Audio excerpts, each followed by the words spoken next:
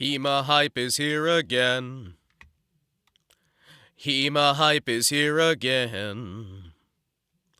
HEMA hype is here again. It's HEMA, HEMA, HEMA.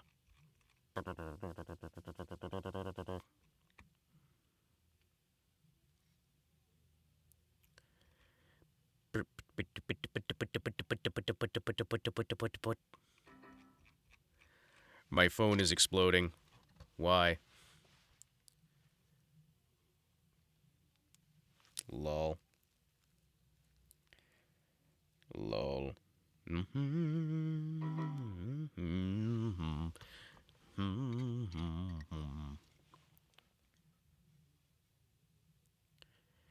Knife and hearts won't let evil stay.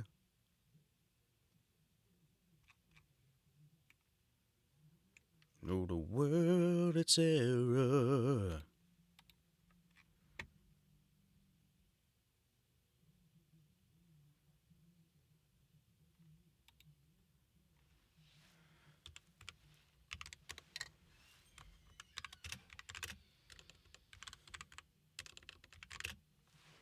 Hello, everyone. Hello, hello, hello.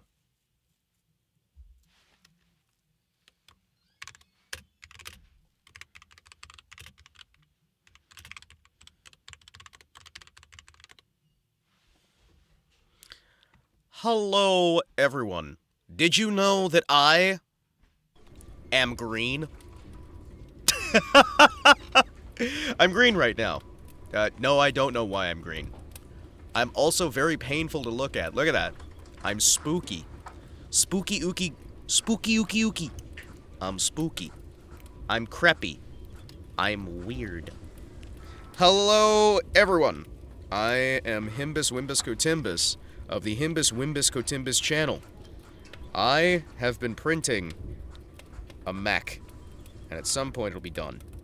It's not done now, but it will have been done at some point, eventually. And I may have to reprint, like, half the pieces because I may have, like, organized them improperly. I don't know what we're doing today, boys. I just knew that, you know what? I want to hang out, and I want to chat, and I want to have a good one. I want to relax. I really do just want to have a good time and hang out. And I decided, you know what? What is better than hanging out and chatting, right? While being green.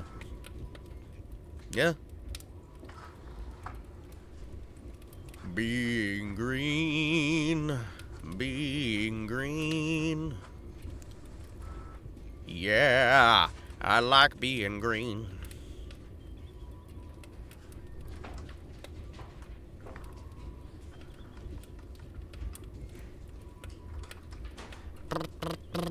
Alright, so, how you folks doing out there? Hold on, I'm gonna put on some background music. Where is it? Where is it? Hold on. There it is.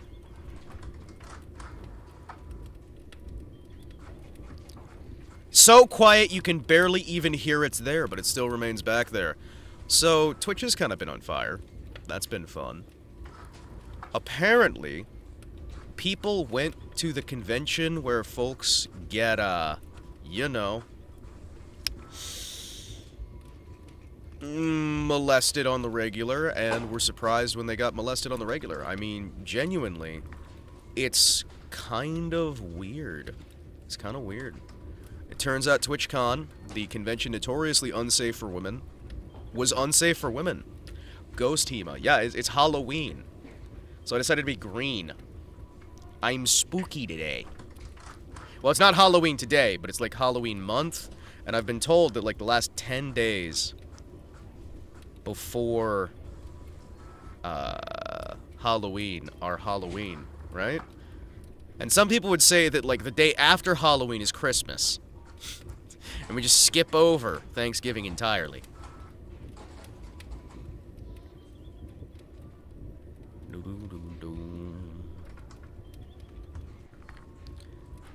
Oh, man. When is Halloween? October 31st in the United States is Halloween. There has been so much going on lately that I'm just kind of like half paying attention to. We got the new dogshit Pokemon game. Yeah. Yeah. Yeah, the new Pokemon game came out, and it's, apparently, so here's a reviews from somebody I follow, Kitsu. Just had credits roll in Pokemon Legends ZA after 41 hours, doing a majority of side quests. You guys know I'm a huge Pokemon fan, always have been, grew up with the franchise, one of my biggest escapes growing up, loved Scarlet and Violet, loved Legend Arceus. Pokemon ZA is bad, though. The story could have been a post-main game storyline. Barely any substance, barely anything of value. The main story is just the aftermath of X and Y. Okay, so it's a direct sequel to Pokemon X and Y, fair enough. Side character stories can be nice, others are just annoying and forgettable. Character designs are mixed. Some designs are peak, and some are blatantly awful eyesores. The map looks small, doesn't feel small, but if you take Legends Arceus into comparison, it's 1/4 the size of that game. Stream's back. I thought Twitch got you. I'm right here.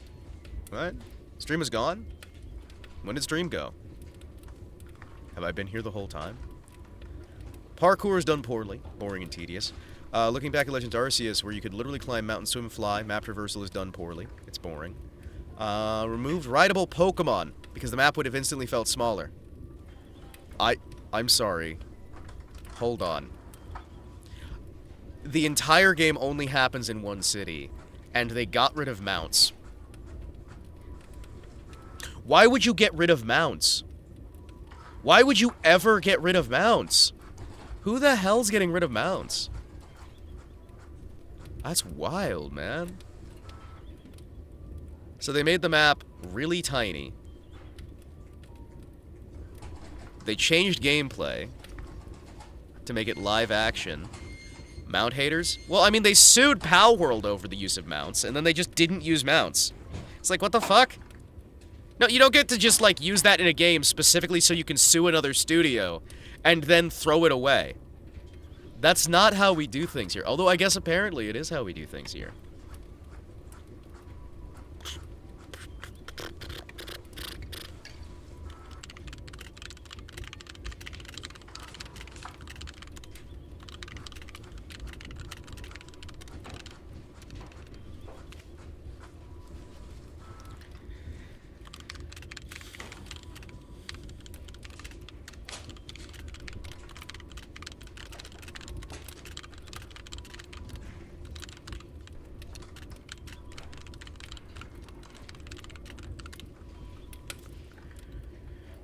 Apparently, the new live battle system kind of falls apart the more people you get, which is sad. Is this stream gonna be safe for a Fumo to watch, or am I gonna need to tell my Fumo-chan? No, I mean, it should be fine. It should be. It's not about the message, it's about the money. Rogue Mega Battles looked good, had a good idea, but why is the dash button on B tied to the battle commands? Hold on, you can't dash and do battle commands. Really? Who the hell decided that one? That's terrible. Genuinely, that's just awful. You can only do one attack by holding down the left trigger, and then your A, B, X, Y buttons transform into your moveset. Or you can run and dodge.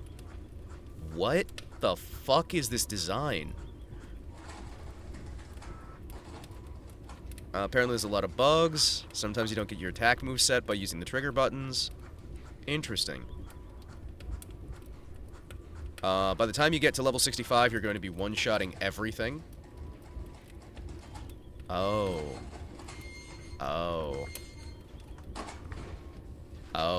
They have a multi-mega battle in the game, and the gameplay is designed so poorly that you just can't see what's going on. Oh, that sounds fun. Yeah, so it sounds like they really pulled out all the stops to make this most recent Pokemon game kind of just shit. Alright. Cool. I'm sorry, what?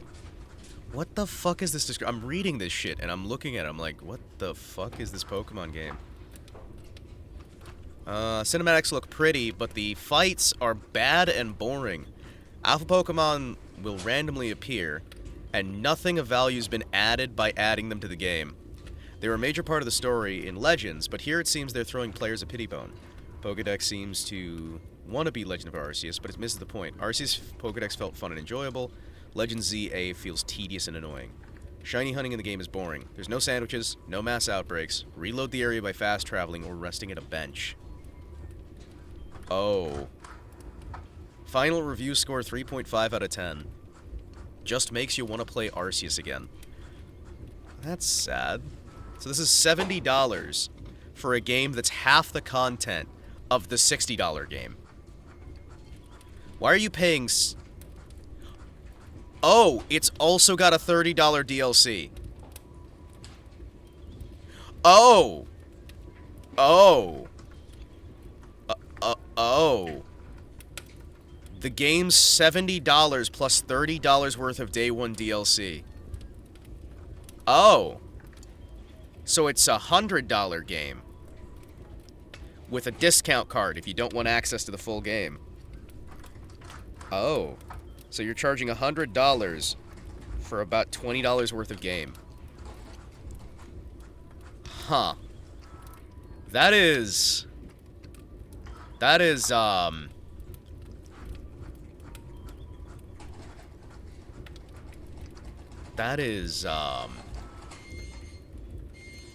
that's fucking wild, man. Holy shit. So yeah, we got Pokemon dropping a terrible video game. That's cool. That's cool. I'm on board for that. I do love when Pokemon decides to just be awful. We have Twitch experiencing suffering and pain. Mostly pain. Little bit of suffering. Not as much. So Twitch had an issue, a series of issues actually, where streamers were assaulted during meet and greets that Twitch made mandatory. They actually told streamers that they were not allowed to do their concerts unless they also did a meet and greet. So, yeah. And then one of them got physically assaulted, and Twitch staff did nothing. So now the police are trying to look for the individual. And it was a streamer on the platform, so that's fun. That's fun. We've got streamers on Twitch sexually assaulting streamers. It's cool. Welcome to modern Twitch, I suppose. Isn't this beautiful? Isn't this what life's all about? Isn't it wonderful when the entire world gets lit a little bit on fire and everything just kind of goes crazy? So, day before yesterday, or was it yesterday? I think it was yesterday. Yeah, it's yesterday. Yesterday we had the big 15th anniversary for New Vegas. As you guys are probably aware, I did a late night stream on there. And I just want to say, holy fuck. How did that wind up getting 45 peak concurrence without a raid? Why the fuck is New Vegas that popular on fucking YouTube, man?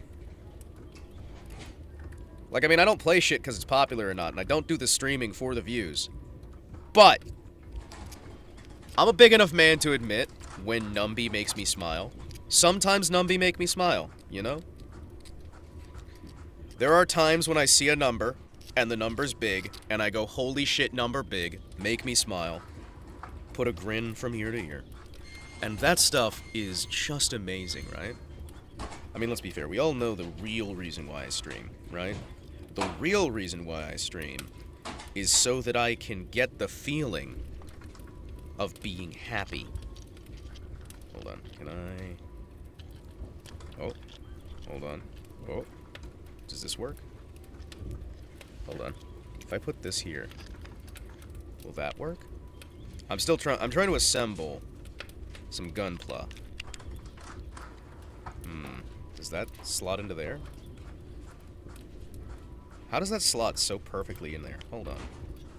Interesting. That doesn't seem like it should.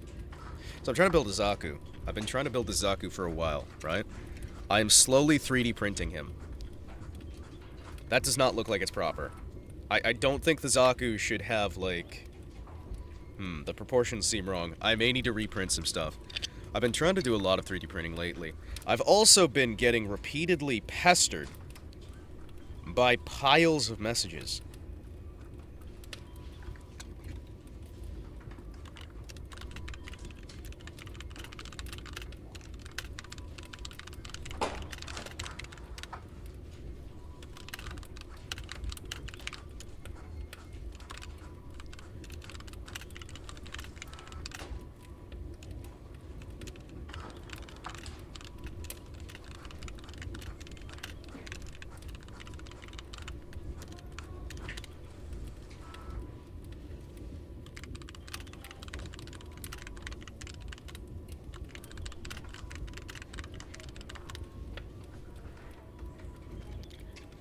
But I've been trying to do this, and one of the problems I've been running into is some of the parts don't seem to actually be printing correctly. So there's a series of parts that are supposed to be set up so that I can... Hold on. They're supposed to be set up so that I can actually have the parts line up and look seamless once it's all assembled, right? But for some fucking reason, and I don't know why, a lot of the parts aren't actually mirroring, right? The parts don't mirror. They just kind of sit on top of each other. Sorry, not words. Verbiage, brain, thoughts. This is part of why I was kind of tempted not to stream today, because I've been having some issues with my speech. You know how it goes, or maybe you don't. But I've been having questions where I'm like, why the hell do most of the parts print correctly? Well, other than the fact that they don't print correctly, words. They're not printing correctly. They've got weird little line marks that keep showing up, so I'm having to adjust what angle I'm printing at. They're also not all properly mirrored, which has been very confusing to work with. I have most of the parts of the torso and the head done. I still don't have the legs yet. This thing's going to be about 2 or 3 months of printing, where I'm just turning plastic into other plastic. But it kind of just looks really, really rough. You know what I mean? I didn't want to print it at the full scale, because full scale would have taken up too much space. But this has been an adventure and a half trying to assemble this stuff. So while everything else has been catching fire, I've been doing this. And I've also been working on my little book. As some folks may be aware, I've been working on books and games and other little things. I've been doing the printing.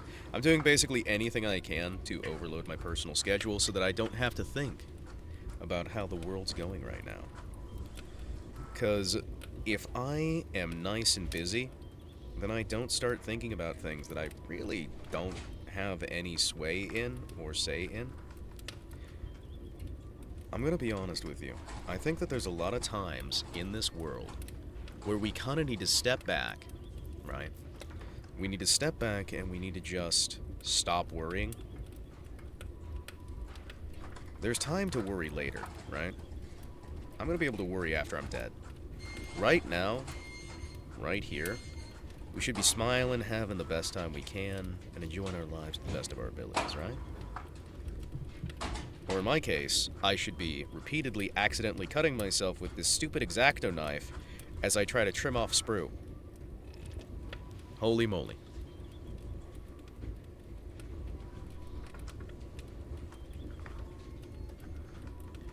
I think that we really need to try and have an examination here for a moment. Long term, I'm on Twitch right now, right? I don't know how long I'm going to stick with Twitch. So, besides the fact that the engagement on YouTube's been a little bit better lately, well, it depends, really. Like, my time of day, I'll either have a much better Twitch experience or much better YouTube experience. Sometimes I'm noticing that YouTube will get, like, 40, 50, 20 concurrents, and sometimes Twitch will do the exact same. And it's not the numbers itself, it's more like the, it's the... Oh, words, verbiage here. I'm failing again. Very tired today. A lot of the times when I'm looking at the numbers there, and I do look at the numbers not necessarily for the sake that they're numbers, but for the sake that I want to have an understanding of rough trends. Extrapolate stuff out and go, right? Sometimes when I'm looking at this stuff, I'm wondering, because it's like there's a lot of yo-yoing. And it's really easy for me to say, YouTube don't do nothing. Leave the YouTubes. But the only one that's ever not done anything for me is Kick, right? So I think there's no harm in still doing both. The problem I run into a lot of the times is with YouTube. YouTube has a very specific kind of content it seems to want me to upload. Whereas Twitch kind of just, I can do whatever, and folks will just show up. And I like that, right? We hang out, we have a good time, we chat, we relax, you know?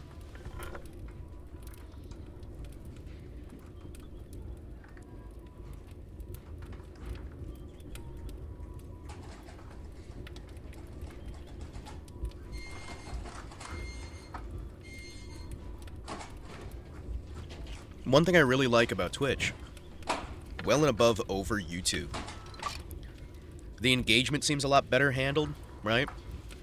And Twitch is actually a streaming platform, right? You guys on Twitch are fantastic, right? The audience here is great.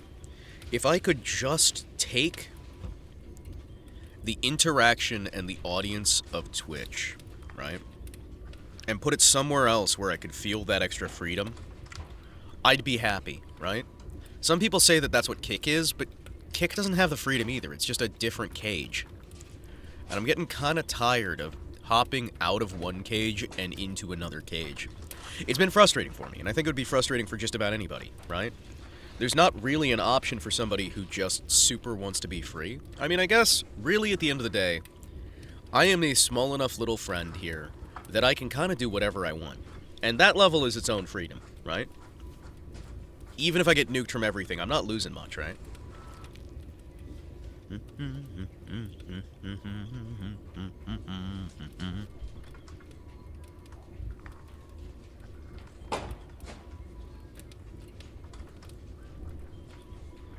Also, I do want to try to cut back on the whole philosophizing, because I'm not a super philosophical man. I'm not super clever or anything. But at the same time, I have so much fun doing it. I love bitching. I love complaining. It's what drives me. It's what thrives me.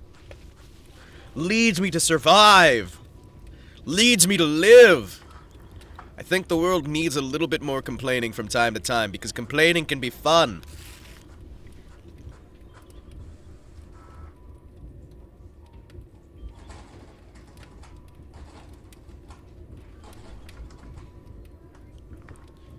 Let me see, what do I got here? Just a little bit of talking about some little recent things. Oh, we got the new Phase Girl designs. At least we got one of them. That's gonna be fun. It's gonna be fun. I am interested to see what happens with the new models. I'm interested to see what happens with models, actresses, chubas, whatever you want to call. I'm hopeful, you know. I'm hopeful it'll turn out good, but my problem is I already have a hard time keeping up with the Phase Girls. One of the biggest problems I personally have with VTuber groups is there's always going to be more. There's always more, always more, always more, always more, and eventually you'll run out of attention span, and you're just going to have to stop watching some, start watching others, swap things around. Like, I've already basically swapped to just watching Phase for the most part. I mean, there's some other folks I will watch who are indies, right? But what are really corpos right now that are doing super well? I mean, if you're looking for ecchi, I guess you got Velour for the ecchi stuff. Phase has a good variety, right? Niji's not really got much going for it for the EN market. Their JP's still doing pretty decent, right?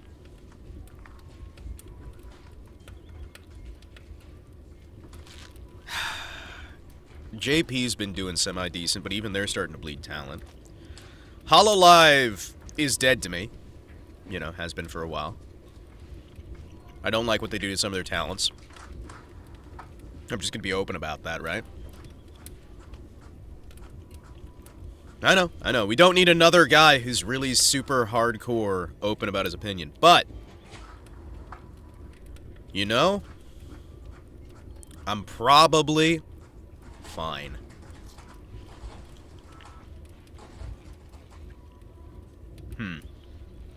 I guess we got Socks VTuber Agency.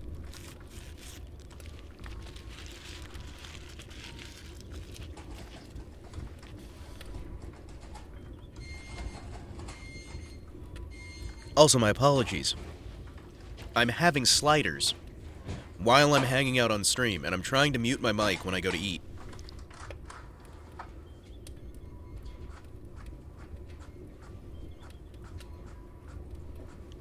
I have to say this, there is a place near me that does 50-cent sliders, and they are so good, and I am so happy that they do them, because they've been 50 cents for the last 10 years, and it makes me so happy. So very, very, very happy.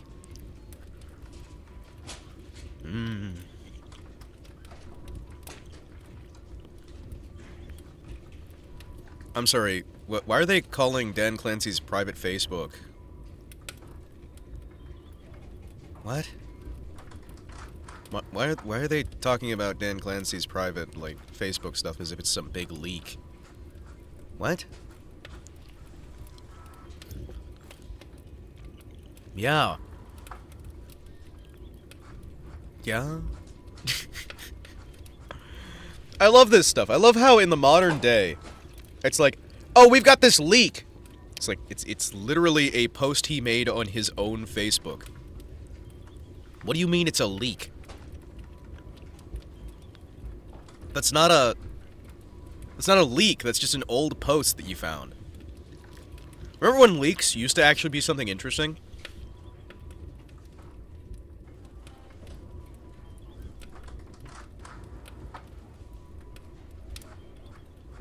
I thought that leaks were usually something like, I don't know, not available to the public?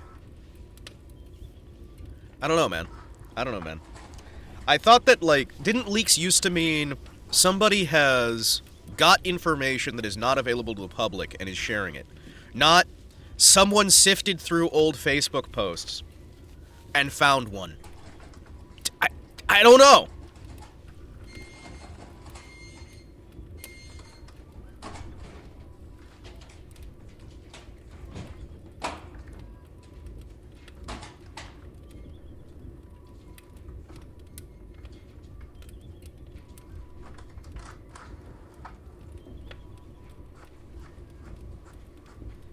But, yeah, no, TwitchCon's going wild.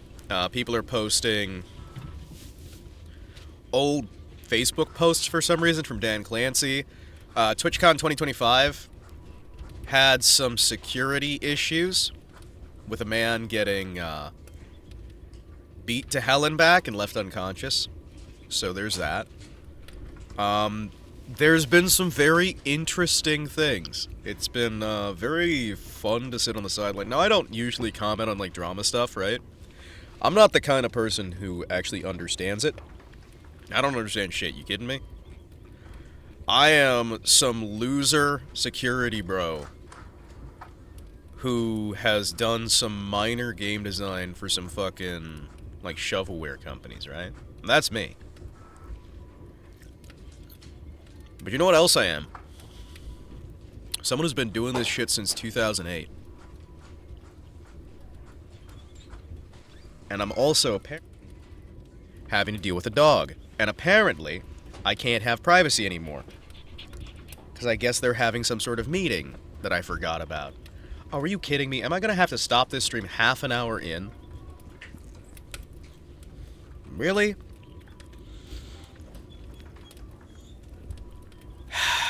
Really? Man!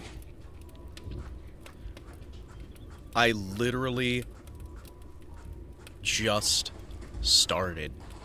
And I'm already having... Evening, Lung. How you doing, brother? Just put the dog on while you're gone? Why are you green? 'Cause it's Halloween season. Yeah, we got 10 days till Halloween. Well, I think the dog's gonna be on whether she wants it or not, because she has been locked in here with me. Which means I'm probably gonna have to do dog sitting. Why are you panicking? You have soaked yourself with saliva. You are too active for how old you are, you know that? When was she? Okay, so my brother died in 2012, 2013? And she was his dog for 3 years before that. 3, 4 years before that? So that would make her, what? How old would that make her? 17, right? She's like 17 or 18? She's old dog. And she's very loud. Hi, Ame. Ame's not here. I've just stolen her music. Listen, she's not using it. She's dead. And we here believe in repurposing the dead, thank you very much. I believe firmly and fully in repurposing the dead.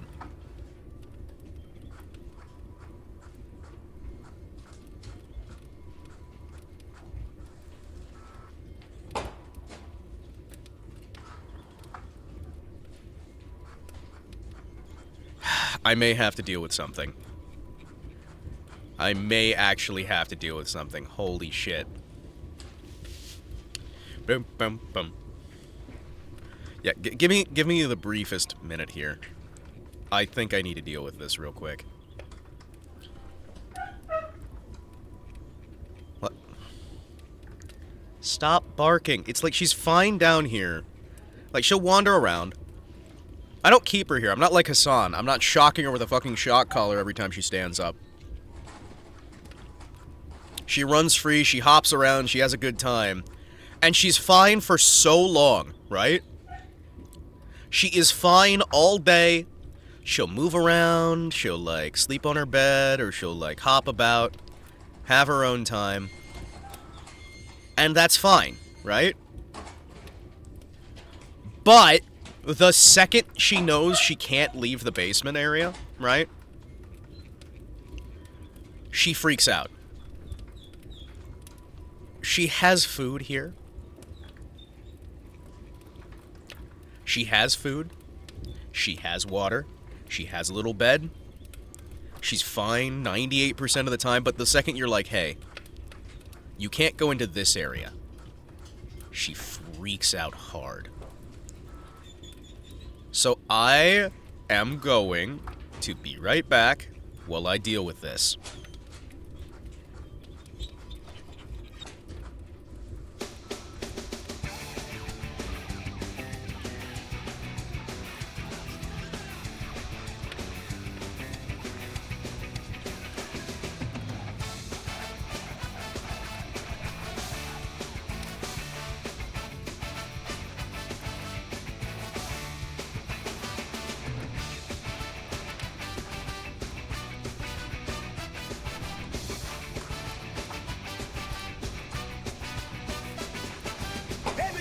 I'm just a tiny man. Tiny man. Shouting out with tea in hand. Tea in hand. Dragon's horde, I take my stand. Take my stand.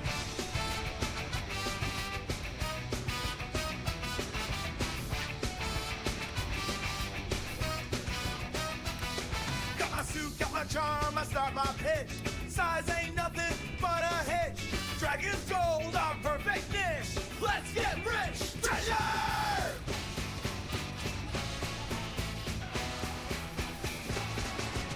This stream is a proud affiliate of the Dragon's Treasure. Use code Kadetsu at checkout for 10% off your order!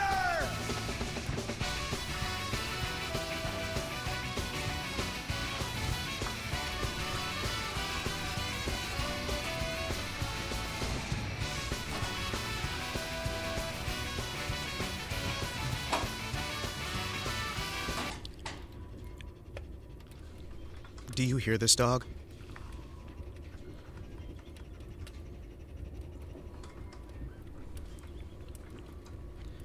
The second I went to BRB menu,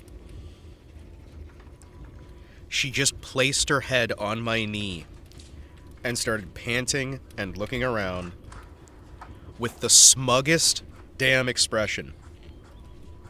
She is the smuggest little dog, and she knows exactly what she's doing.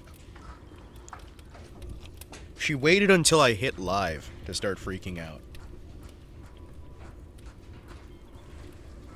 And now, she is just leaning against me, looking around, having a good old time.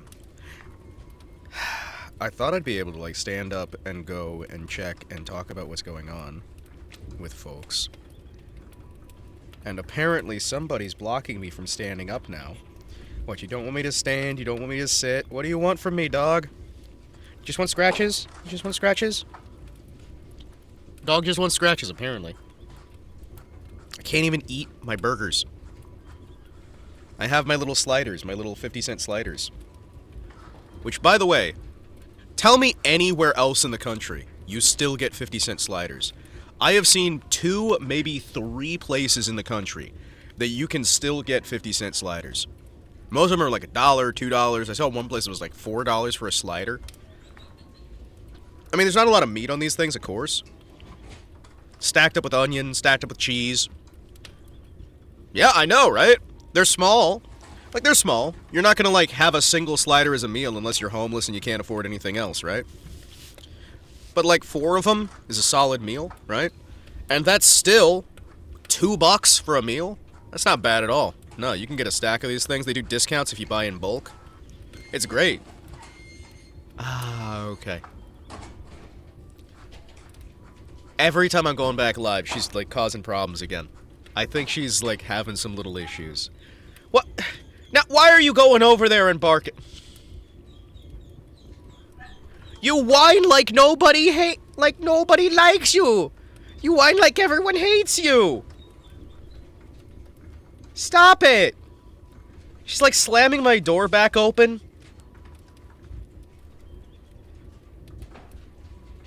What? What? She's going back and forth, slamming my door open, coming over here. What do you want? What do you want? Oh, man. For those of you who are not aware, by the way. Hold on. Where is it?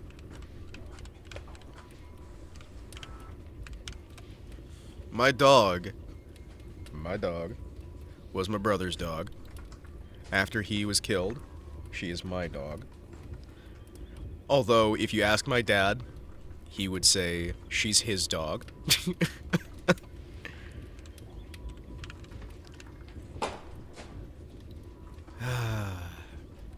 She is lovely.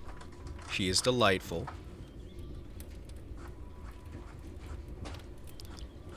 Hima's dog, don't be melodramatic. I'm sure not everyone hates you. It's not like you're me. Well, no, not everybody hates you either. By the way, she's named after a song. Can you guess what it is?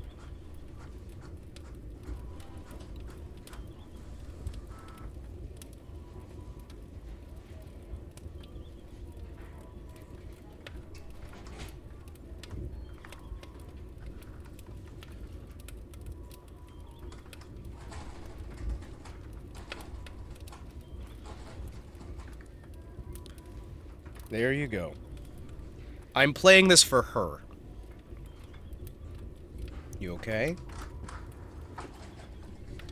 You okay?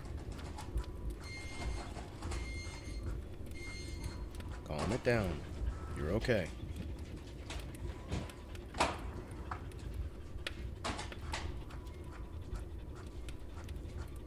This is the High Castle version, but you know what? It's fine.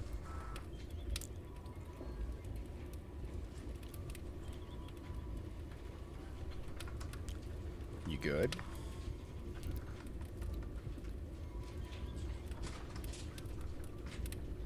I'm not singing to you. I'm not singing to you. I played the music for you. I'm not singing to you. Alright?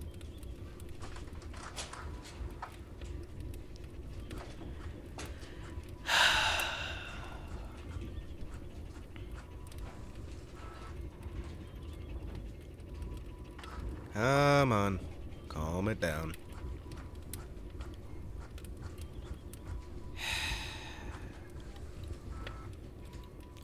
She is having some issues here. Again, she never has these issues until she needs to stay in an area that she already stays in. Then, she freaks out.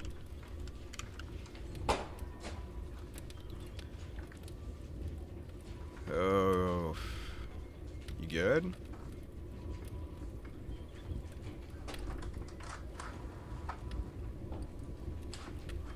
Edelweiss, Edelweiss. Every morning you greet me, small and white, clean and bright. You look happy to meet me. Blossom of snow, may you bloom and grow. Bloom and grow forever. There you go, you little bastard.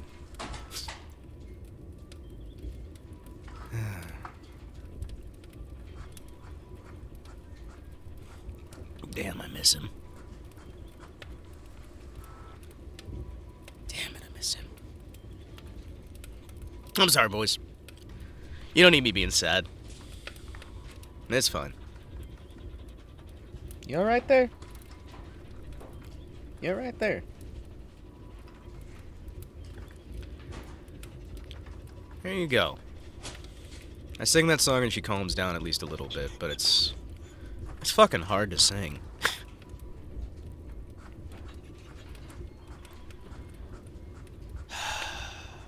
It's fucking hard to sing, man. I'm never gonna sing it how he did. Fucking hell.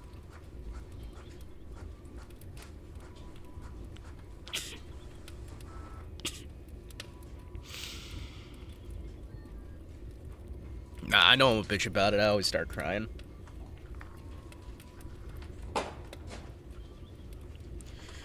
Nobody tunes in to watch a grown-ass man cry. Yeah. Yeah. So I do my best not to. But yeah. We've had a lot of shit flinging going on lately. It's been very interesting. It's been very, very interesting to see how things have been going lately.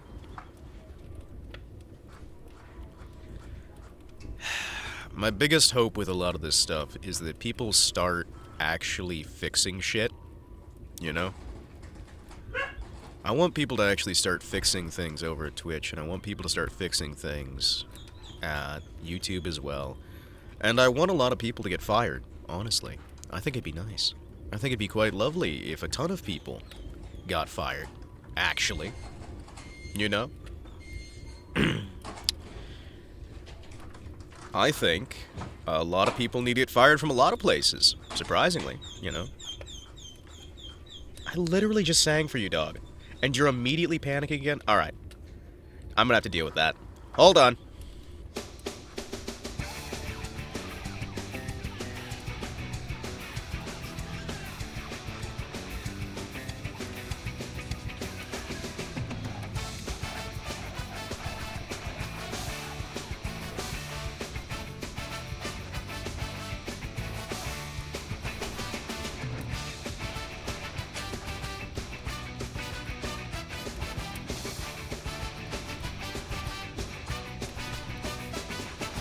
Airbnb, I'm just a tiny man. Tiny man.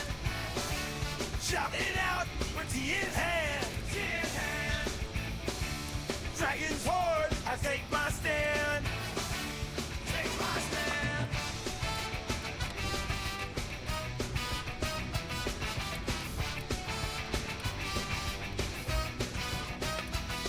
Got my suit, got my charm, I start my pitch. Size ain't nothing but a hitch. Dragon's gold, our perfect dish. Let's get rich, treasure!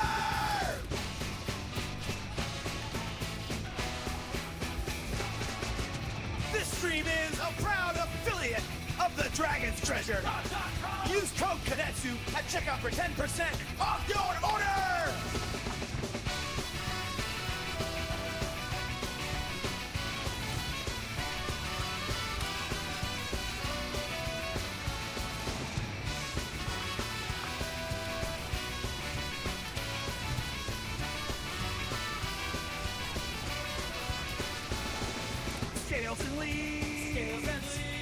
blend so fine they make believe.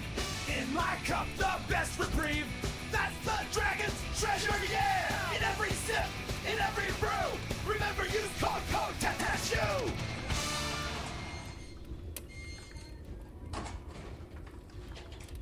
Old cowboy at the general store got his savings 10% or more.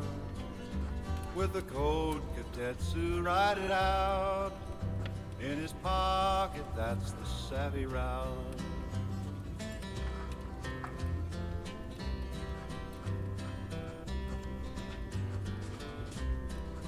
Spurs are jingling with a silver sound. Saddlebags holding deals he found. He tips his hat to the setting sun. Got a good deal on tea, his shopping's done. Code Katetsu saved his dimes. In the Wild West, every penny's prime. Yee-haw for savings, the cowboy way. A hot cup of tea ends the perfect day.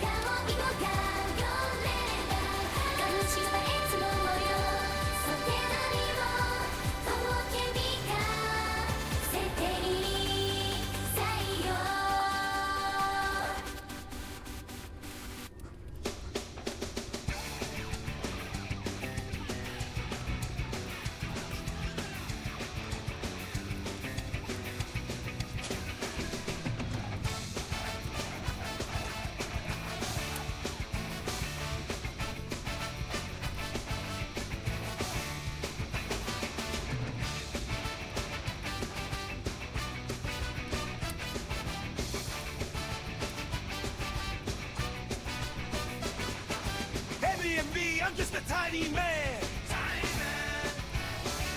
Shouting out, we're tea in hand. Tea in hand. Dragon's horde, I take my stand. Take my stand.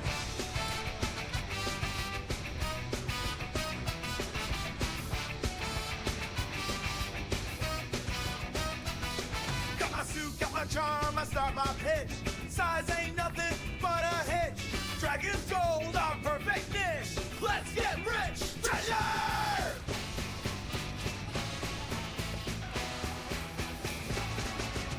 This stream is a proud affiliate of the Dragon's Treasure.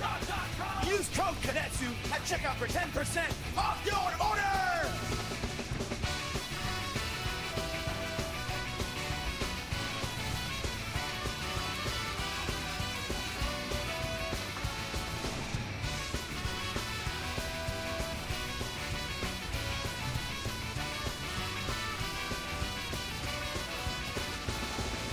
Scales and leaves, blend so fine they make believe. In my cup, the best reprieve. That's the Dragon's Treasure, yeah! In every sip, in every brew, remember use code TATASHU!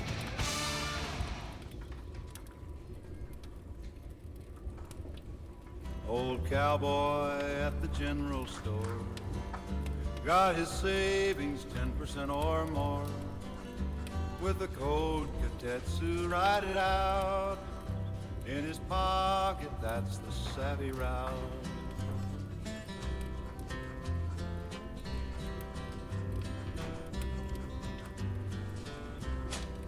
Spurs are jingling with a silver sound. Saddlebags holding deals he found. He tips his hat to the setting sun. Got a good deal on tea, his shopping's done. Code Katetsu saved his dimes. In the Wild West, every penny's prime. Yee-haw for savings, the cowboy way. A hot cup of tea ends the perfect day.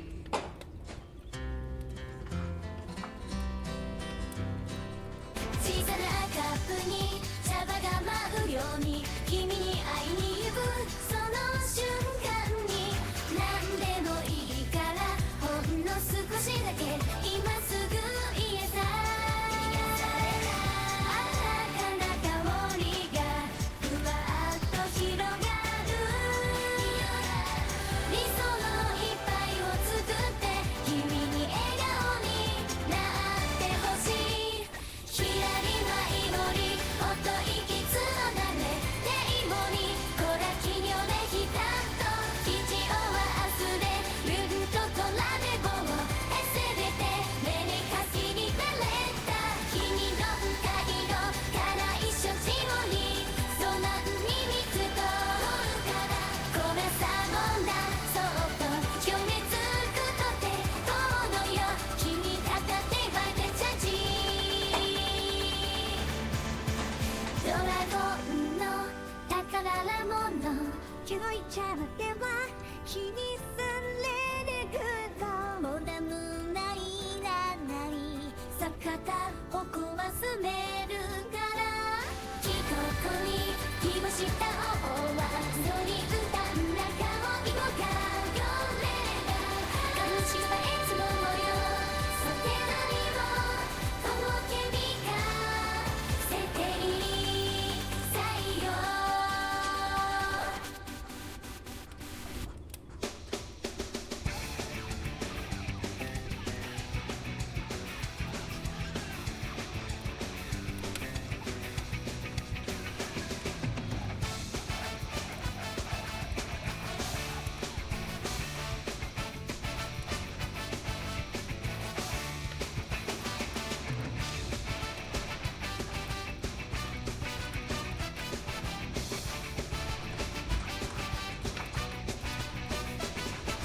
Heavy and me, I'm just a tiny man. Tiny man.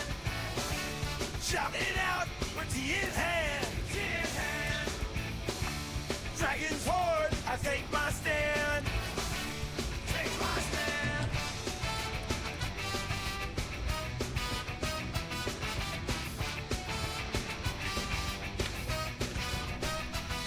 Got my suit, got my charm, I start my pitch. Size ain't nothing but a hitch. Dragon's gold, our perfect dish. Let's get rich, treasure!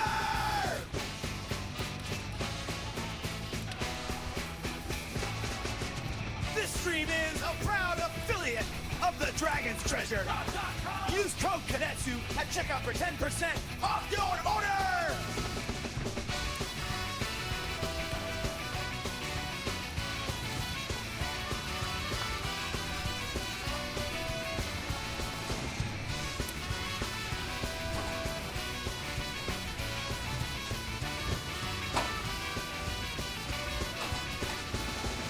Scales and leaves, blend so fine they make believe.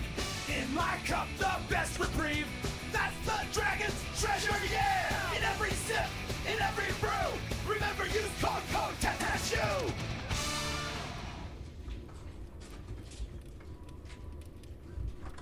Old cowboy at the general store got his savings 10% or more.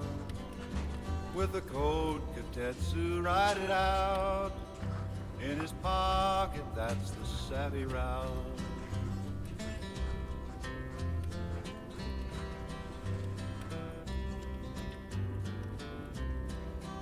Spurs are jingling with a silver sound. Saddlebags holding deals he found. He tips his hat to the setting sun. Got a good deal on tea, his shopping's done. Code Katetsu saved his dimes. In the Wild West, every penny's prime. Yeehaw for savings, the cowboy way. A hot cup of tea ends the perfect day.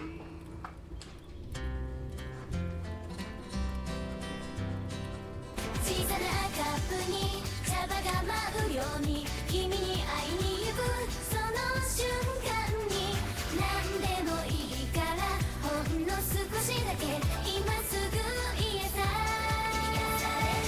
あったかな香りがふわっと広がる理想の一杯を作って君に笑顔になってほしいひらり舞い降りほっと息つのだめテイボにこらきにょでひたっと基地を忘れルンとこらでぼをへせれて目にかきにベレッタ君の歌色から一緒ちもにそんなに水とこれさもんだそっと表面つくとてこのよ君片手ばでちゃちドラゴンの宝物今日ちゃわでは気にされることもだむないなない坂を壊すめるからきここに気をした方はそに歌んだ顔色がよれが悲しさいつも模様そて何も届けみかせていさいよ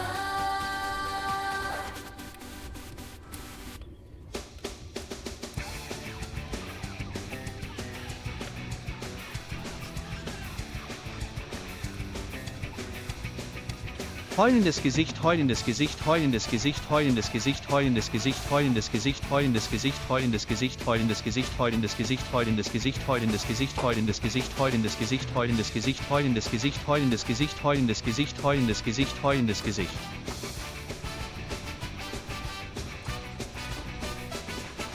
Airbnb, I'm just a tiny man. Tiny man. Shouting out with tea in hand. Tea in hand. Dragon's horde, I take my stand. Take my stand.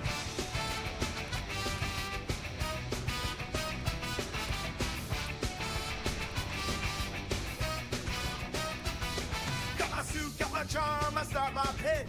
Size ain't nothing but a hitch. Dragon's gold, our perfect dish. Let's get rich, treasure!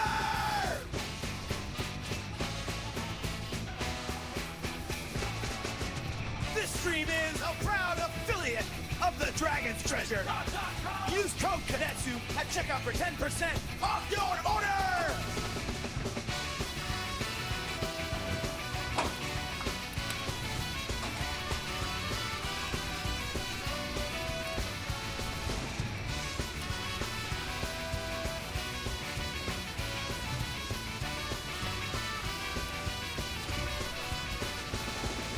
Scales and leaves.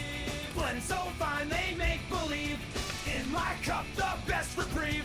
That's the Dragon's Treasure, yeah! In every sip, in every brew. Remember, use code TATASHU!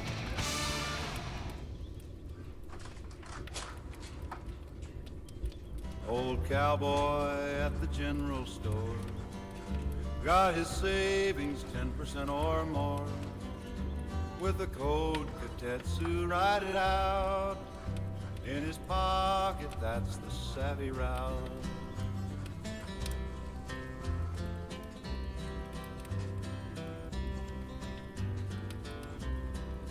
Spurs are jingling with a silver sound. Saddlebags holding deals he found. He tips his hat to the setting sun. Got a good deal on tea, his shopping's done. Code Katetsu saved his dimes. In the Wild West, every penny's prime. Yeehaw for savings, the cowboy way. A hot cup of tea ends the perfect day.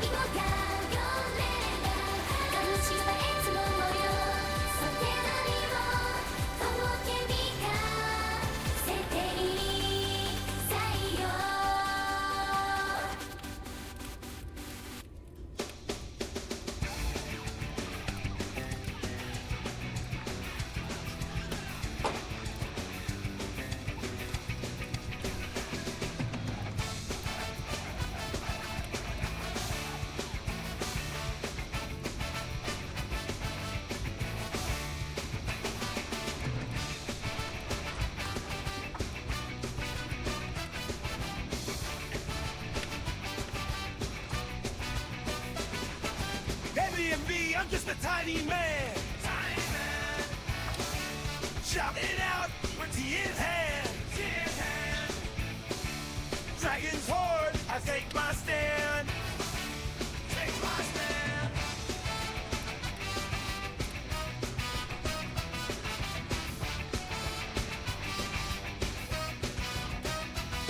Got my suit, got my charm, I start my pitch. Size ain't nothing but a hitch. Dragon's gold, our perfect dish. Let's get rich, treasure!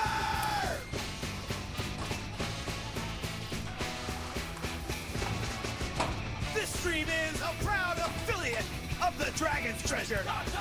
Use code KADETSU at checkout for 10% off your order!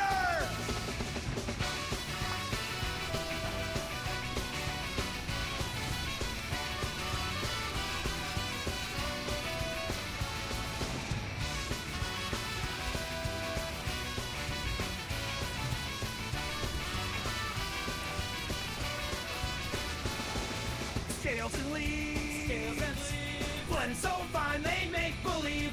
In my cup, the best reprieve. That's the Dragon's Treasure, yeah! In every sip, in every brew, remember use code TETSU!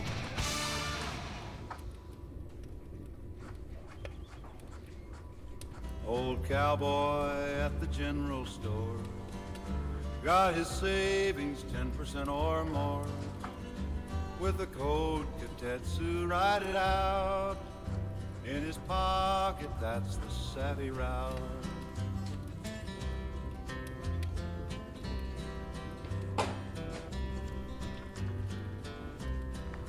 Spurs are jingling with a silver sound. Saddlebags holding deals he found. He tips his hat to the setting sun. Got a good deal on tea, his shopping's done. Code Katetsu saved his dimes. In the Wild West, every penny's prime. Yeehaw off for savings the cowboy way. A hot cup of tea ends the perfect day.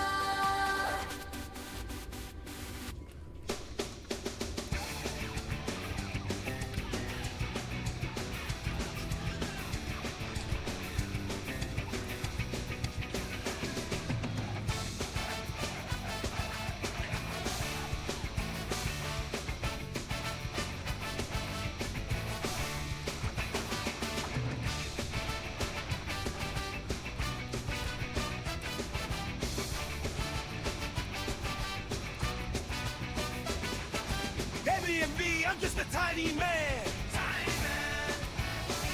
Shouting out with tea in hand. Tea in hand. Dragon's horde, I take my stand. Take my stand.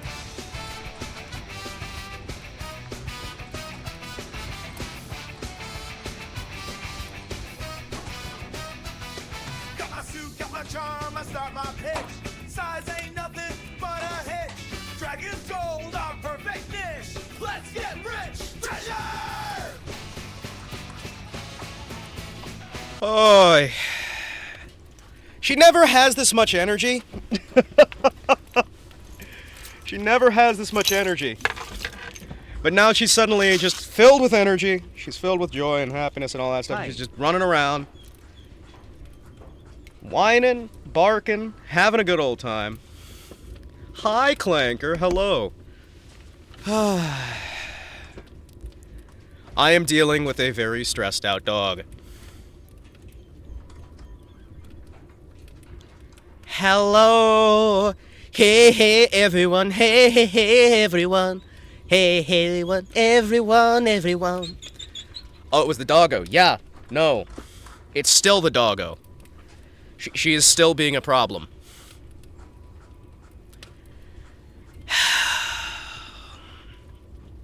You good? Do you need me to move that out of your way for you? She's doing the little, like, high five thing now. I don't know why she's decided it's high five time. Do you need me to move this? I can move this for you.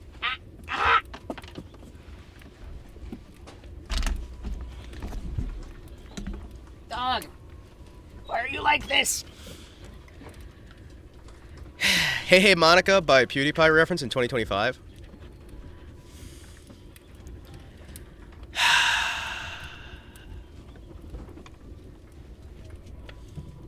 She is running back and forth, back and forth, back and forth. I have barely been able to enjoy my... There's nothing in that corner! Stop barking at that corner! You want a french fry? Hey. You want a french fry?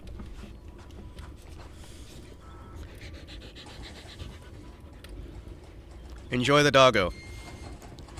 bored right now. Maybe I should check on my doggo. Well, you shouldn't be bored. We're hanging out together. At the very least, we're hanging out, right? Fine. You want to talk about something? Huh?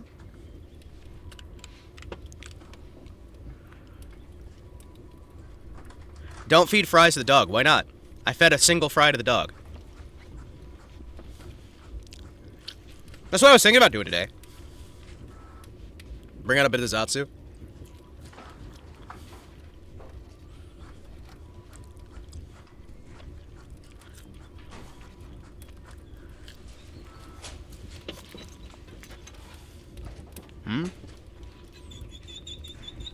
Oh, this doesn't use vegetable oil.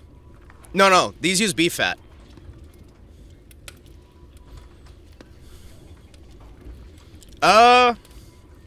I talked about the fact that a guy was knocked unconscious at Twitch. Talked about the whole molestation thing that's going on at TwitchCon. Talked about the new Pokemon game. Talked about how I don't know what I'm doing today.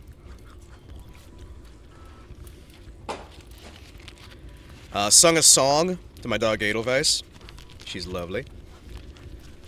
When she's not barking into the corner. Are you still? Stop staring at the corner.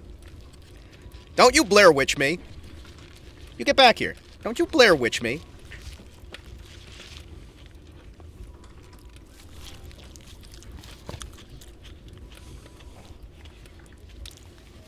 There was more molestation at TwitchCon? Yes. Yes, there was. There's been a lot of it, actually. This year's been the year of physical assault, molestation, and more. One creator got knocked unconscious by Twitch staff. That was fun. That was fun. They beat him unconscious because he was causing trouble.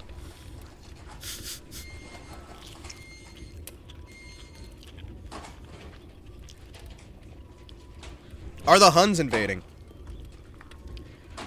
You're not a Hun, are you? You are invading my personal space, though. She's thinking about hopping up on my... she's thinking about hopping up on my knee onto my chest. I see it in her eyes. I'm glad she's being respectful for once.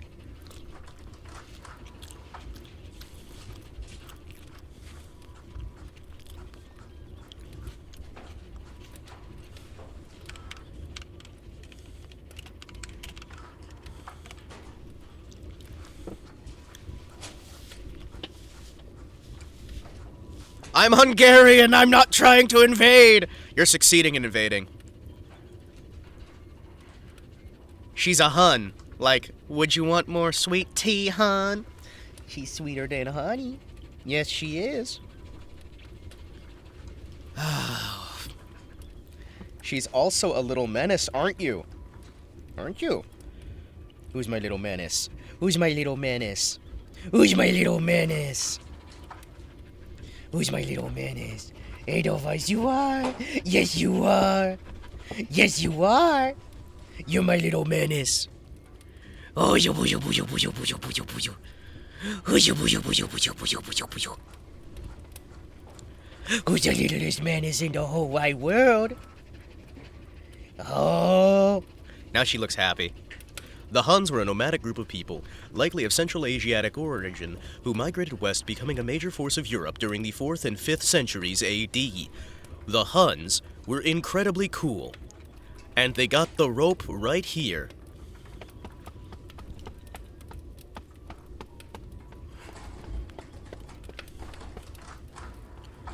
They stopped being nomads, eventually becoming the Hungarians. Hold on, chat. Hold on, chat. Hold on. Why don't you just lay down on your bed? You have a really nice bed. I swear, this dog, I got her the nicest bed I possibly could for my budget, right? I got her the nicest bed I could, and she has never fucking used it. Where did you wind her off to? Do not go laying down on the insulation. You have a bed right here. You have a bed. Right here! Why are you sleeping on insulation? No! Get back here. Get over here. What are you doing? Stop being difficult. It's deep and I don't have knowledge, but you can look into it if you're interested. Yeah, Hun is short for Hungarian.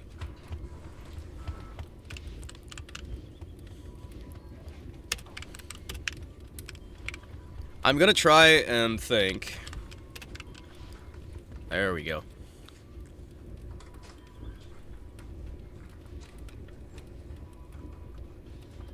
Oh, it's part of that one? Yeah, okay. Yeah! BattleBit's finally getting updated. Ooh, we getting new classes? What are we getting here? Chat with me, chat! Give me some topics, boys.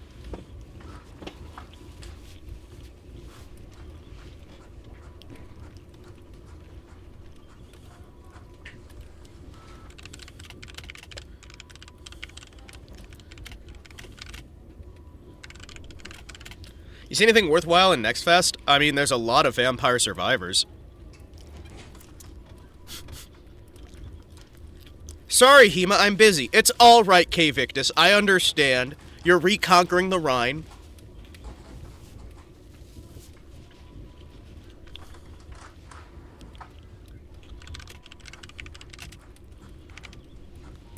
No, I understand. It's 2 a.m. Get your important stuff done. I just wanted to make sure I could hang out with you guys, so I decided to do a stream. And so far, out of an hour of being here, I've been here probably for about half an hour.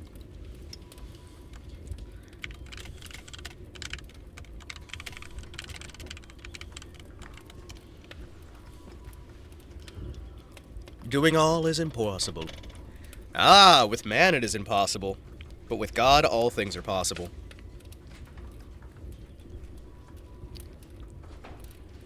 Do do do do do do do do do do. Hold on, I'm also trying to cut off some more sprue. You okay? You know, you don't have to stand over there and stare at me. You can actually come over here and be a part of the family. And by the family, I mean you can hang out with me while I hang out with the internet folks. Give me godlike powers and I'll do it all. Exactly!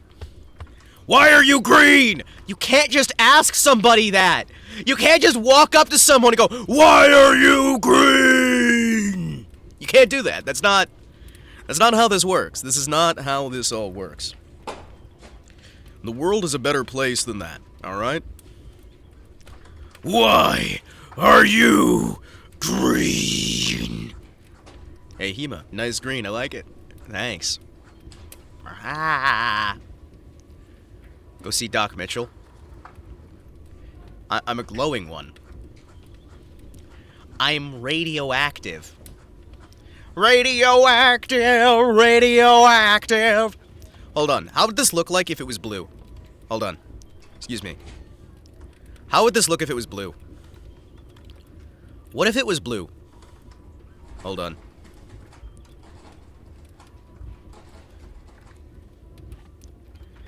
Hey.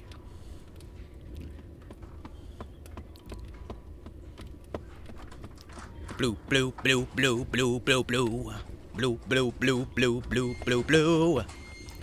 Yeah! How you like that? Is that better?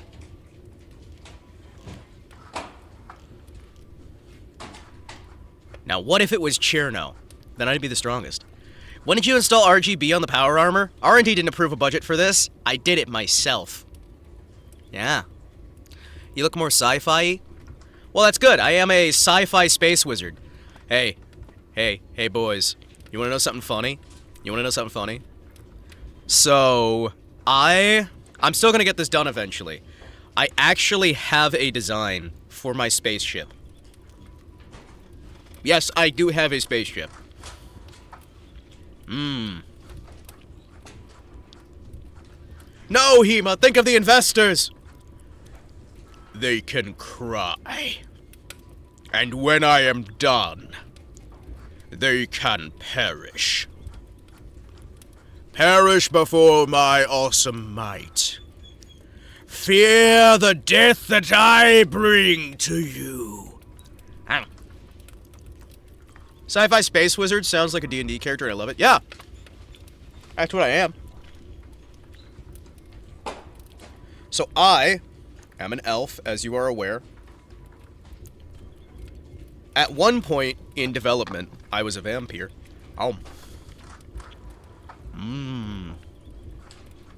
estoy vampire. Yeah, I played From the Depths. It's really good. From the Depths is great. Hey! Hey! Edelweiss! Come on. Stop it. She's going into the corner and moaning at the wall. We got Vampire Elf Lady incoming. Hell yeah. Well, as Vampire Elf Man, ladies, I'm single still. And I'm over 30. I know you ladies like older men. See, I can wink. Yeah. Can you wink? Ah. Your dog is pointing out the corner shadow people.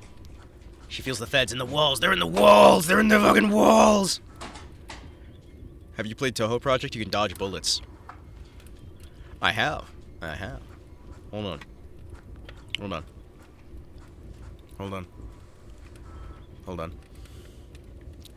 I can't play Toho Project right now. I just realized I have a dog that's on my arm. I was gonna Toho it up. I cannot, because there's a dog on my arm. What are you doing? You have a bed right here. Sleep on your bed. You have a bed right here. Wait, is this a different Chen? No, it's the same Chen. It's the same Chen. It's always Chen. She's so loud. You good? You good? You have way too much energy for being as old as you are. You know that?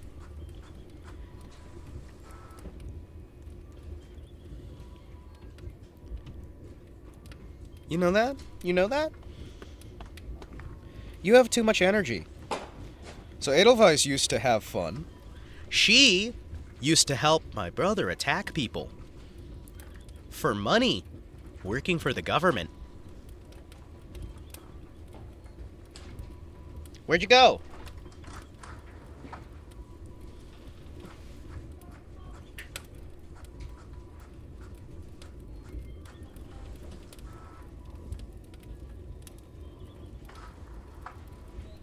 Oh. Well, now she's just wandered up to the door, and she's just barking at the door. Edelweiss, get back here! Hema, that's awesome. Yeah. No, and now she lives with me, and she still has way too much energy. We had a kid who was running away from her parents and was starting to run towards the street. And I remember very well. Please stop narrowing information down about you. No, it's fine. You'll never figure it out. See, there's the thing, right? I put real info and fake info in together in a massive, mesh. That way you can never figure out everything, but I can still talk about the cool shit. It's great, right? I'm a master of that. We had one of the neighbor ladies who was freaking out because her kid was running towards traffic. And Edelweiss just ran out, managed to grab the kid from the scruff of his shirt, and drag him back. Didn't hurt the kid. But man, she was able to run fast. Can you stop barking at the corner? Can you get back here? Can you get back here?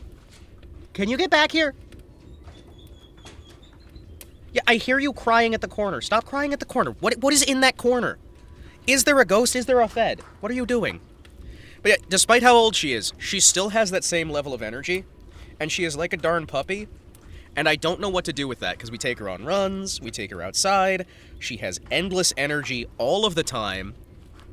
And no matter what, you can't wear her down. She's always panting. She's always, weirdly frustrated, right? She's always, panting, running around, causing trouble. She never, ever runs out of energy. And it's kind of getting tiring. It was cool the first few years. You know what? Who am I kidding? She's still great. You seen the YouTube channel, the hog hunter in Florida with a big pack of dogs? Well, you kind of need it, man. I think some people who aren't in the United States don't understand how big of an issue feral hogs are. What's fun is the more of them they hunt, the bigger the feral hogs are getting. They have found 300 and 600-pound feral hogs out in Texas. 600-pound feral hog. Fucking horrifying shit, man.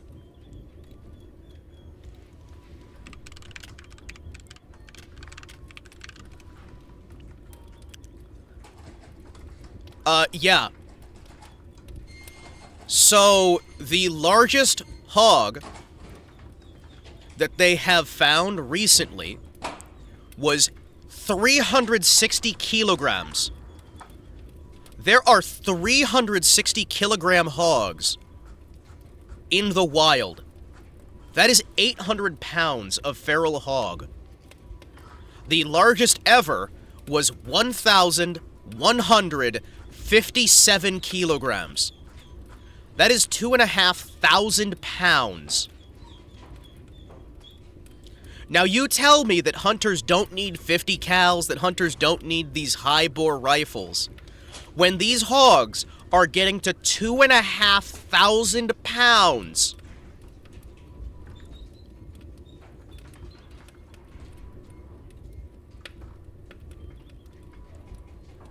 Yeah. Yeah. How are you gonna go after a 2,500 pound porker? Or, more reasonably, only a 1,000-pound hog?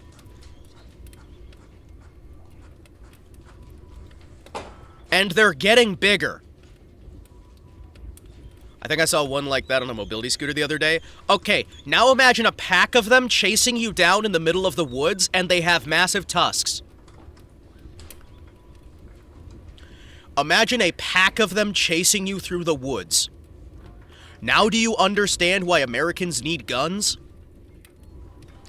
It's not actually for that, it's so we can kill the tyrants when we need to. But, you know, to the tyrants never yield. Shout, shout the battle cry of freedom. Our Dixie forever, she's never had a loss.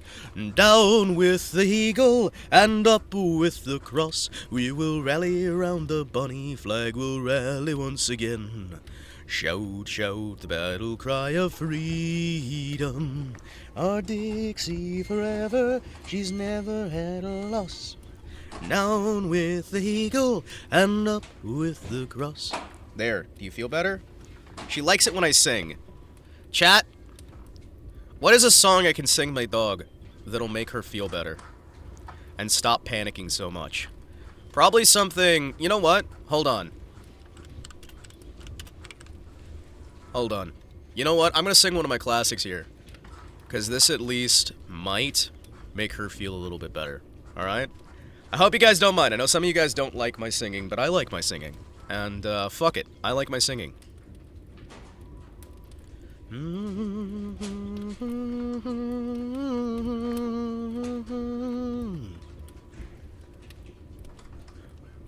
When peace like a river attendeth my way, when sorrows like sea billows roll, whatever my lot, thou hast taught me to say, it is well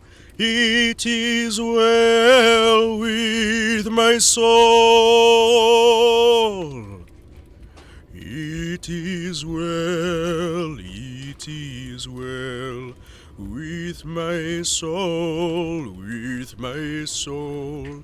It is well with my soul. Though Satan Satan should buffet, though trial should come. Let his blessed assurance control that Christ hath regarded my helpless estate, and has shed his own blood for my soul. It is well with my soul, with my soul. It is well with my soul. My sin, oh, the bliss of this glorious thought. My sin not in part, but the whole, is nailed to his cross, and I bear it no more. Praise the Lord, praise the Lord, oh my soul. It is well with my soul, with my soul. It is well with my soul. Now, Lord, haste that day when our faith shall be sight. The cloud be rolled back as a scroll. His trump shall resound, and our Lord shall descend.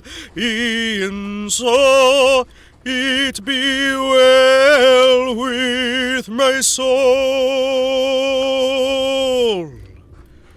It is well with my soul, with my soul. It is well with my soul.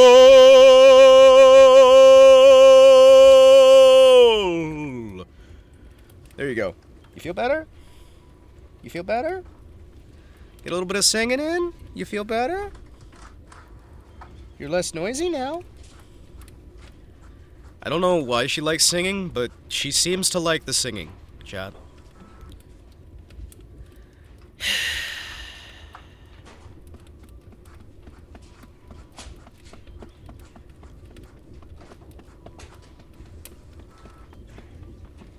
You good? You good? Are you gonna bark again? Is it literally as soon as I stop singing? Is this gonna be Hema gets stuck singing for a dog? All night long. She immediately, as soon as I was done singing, went back to the damn corner.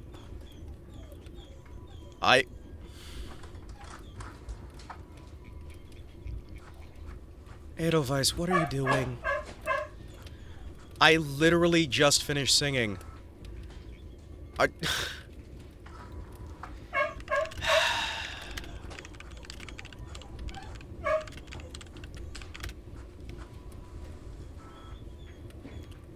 Uh-huh.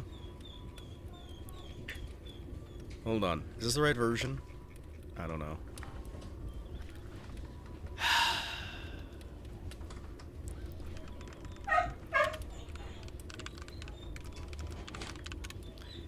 Have you tried booping the dog? I have. I have. Alright.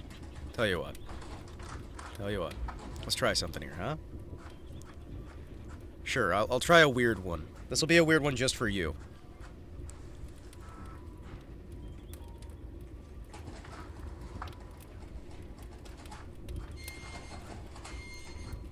Oh, when I was a young man, I carried my pack, and I lived the free life of a rover. From the Murray's green bison to the dusty outback, I waltzed my Matilda all over. Then in 1915, my country said, son, it's time to stop rambling, for there's work to be done. So they gave me a tin hat, Lord, they gave me a gun. Then they sent me away to the war. And the band played Waltzing Matilda as we sailed away from the quay. And amidst all their tears and the shouts and the cheers, we sailed off for Gallipoli. How well I remember that terrible day when the blood stained the sand and the water, and how in that hell, what they called Suvla Bay, we were butchered like lambs at the slaughter. Johnny Turkey was ready, he primed himself well. He showered us with bullets, then he rained us with shells. And in 5 minutes flat, oh, he'd blown us all to hell. Nearly blew us right back to Australia. The band played Waltzing Matilda as we stopped to bury our slain. Come on! You like this one normally. And we buried ours while the Turks buried theirs. And it started all over again. Now those who were living tried their best to survive in that mad world of death, blood, and fire. And for 7 long weeks I kept myself alive, while the corpses around me piled higher and higher. And a big Turkish shell knocked me ass over tit. And when I awoke in my hospital bed, I saw what it had done. Lord, I wished I was dead. Never knew there was worse things than dying. So no more I'll go waltzing Matilda to the green bushes so far and near. For to hang tents and pegs, a bloke needs 2 legs. No more waltzing Matilda for me. Karaoke, karaoke! Yeah, I'm singing to my dog, because she is very stressed out, and there's some songs that she enjoys that keep her from going insane. This is normally one of them, and at the very least it's brought her back. You better now? You feeling better? You feeling better? Oh. So they collected the cripple, the wounded and maimed, and they shipped us back home to Australia. The legless, the armless, the blind and insane, those proud wounded heroes of Suvla. And as our ship pulled into Circular Quay, I looked at the place where me legs used to stay.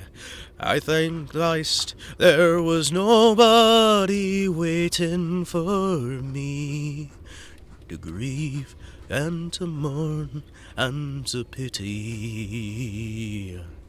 And that band played Waltzing Matilda as they carried us down the gangway.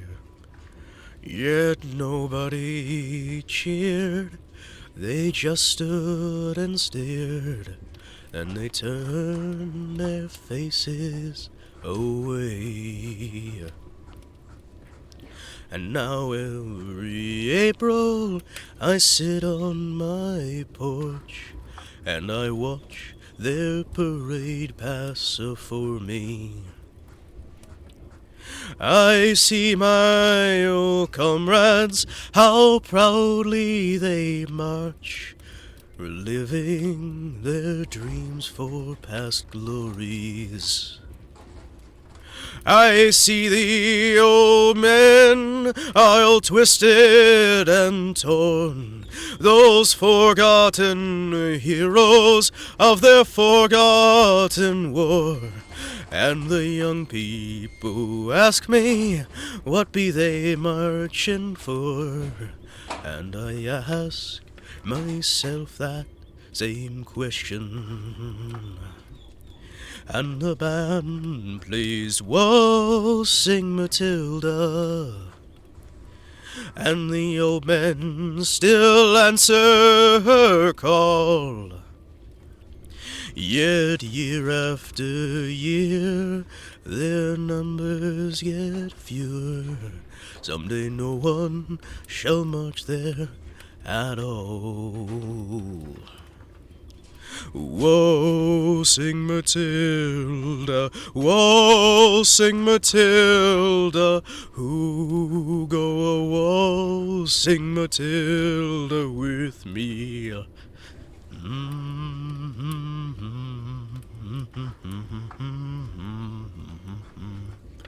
Who go a waltzing Matilda with me?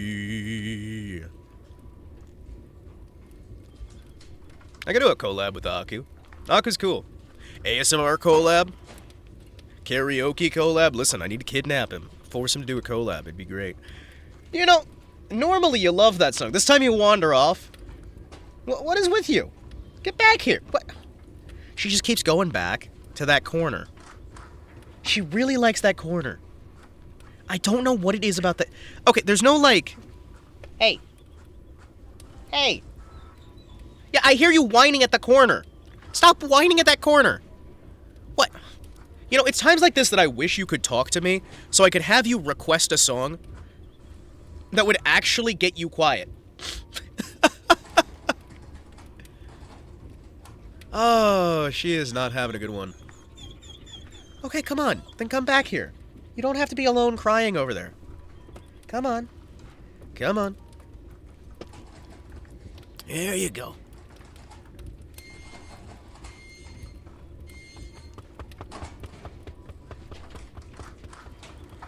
You usually like the pogues. What do you want? You want some pogues? You want some more pogues? You like the pogues? Normally you like the pogues.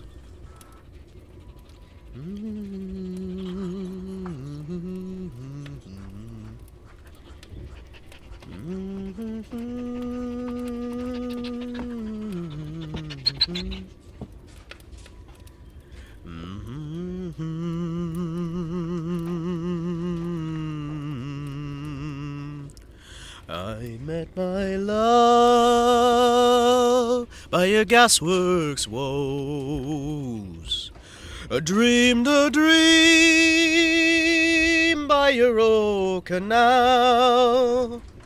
Oh, I kissed my girl by the factory's wall.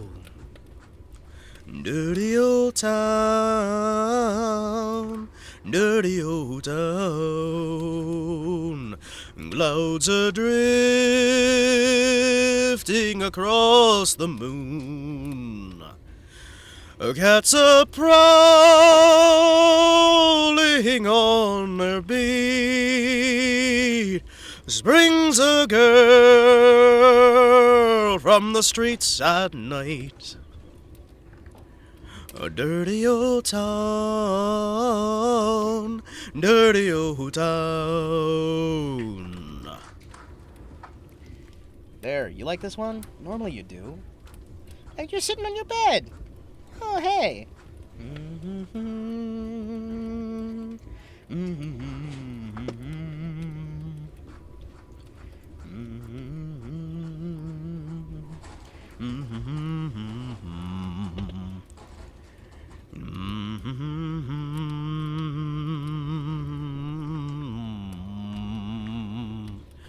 I heard a siren from the docks. I saw a train set the night afire. I smelled a spring on a smoky wind. A dirty old town, dirty old town. Gonna make me a big sharp axe of shining steel tempered in your fire. I'll chop you down like that old dead tree. Dirty old town, dirty old town. I met my love by the gasworks wall. I dreamed a dream by the old canal. Kiss my girl by that factory's wall. Dirty old town, dirty old town. Dirty old town, dirty old town. You're so noisy tonight. You're so noisy. You're making all that noise. Bark, bark, bark. Whine, whine, whine. Bark, bark, bark. You're stomping your little feet. You're getting all excited. Are you excited? Are you excited? Are you excited? Are you excited? Fine. I don't know what other songs.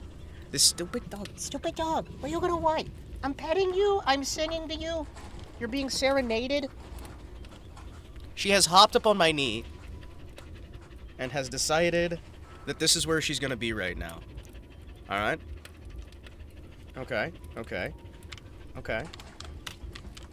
No, no, no, no, no. No, no, no. You do not need to hop up on my head. No. You good? You good?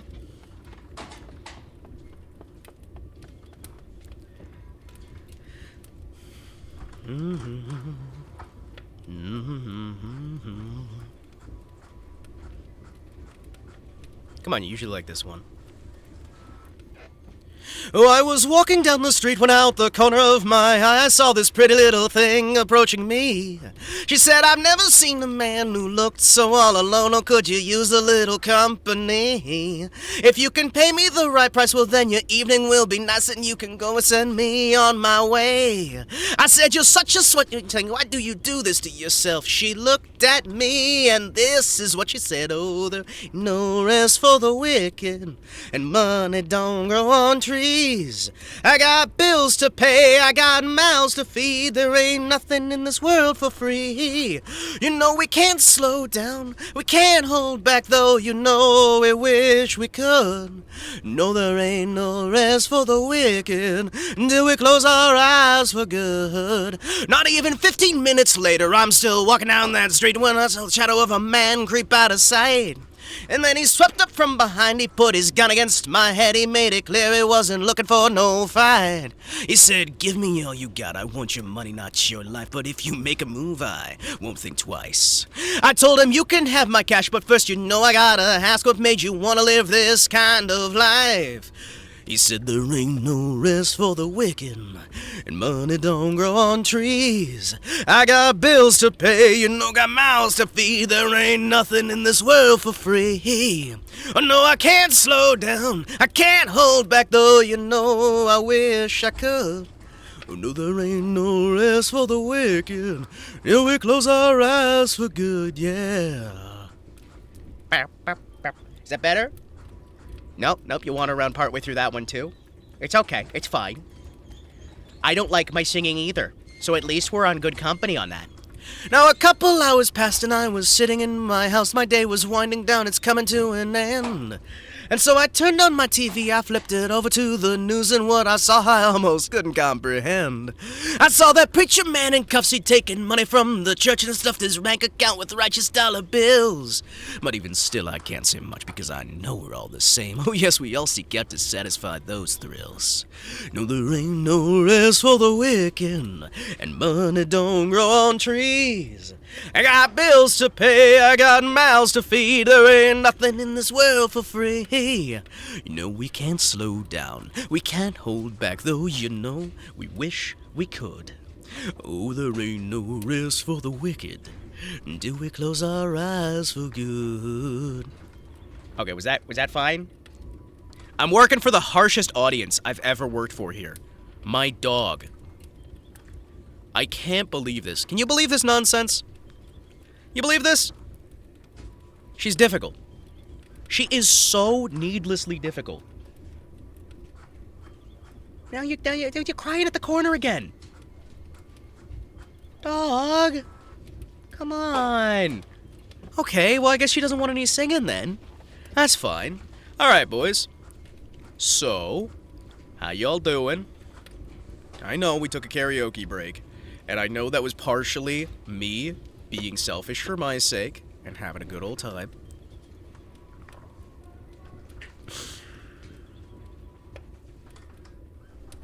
Yum, yum, yum.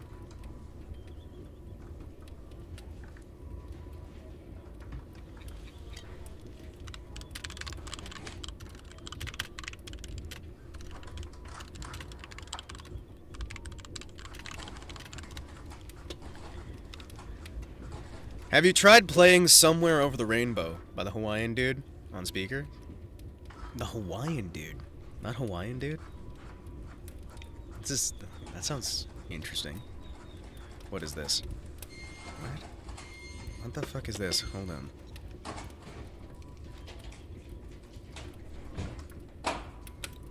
Yoink.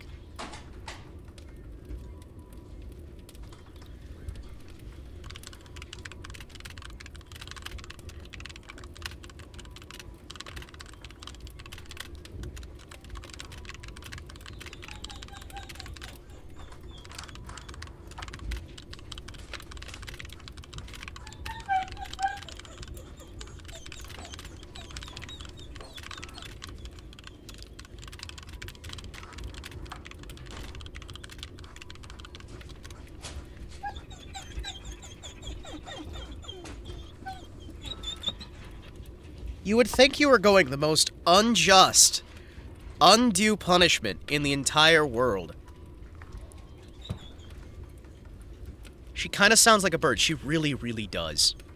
She started to sound more like that as she's gotten older.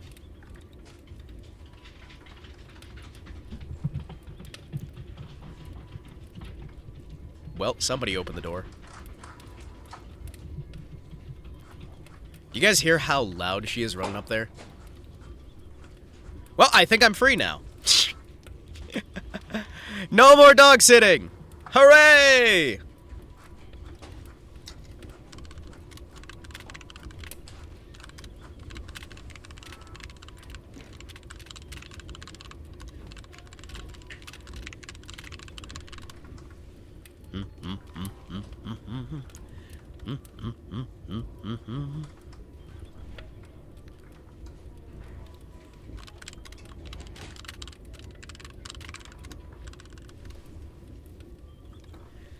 Have you tried playing a Fuumoko stream? Well, I mean, now she's, like, running around, happy, and not panicking. What's funny is she's gonna come back down here and then just lay down and sleep. Because she only panics like that when she can't reach the stairwell. No, I don't know why she's like that.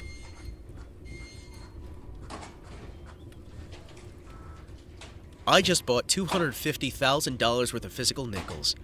No, that's not a typo. That's 5 million coins, 55,000 pounds of American metal stacked in boxes from a local bank vault. An asset the government literally can't print anymore. Most people will call it insane. Let me explain my thesis. Each of these nickels is made of 75% copper, 25% nickel, weighing 5 grams. That means every $1 million in face value is equal to roughly 100,000 pounds of metal. At the current spot prices, the melt value of a modern nickel is sitting between 0.043 and 0.047, depending on commodity fluctuations, or roughly 90 to 95% of face value. That means the US Mint loses money on every coin it produces. They've tried to change the composition for years, but Congress hasn't approved it yet. So what happens when they finally do? Old real nickels become the last batch of government-issued coins containing significant industrial metal. When that happens, they'll vanish from circulation overnight like 90% of silver coins did after '64. Those who held them saw 10 to 15 times nominal gain over the following decades as melt value outpaced inflation.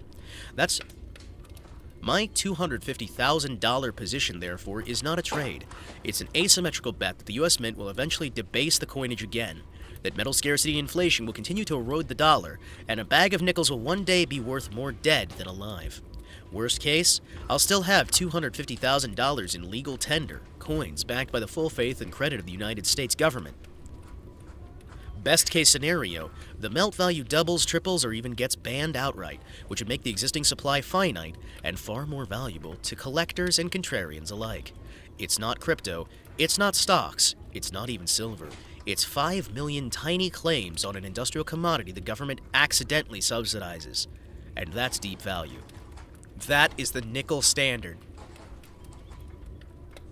To anyone saying, wah, wah, wah, it's illegal to melt coins, who gives a fuck? Grow a pair, you sobbing babies.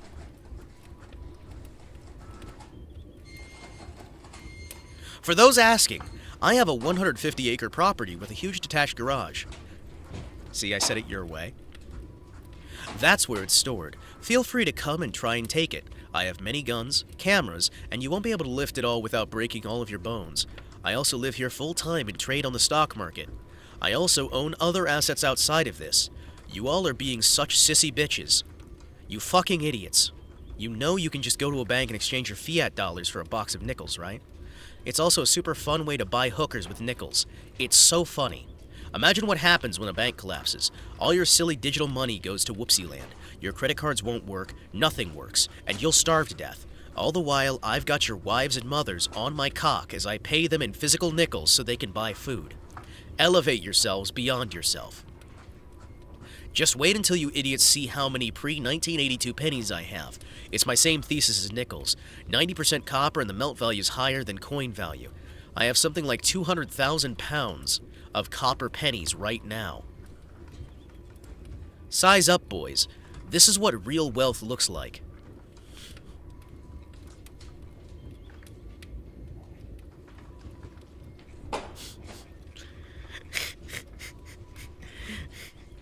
Yeah, it's heavier, therefore it's less likely to get stolen, right?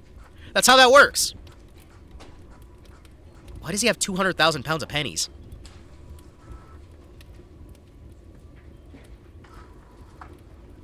Why does everyone else... What?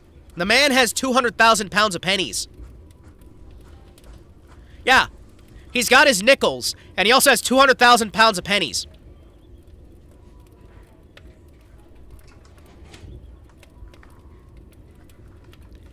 He's an investment banker guy.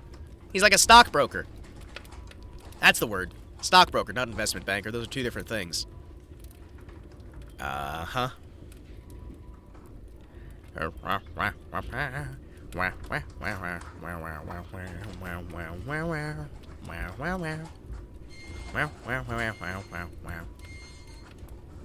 Based? I mean, if somebody breaks into your house, they're not stealing all the coins. They're gonna have to bring a few trucks to steal all those coins, dude. Especially considering he's wealthy enough to have 150 acres of land. I miss the 100 acres my grandparents had. I'm still pissed off they sold that for $350,000. That shit pisses me off, man. Genuinely does. So fucking much. They sold my fucking inheritance for $350,000.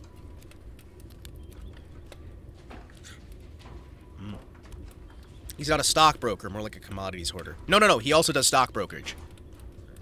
No, he's hoarding the commodities, but he's also a stockbroker. The man is legitimately a stockbroker. That is what somebody who's playing the Wall Street game also has. That's why he spent $250,000 and exchanged it all into nickels.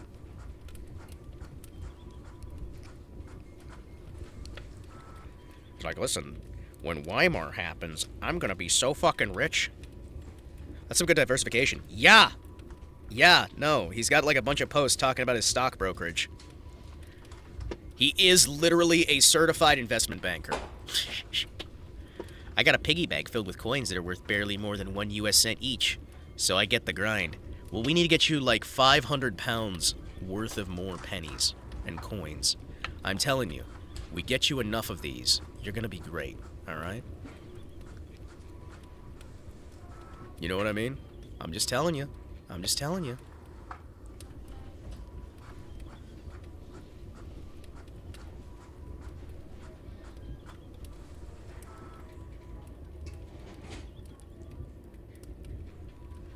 I'm just telling you.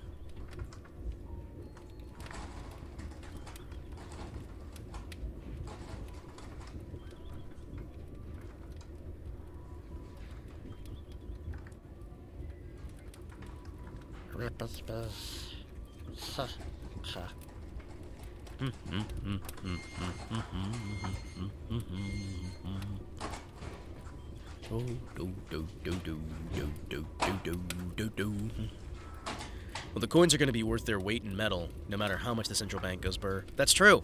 That's true. That's true! Those coins are worth more physically than they'll ever be worth digitally.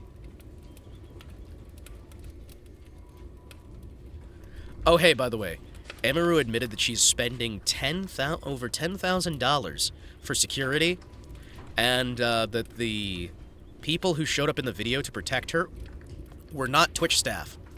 It was her manager and her personal security guard.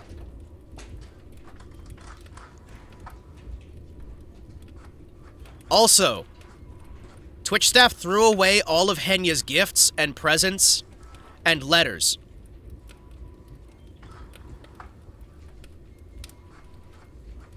Henya just said that she was at TwitchCon doing a meet and greet. Henya was at TwitchCon doing a meet and greet, and she just said that all of the gifts, presents, and letters that were given to her, TwitchCon staff threw them the fuck away. Her meet and greet staff collected them, then Twitch staff seized them and threw them away.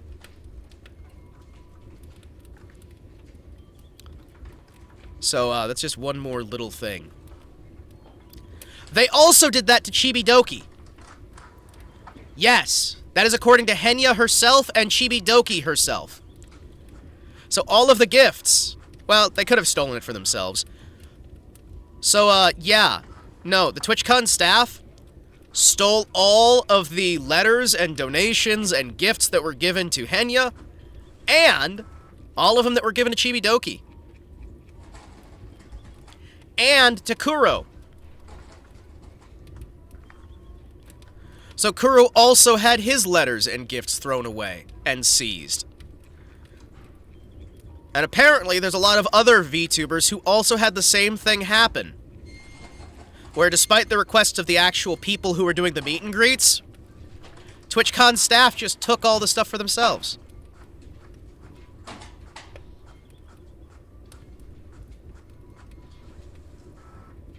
Ain't it great?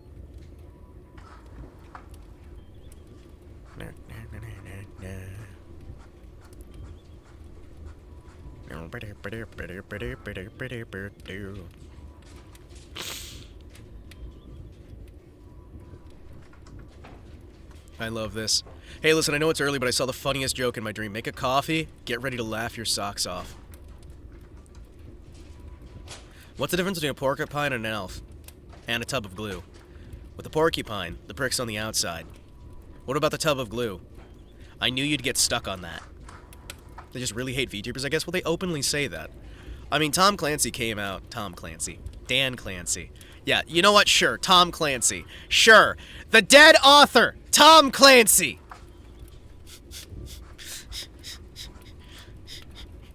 No. Dan Clancy came out and said, well, Tom Clancy's an author. He's a very famous author who wrote fiction. Tom Clancy probably hated VTubers too for different reasons. Well, because he thought they were communists. He would think they're communist sympathizers. That's why he would hate them. Because they're commies. And not like commie as in Kamiyoshi. Clancy would like Sleepy. I could see him tolerating Sleepy. Do do do do do do do.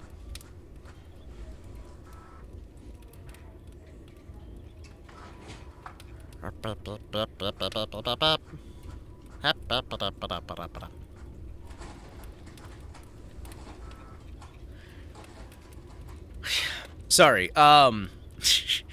Dan Clancy even said that they do fantastic things to protect the people they care about. If you're friends with Dan Clancy, you will have more protection because he protects his friends. And he said that like it's a good thing.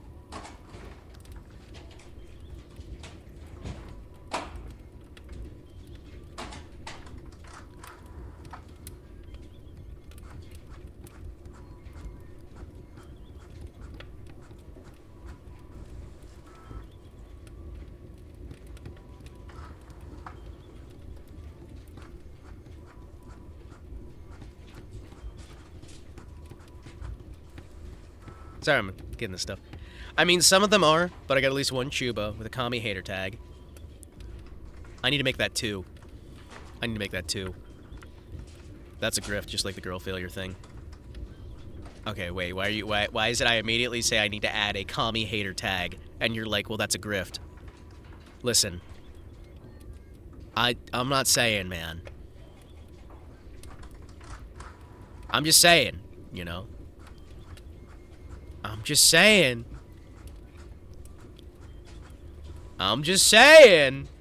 It's not a grift if you're honestly believing it. Because I think everything is a grift. Do you think it's a grift when I say that I fucking hate communists and I want to kill every single one of them eventually in the court of law? Do you think that's a grift? Do you think that's a grift?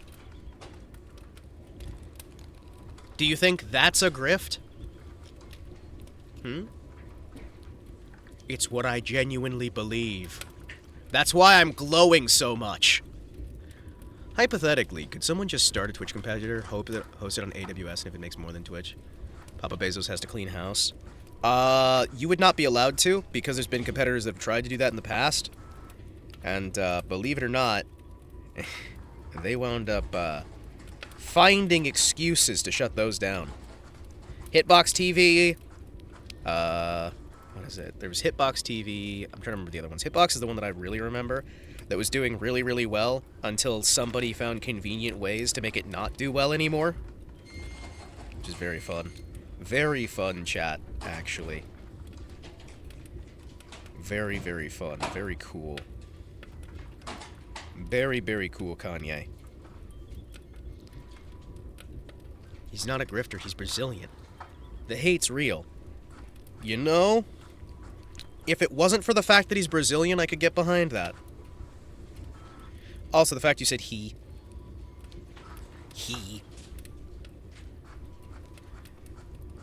Yeah.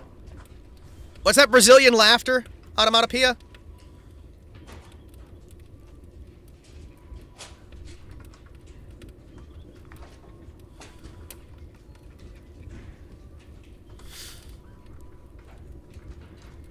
So does this stream just Twitchgate?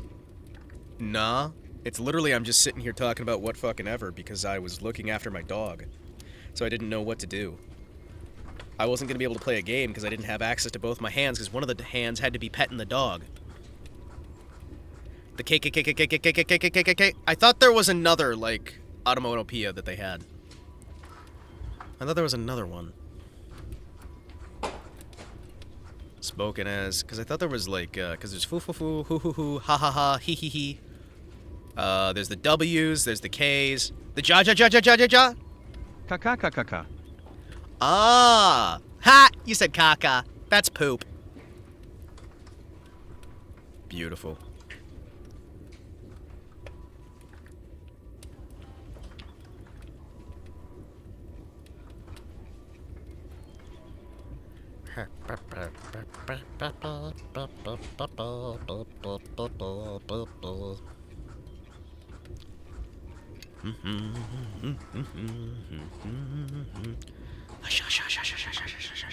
It's more of a girl thing?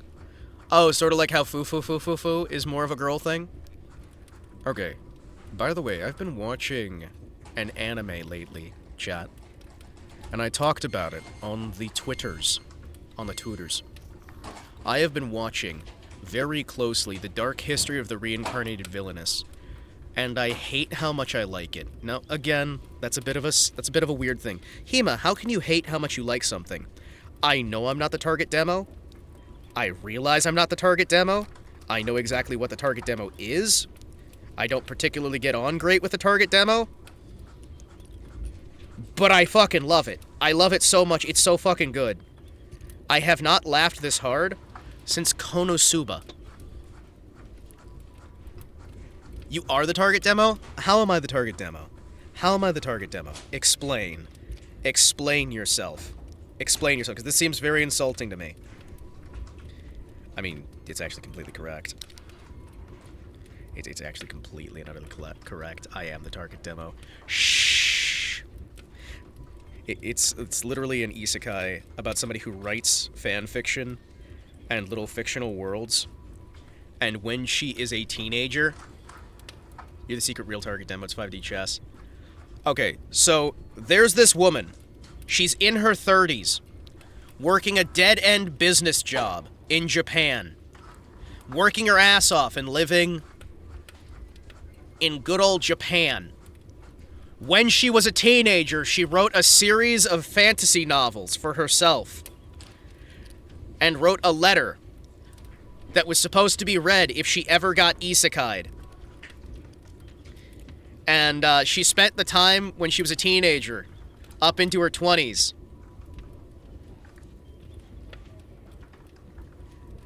writing this book. Writing and writing and writing, hoping that someday she would be taken into the universe. And she made her self-insert character who was perfect and beloved by everyone, and wrote hundreds and hundreds of chapters, never intending to share it with anybody. I see a bit too much of myself in that, by the way. And one day, she is on her way to work. And her mom calls her and says she found a bunch of her old things. And asked if she could throw them away since she's not even living there anymore. And the girl's like, oh yeah, sure. Her mom hangs up and then she panics, realizes that it's got her letters of what would happen if she was isekai'd, goes to turn around, gets hit by a fucking bus and dies. Then she wakes up in her book that she wrote as an edgelord teenager. That she wrote like hundreds and hundreds of chapters for, which is something I've never done. More than like 6 times. Okay, I may have done that a lot. But she wakes up in her book, but she's not the big hero. She's the villain of the first arc that dies at the end of the first arc. And the entire anime is her trying to stay alive after her character's supposed to be dead. Because she's the villainous sister who dies at the end of the first character arc. Comedy ensues. Because everybody else so desperately loves the main character, because the entirety of the internal logic of the world she's been stuck in is from the perspective of an edgelord teenager. Yep.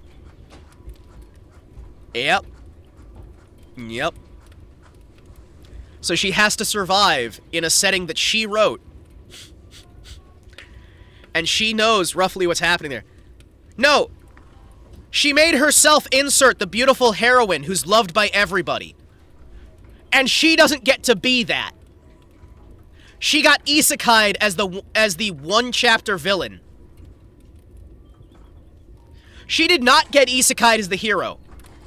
So she has to deal with the fact that there's a character that looks like her idealized version of herself, who everyone loves and fawns over, everyone lusts after, everyone tries to help, everyone cares for, and everyone adores. And she's the Arc 1 villain.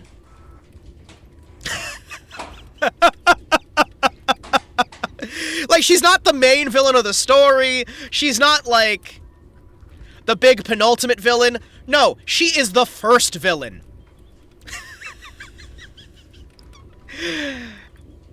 And she literally just gets isekai'd into the last possible bit of that plotline. The baby tutorial stage villain, kind of. But now she's trying to survive in that world because the novel keeps correcting things back to how the story's actually supposed to go.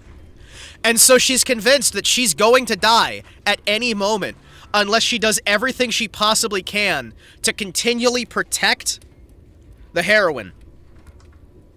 The actual hero of the story. More like the Season 1 villain. Yeah! She's the Season 1 villain, but she's starting at the end of... Episode 1 is like the end of Season 1, where the Season 1 villain's supposed to be taken out completely. And then you got that Season 1 villain who's like, shit. Uh-oh. So she's stuck in that body, and she's trying to hide the fact that she's not that villain character, and also trying to get everybody else to care for her and love her. And there's one scene where she tries to sacrifice herself to save her sister, right? You got me thinking of an isekai of Eddie the Powder Ganger boss from New Vegas. That's basically what it would be like, dude. That's basically what it would fucking be like. Because it's the first, like, big major threat who commits such horrible, heinous crimes as trying to poison her sister.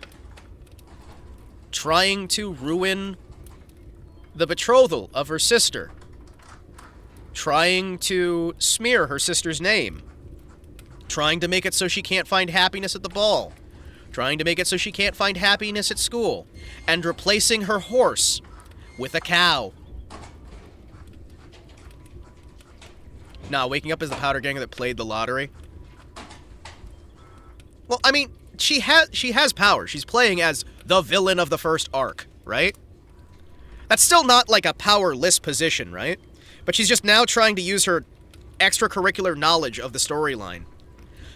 Yeah, she gets isekai'd into the character after the character has done all the horrifying, terrible things. So she can't undo that.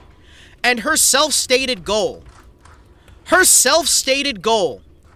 is, and this is not a direct quote, but it's my best quote from memory, I just have to keep my head down, marry some no-name nobility, and live out the rest of my life in obscurity, comfort, and relative luxury.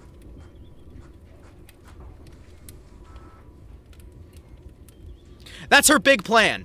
She's gonna marry some lesser-named noble and just live out her life in obscurity.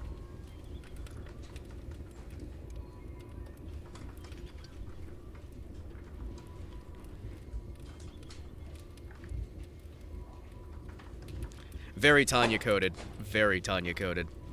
How drab and dreary. Yeah, could you imagine that? But she's like, I don't have to be the main character. I don't want to be the main character. I'm just going to live out a life of comfort and ease. And then she has to repeatedly deal with the fact that somebody wants to assassinate her because she's done all these horrifying, horrible, terrible things. And she keeps trying to convince everybody not to fucking kill her. While also trying to act like she is still the villainess. Like, she's still the character, right? She's trying to act like she's still the character, but she's trying to do, like, good things. Tanya, not Tanya. some weird bizarro Earth white dude rapper that Obama really likes. I'm gonna be honest, that'd be fucking hilarious. Kanye! Kanye West! No, it'd be Kanye Westson. Is there an isekai where somebody gets reincarnated as the big bad guy, but then just fucks off to do their own thing? Overlord tried to do that. He couldn't fuck off. Kanye East. But yeah, no, dude, Bubba, she tries to do this. She basically tries to fuck off and do her own thing. Then she realizes, wait a second. Oh, fuck. This is the story arc where this character dies. Fuck. Who is it who I wrote that killed her? And she winds up getting assigned the protection of the guy that she wrote as killing that character.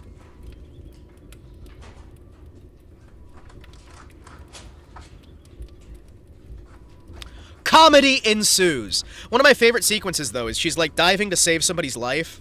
She thinks she's gonna die. She's like, this is my big heroic sacrifice. What am I doing? I just wanted to live my own life. Everybody is, like, shocked and in awe that she's doing this for about a half a second.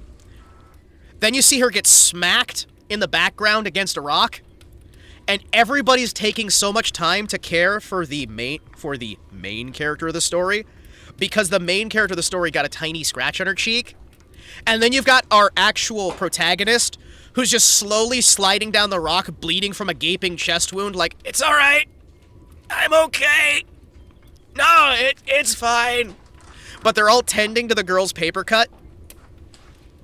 They're tending to her sister, who has a paper cut, rather than her, who's got a massive gaping chest wound.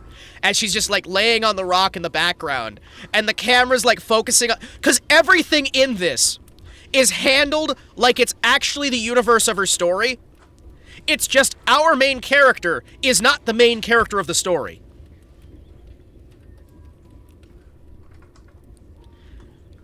It's so fucking good. Like, the first time they meet each other... So, the main character has beautiful pink hair and bright pink eyes, and she's got magical girl powers, and she's beautiful and charming, and everyone likes her, and she's so pretty and so talented and so helpful and so everything, yada yada yada yada yada, right? And the first time they meet face to face, she literally has, like, flowers blossoming off of her, floating in the air. She got isekai'd into her own fanfic as an early villain. Yes! Tenko, that's the story. She's in her own fanfic as the Arc 1 villain, the evil sister who gets killed off at the end of Arc 1. And so she's trying to atone for the mistakes of the character that she's embodying, so she can live a long, happy life with some, and I quote, generic noble. I think it's like she says generic baron. Or some lesser-known baron? I don't know. I shouldn't ever say direct quote when I'm not directly quoting. That's on me. That's on me. So she's like the Arc 1 villain of, like, a romance anime. Of, like, an action romance fantasy. And she's also having to come to terms with the fact that she was a real degenerate Fujoshi.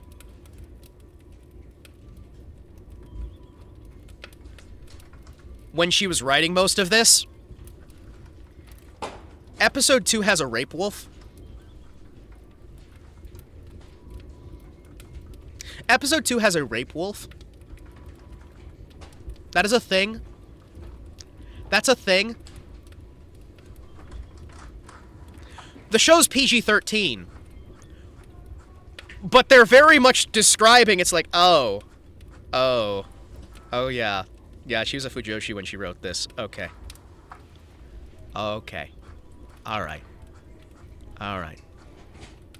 Okay. I just love, like, they have all her reactions, right?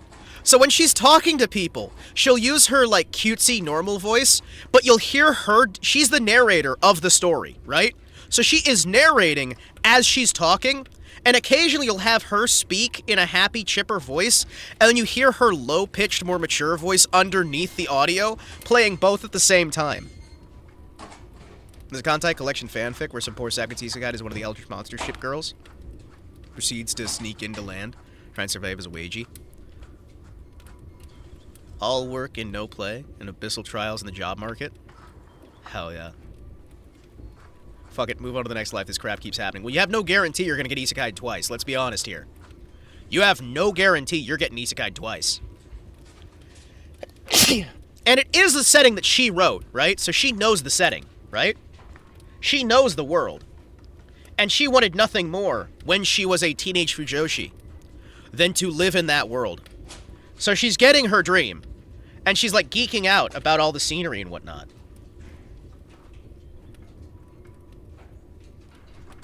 I just love how over and over again, though, like, there is one sequence where they've literally just pulled her out of a burning inferno. She was on fire, was suffocating by smoke, and was about to die. And everybody leaves her. Everybody leaves her, who has just been drug out of a fire where she was almost burned alive, to check on her sister, who sprained her ankle.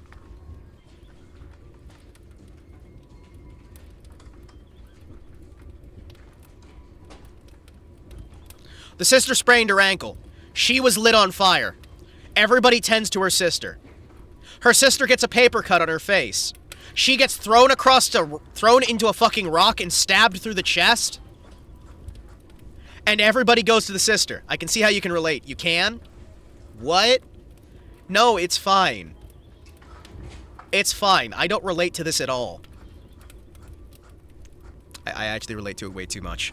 Yeah, no, Clanker, I relate to that way too much. Yeah, no. It's like a constant through the story that anytime even the slightest thing goes wrong with her sister, everyone jumps to her aid and helps her out. It's because you're a supervillain. Don't read into it. I'm not reading into it. That's what I was saying too. I'm a supervillain. That's all I was reading into it. What? It's like constant, though. It's great. At one point, her sister trips over a rock, and everybody runs to grab her and help her out. Were you the unwanted child? Let me put it this way, alright? I had a sibling who was a Green Beret, and another sibling who was an idol. You know what I did? I wanted to be a clown. I have another sister who is a very well-off pâtissier. Trained in France. I did order picking. And some private security work. And, you know, worked on shovelware games. What do you think? What do you think, Tenko? I'm in the middle. I'm in the middle. I'm in the middle. Yeah, no. I was also the bastard, so, you know. I was born out of wedlock, so that really didn't help. Yeah.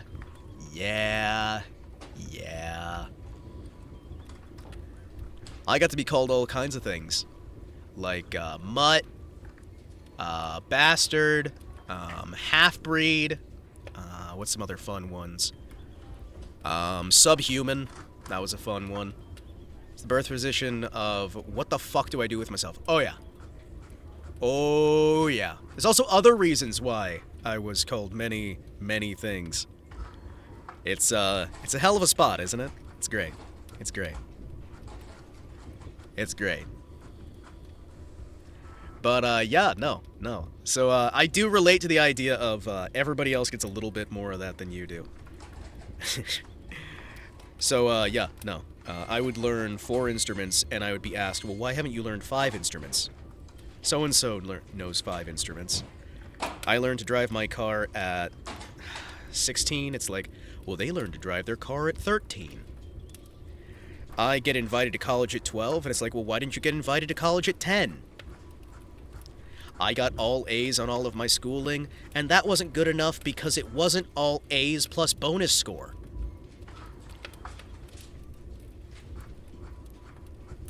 If they learn to drive their car at 13, perhaps they should be arrested. Different country, not the US.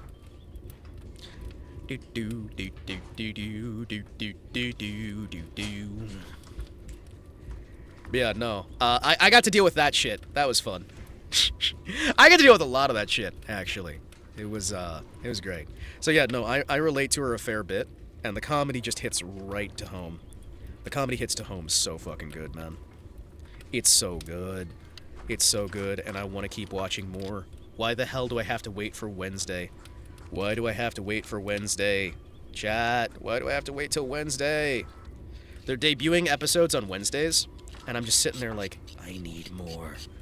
I need more. More. More. More. Give me more. More episodes. But yeah, no, I was very far from the favorite child. And when my other siblings were born, I did not have the excuse of being the youngest.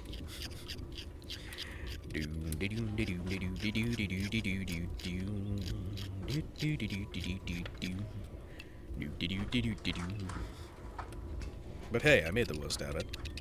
But yeah, no, I really like the comedy beats are really good. The action's actually pretty good as well. It's got that sort of lords and ladies atmosphere to it, which I'm gonna be honest, chat. I'm gonna be honest, I like lords and ladies.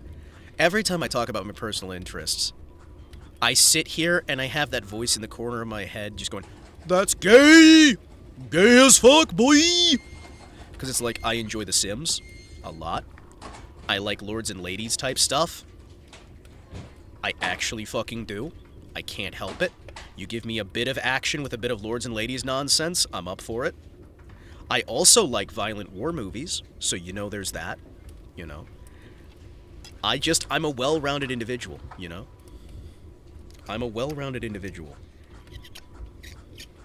I don't usually like to talk about some of the stuff that I enjoy, because it's like, I like romantic comedies, I like fucking, like, lords and ladies stuff sometimes. I don't really like the medieval fantasy period in general, but if you give me a good, like, Renaissance lords and ladies type thing, right?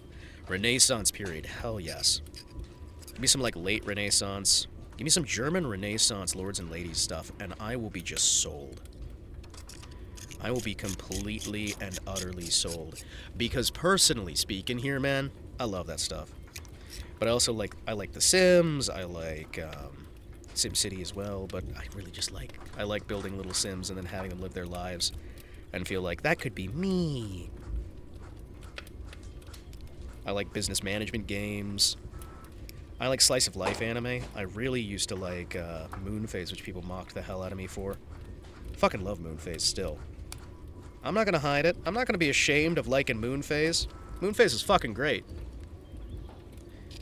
I liked Moonphase. I liked Restaurant to Another World. I like my little cooking shows. I like my slice of life anime. I like my isekai slop. I like Berserk. Moonphase, I don't know that one. Neither do most people. It's not for everybody, but I enjoyed it. I enjoyed it a lot. I enjoyed it a lot. It made me happy, and it helped me through some very dark times in my life. Moonphase was great. Gate, I like Gate as well. I like Gate as well. I like Gate. I like Apocalypse Now. I like the occasional horror anime, but not many of them, right? Just the occasional horror.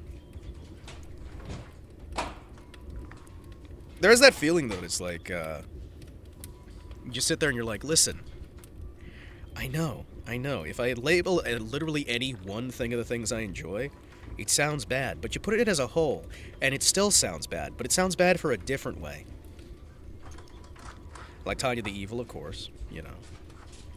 Because I enjoy my alternate, like, World War II, or World War I type adjacent craziness. And that is basically what Tanya is. A lot of people are like, oh, it's World War II, and it's like, it kind of feels much more like World War I than World War II. It feels a lot more like World War I. I'm just going to be honest with you. It feels like an analog for World War I. I like my Vietnam War movies so damn much. Fucking love Vietnam War movies, you kidding me? Vietnam War, Civil War. Of course it's World War I. She's the Red Baron. Exactly! Yeah. Kind of like World War I ran on for another decade. Yeah, basically. I mean, shit. I'm on board for it. Fuck. That's cool as hell. But yeah, no, I love that shit, man.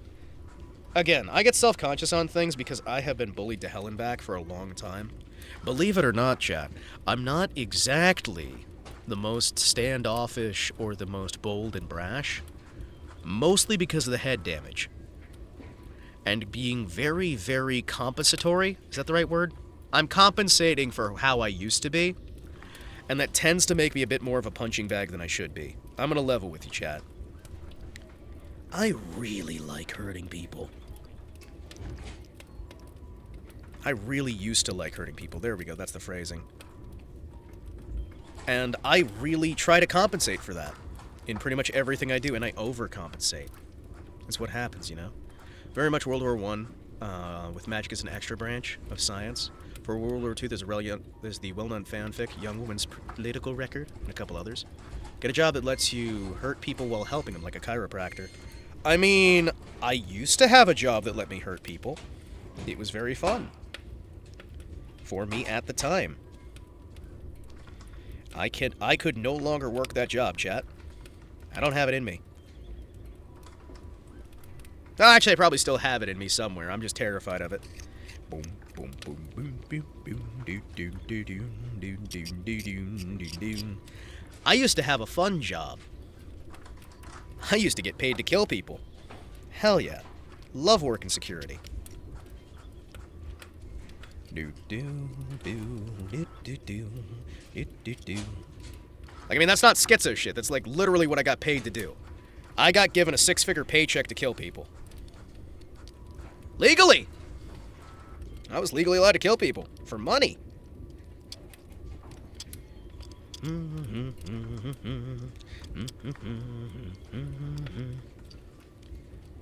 it was backed by the law. You believe that shit? You believe that there's jobs where they literally pay you to kill people? You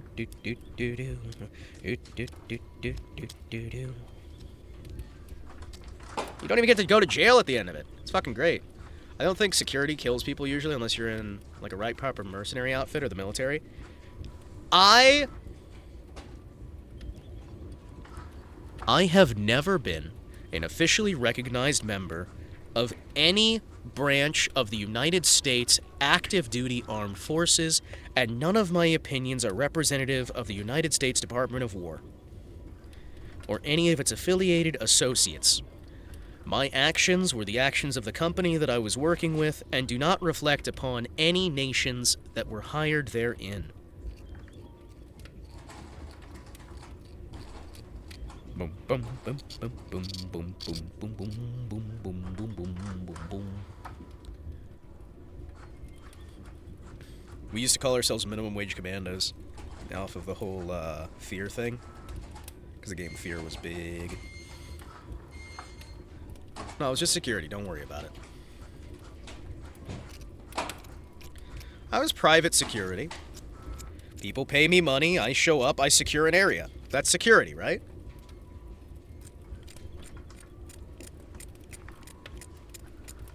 That's still security, isn't it? Doesn't that count? Bounty hunters in the Wild West did, so... Yeah, that's true. That's true. Collect a bounty, make some cash. Tenko. That's still, like, that's the same thing, right?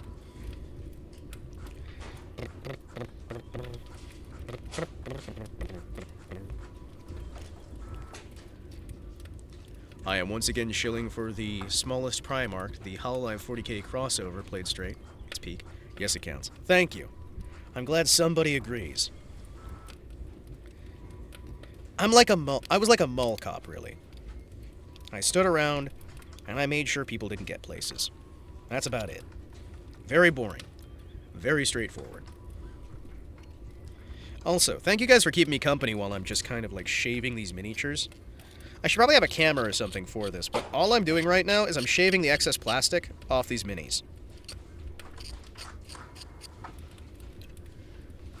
Plastic Scraping ASMR, Volume 12! Remember that time Nestle took over a third world country? Oh yeah. Dude, Nestle, Chiquita. They do that shit all the time, it's great. It's fucking great, and the contracts are amazing too. You get paid so much fucking money.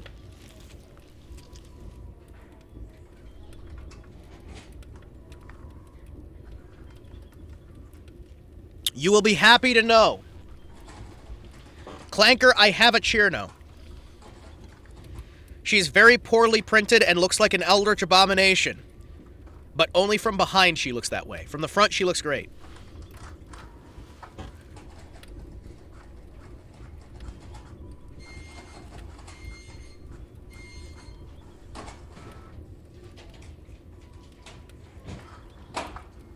I mean, the behind does matter, and if you look at the behind, it's horrifying. But from the front, she looks great. From the front. Just, don't look at her back.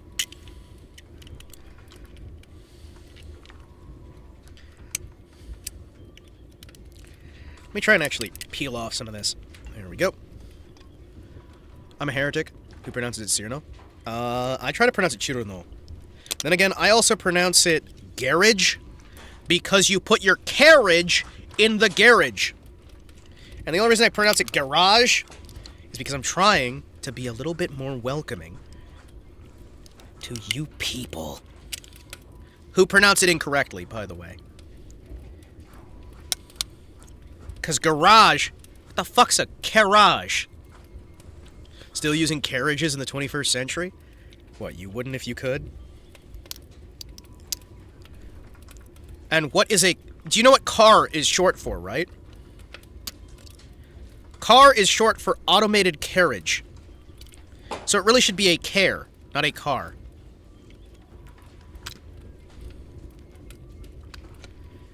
If we wanted to be accurate. Car is a villain in Knight Rider? Yes, and a fantastic one. A fantastic villain at that. I want Car in real life. Chat, do you think I could get away with driving Car? Do you think me and Car would be friends?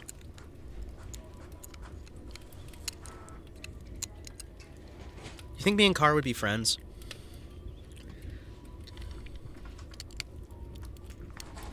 I think we could get along. I would team up with Car. Alright, fanfiction writers! Imagine if Nero or his sister got installed in Car. Oh, hell yeah. You would crash so fucking fast. Uh-oh. Chat, I just accidentally clipped one of Chirno's wings. Turns out her wings are very, very fragile. Yep. Yeah, she'll be fun. She has spares. She's still got 1, 2, 3, 4 wings. I think I broke off 2 of her wings. She still has 2 more wings. I'm also cleaning sprue off her butt. No more Chirno butt sprue.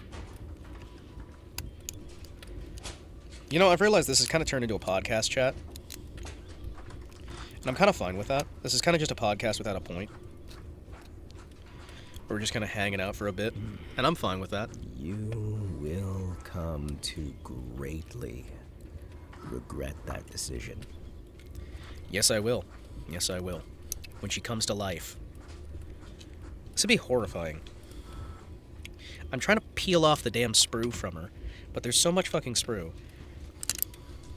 And I'm trying not to leave behind... Oh, it looks like she has horrible third-degree burns on her arms. Oh, it looks like she has horrible fucking blisters and burns on her arms. Ah, why? Who the fuck was that? That was me. That was me. What, do you forget that I'm a voice actor? That was me. I said that on a stream. To somebody. I can't remember the exact context, but I said that on stream to somebody. Two-faced Chirno? No, it's only on the back of her head. It's not like on her face. It's on the back of her head and her arms.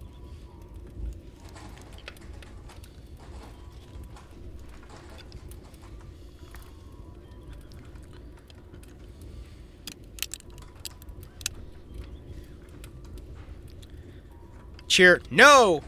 I've never heard that one. How did you not hear that one?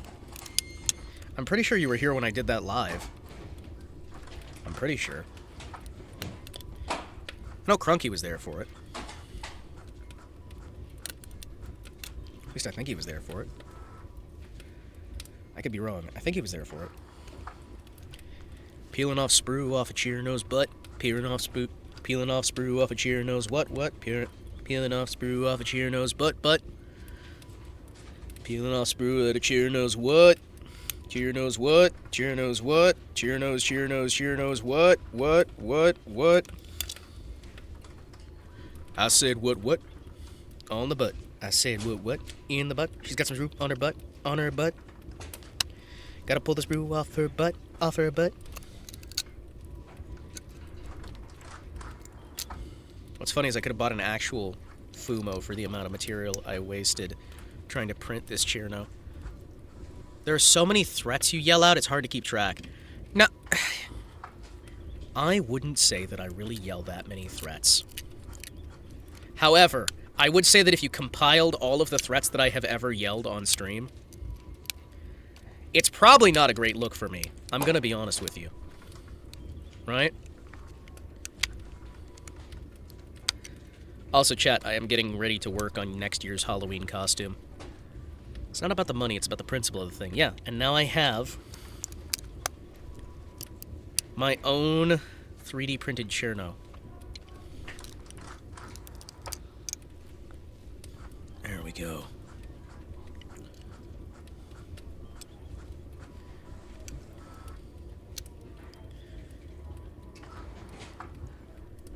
You don't yell that many, you just mumble them menacingly. True.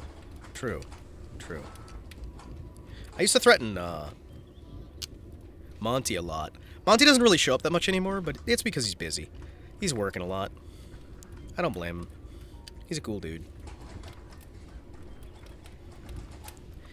I'm pretty sure he lurks sometimes. I don't blame anybody for, like, vanishing or showing up or doing all that shit. There we go. Oh, we had Twitchy show up last night. We had Twitchy show up. He has to say the #1 Twitch streamer now. Or the #1 Discord streamer. Yeah, he does. He's got that championship to hold on to. We had Twitchy show up to last night's Fallout stream. She was really cool. I always like talking with Twitchy.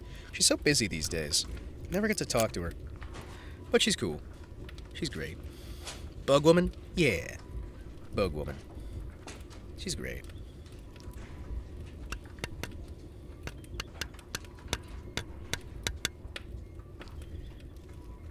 Let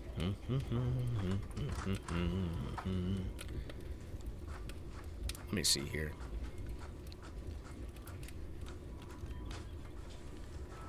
There we go. There we go. Alright, I think I've got Cherno not presentable, but recognizable at least. There's a lot of spider webs on her from the print process, which means I've got the printer running too hot. Well, that's probably fine. Her butt is also a little bit... She's a solid 2 view now. Feels weird. It's fine. People make it successful. I don't see a problem with that. She's been trying really, really hard to keep those numbers and to get numbies good. For the people who care about numbers, it's fantastic. I care about numbers in the sense that, you know, when they're good, I will go, holy shit, they're good, guys! Microplastics. I think I care about numbers just enough to go, oh shit, hell yeah, I'm doing good. This is cool. But not enough to go, oh, everything sucks, oh god! Oh, why? Why? You know. Microplastics. So if I ate this entire Cherno, would that be macroplastics? She's so silky smooth on some spots. She is so silky smooth on some spots. Like, legitimately, it feels amazing. I could print another Cherno. Chat, I could print another Cherno. I could print multiple Chernos. She is the strongest. Stop How did you know that I was caressing the Cherno? I actually was just kind of like running my hand across her hair. And just wondering what it would be like to have an actual girlfriend that I could just caress the hair of and spend nights with, and we could watch movies together. And we could watch rom-coms. And we could like go out to dinner and hang out under like a moonlit sky. And then we could go on the beach. And I'd take her out at like 2 or 3 in the morning, and we just hang out on the beach. And we just like sit up a little beach towel on the side of like a cliff or something, and then we just wait for the sunrise to show up. And we just, you know, I think that'd be nice. Sorry, brain went places. What were we talking about?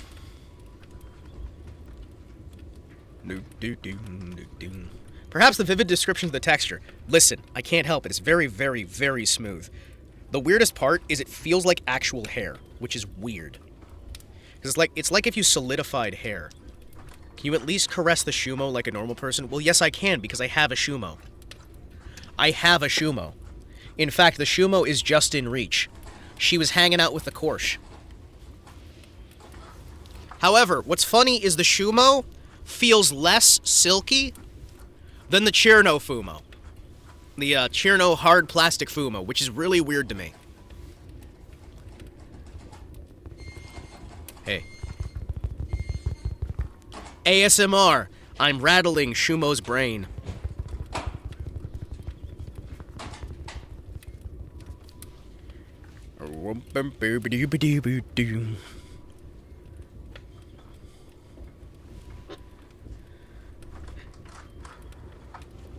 .3D prints have a lovely texture. It depends. Some of these have a really great texture, right? Others really, really do not. I want to show you guys these, but I also don't have like an easy workbench that's not going to rapidly identify where my house is.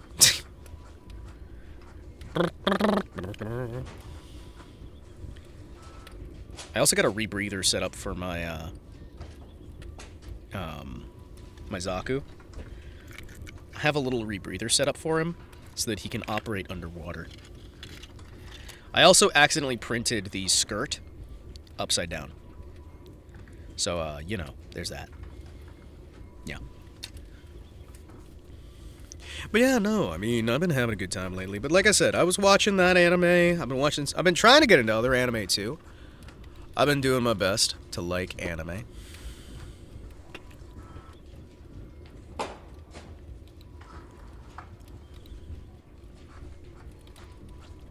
Suicide is never the answer, unless the question is, you have been captured by foreign intelligence assets who plan to torture you for information. What should you do to avoid leaking state secrets?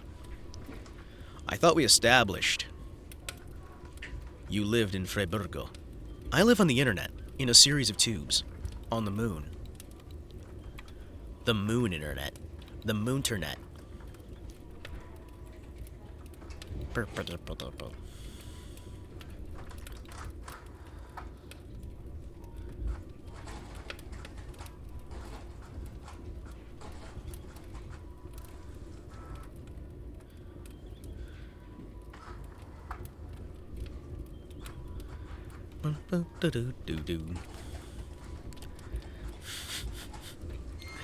Ah, man.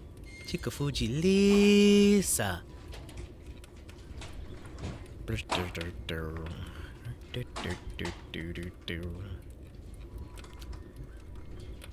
Oh, man.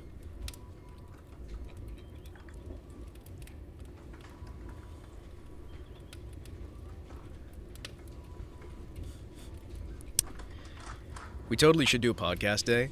Well, I mean, that's basically what today's been, where we're kind of sitting back and talking about some podcast things. Welcome to the wonderful podcast where today we're going to be discussing the key elements of socioeconomic factors that have led to a recent decline in...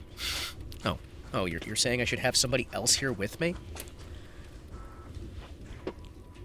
Hold on, I'm gonna ask Grok to generate me a podcast. Hold on. Hey, Grok. Thanks so much for giving me your time. Would you please generate a podcast script with a single male host who is a Confederate soldier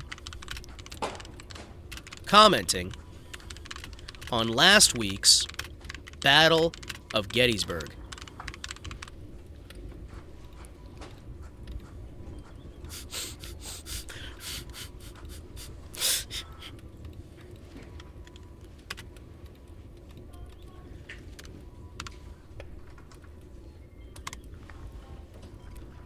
Oh, wait, hold on.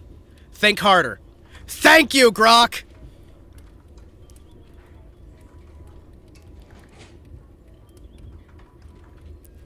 This is gonna be awful. Well, howdy there, folks, listening in from wherever y'all might be.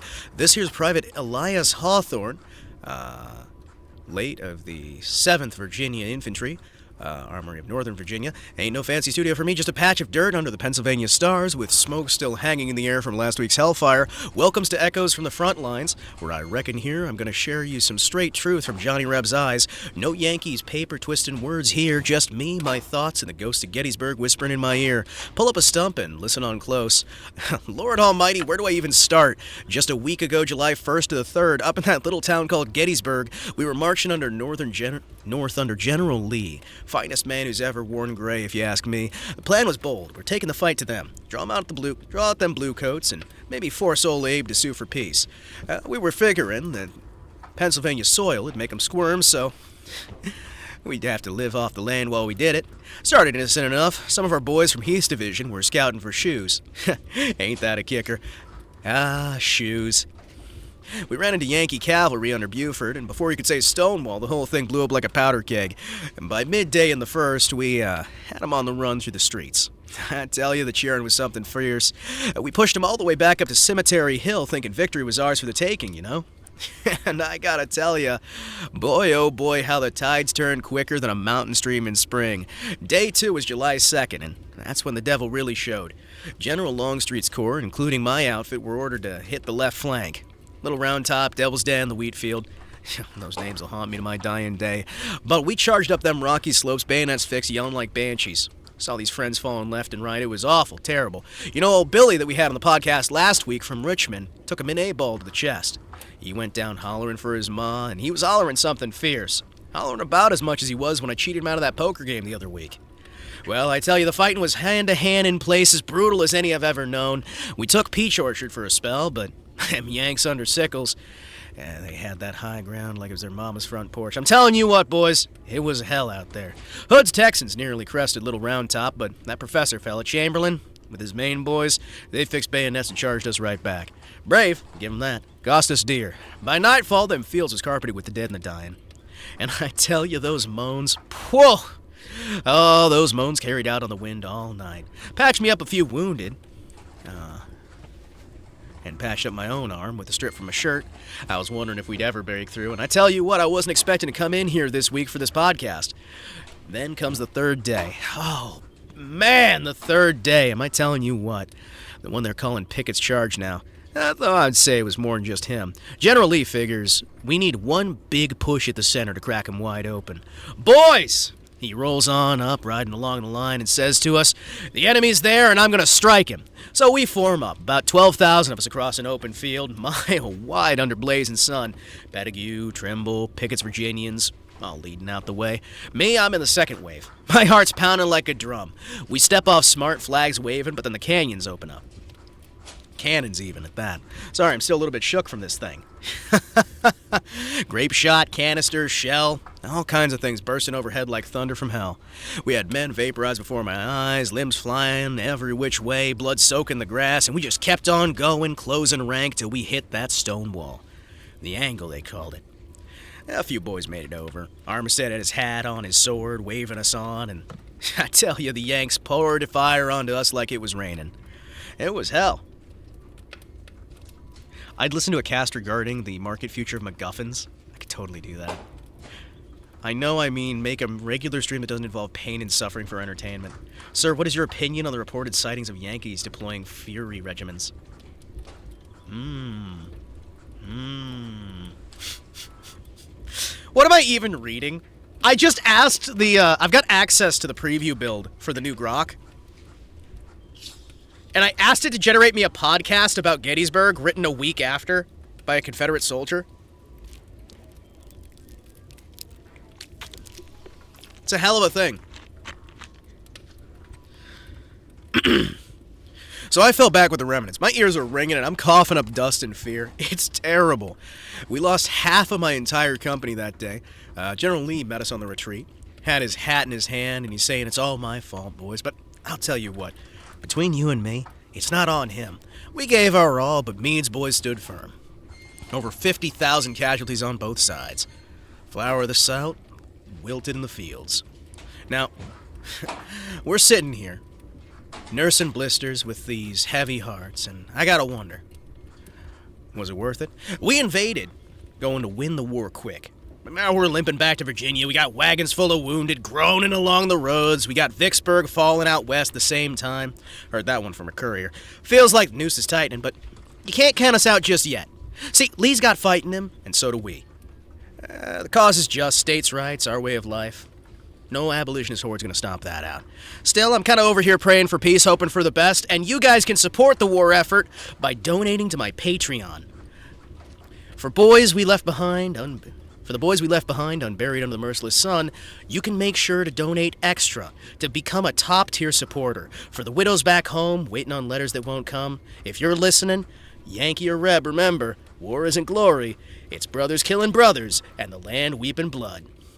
Before I sign off, a word to the folks at home. Hold that line, send what supplies you can, blankets, food, money, and pray for us. The road ahead's long, but with God and grit, we'll see it through. This has been Private Elias Hawthorne on Echoes from the Front Lines. Till next time, keep your powder dry and your faith strong, and God bless the Confederate States of America. What the fuck?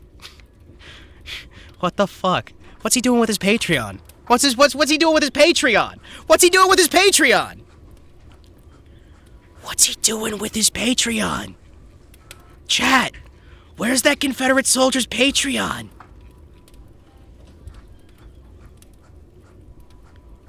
What's he doing? Alright, chat.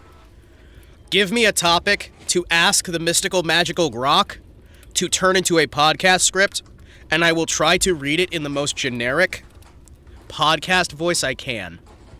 Buying peanuts and shine. You know what? Hold on. That's a fucking good idea. Hold on. Hold on. I'm going to...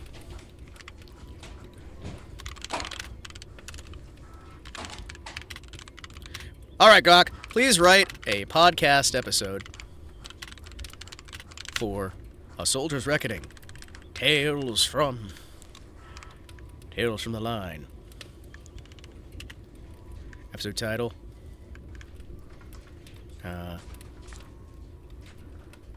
Sorry. Tales from the Line.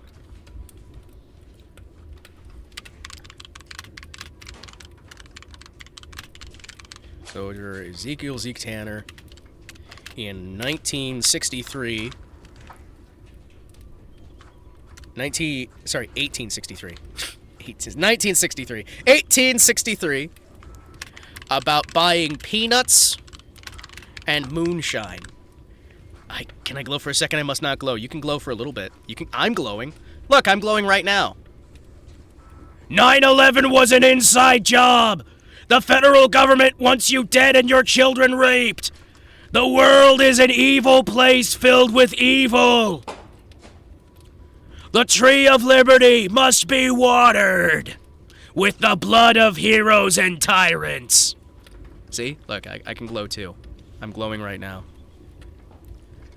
Now, 1863, about buying peanuts and moonshine. There we go.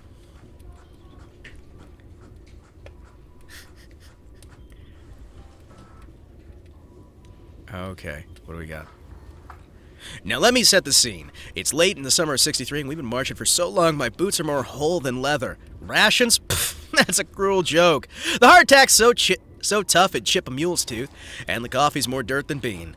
The boys in my company, the 12th Georgia, we're hungry for something a little, more than Army issue. So when we go to make camp near a little crossroads near Miller's Ford, word gets around that a peddler's been set up shop nearby. Fellow's by the name of Amos Cobb. He's a wiry old cuss with a wagon full of goods. Peanuts, molasses, and Lord help us shine. Now, I ain't one for spending my pay reckless like, and you shouldn't be either. A private's wage is about $13 a month. Confederate money. And that's if the paymaster ain't lost at gambling. But my stomach's growling louder than a cannonade. And my tent mate, Jimmy Rawls, he's got himself a glint in his eye like a fox in a hen house. Zeke says, let's go see what old Amos has got. Maybe make some peanuts to chew on, maybe something to warm the soul. I know what he means by that. So we trudge on over to Amos's wagon parked under a big old oak, and he's got this tarp spread out. There's stacks of roasted peanuts, jars of molasses, a couple jugs that don't need no label to tell you what's inside. Amos got himself a beard like some sort of briar patch, and he's sizing you up quick. He asks us what we've got to trade, and well, we tell him because Confederate script ain't exactly worth the paper it's printed on out here. Now, Jimmy's smooth as an old Seiko oil salesman. Pulls out his pair of socks that he's knitted. Decent ones, too. Not real full of holes. I ain't got much, but I got my tin of tobacco I've been saving. Amos squints at us, nods at a sack of peanuts, and he goes, half a peck for the socks. If you want the shine, costs you tobacco and a favor.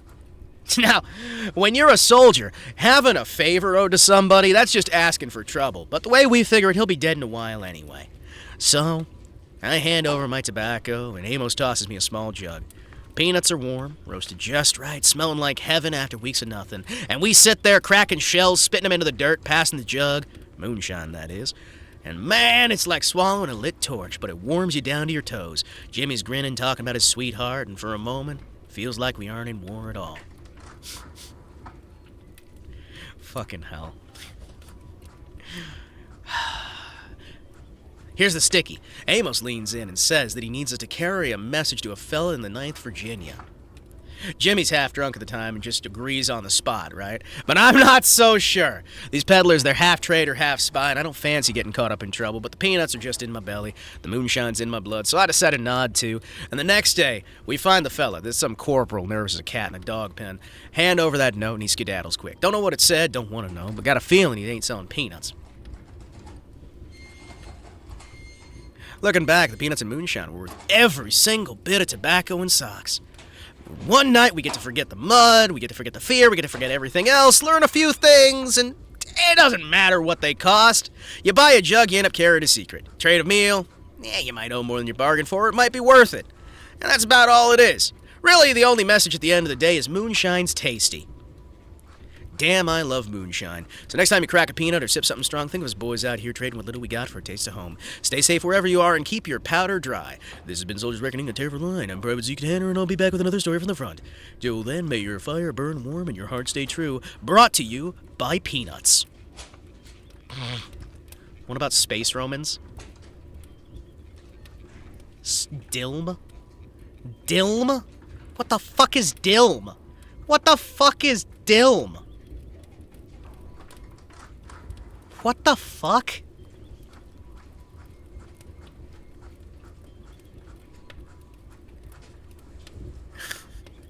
I love how Grok has characters that he's just got. Grok has just characters there. Damn, I love Romans. Space Romans. Alright, hold on.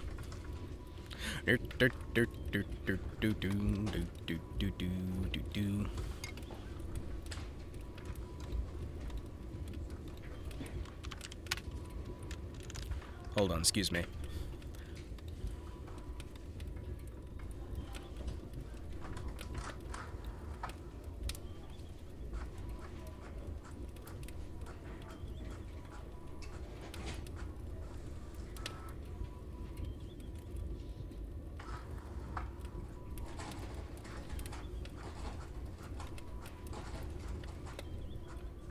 No?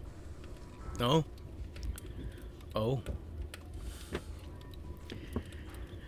You want one about space Romans? Alright, hold on. I'm gonna ask it in the most logical way I can. Hold on. Hey, Grok. Thanks for always being absolutely helpful. Could you please generate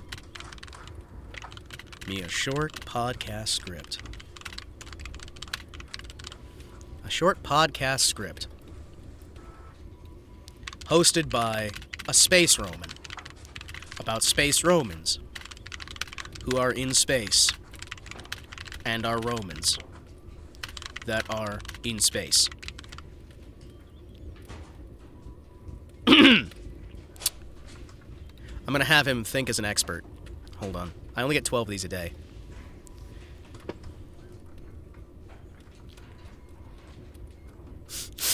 I like how the expert Grok... Isn't that just the 40k Ultramarines? Shh. What the? I can't read half these words. Are you kidding me? Salvete, fellow warriors of the cosmos. I am Centurion Gaius, your host aboard the mighty starship Invictus, broadcasting to the outer rims of Saturn. Welcome to Imperium Stellarum, the podcast where we conquer the stars with Roman valor. Today we dive into the glory of space Romans. Yes, those of us who are Romans in space, mastering the galaxy with our legions of laser gladi and warp speed triremes. Picture this, Mickey. It all began when the Emperor gazed upon the heavens and declared, Vindi, Vici, Vacuum. Our ancestors, tired of mere earthly conquest, strapped thrusters to chariots and blasted off. We space Romans are no ordinary explorers. We're conquerors, baby. Our togas vacuum sealed, our helmets crowned with solar laurels, and our eagles, they're soaring through the nebula, baby. Talons clutching at plasma shields. But what makes a space Roman truly eternal? Our undying discipline amid the asteroids. While the barbarians cower from black holes, we charge in with formations tighter than a phalanx and punch right through. We've colonized Mars as New Carthage, Hannibal who, and turned Jupiter's moons into gladiatorial arenas where comets clash like beasts in the Colosseum. Yet challenges abound in the infinite frontier. Alien hordes with tentacles instead of spears. Ha! Assimilate them into the Senate. Rogue asteroids threatening our supply lines. Catapults fire antimatter boulders. Let's not forget the Space Senate debates, endless filibusters over wormhole tariffs, broadcasts live via holographic scrolls. Remember, listeners, in space, no one can hear you scream unless it's a triumphant Roma Invicta. Tune in next time as we discuss conquering the Andromeda Galaxy, one constellation at a time. This is Centurion Gaius signing off. Ave atque vale. Hail and farewell. We have a running joke that aliens aren't real. It's all space Romans, space British, space Spanish, space Egyptians. There's a lot of space people. Veni, Venci, Vacuum? Yes. Yes. Hold on. I want to see... Write a podcast that is written in 30K... Sorry. In games, workshops, Warhammer 30K universe set during the during the Horus Heresy.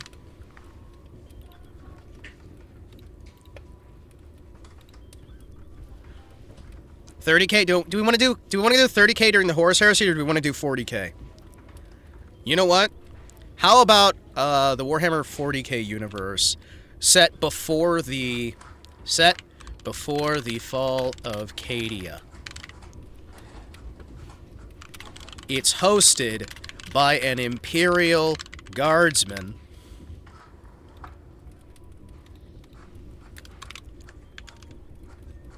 Would you be up to reading the chapter 1 of a Chuba 40K fanfic? No! I hate fun! Fun is stupid and bad, and people who like fun are stinky! Yeah! Fuck you!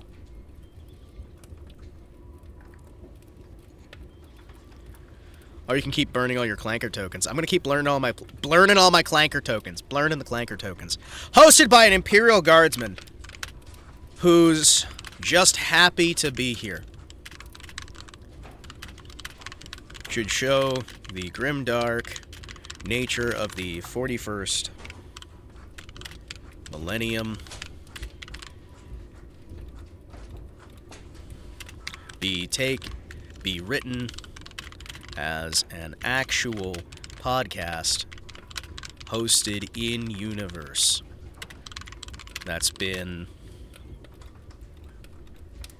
approved for broadcast by the Ministorum. Let me see here. Should be written as an actual broadcast hosted by the Ministorum.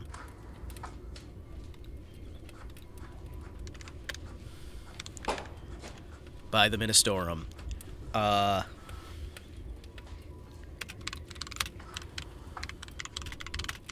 He's upbeat and full of life. Also, he's in space. I'm asking the expert version of the AI for this. How long is it going to take?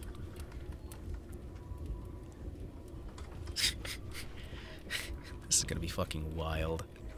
It's going on for so long. Oh no.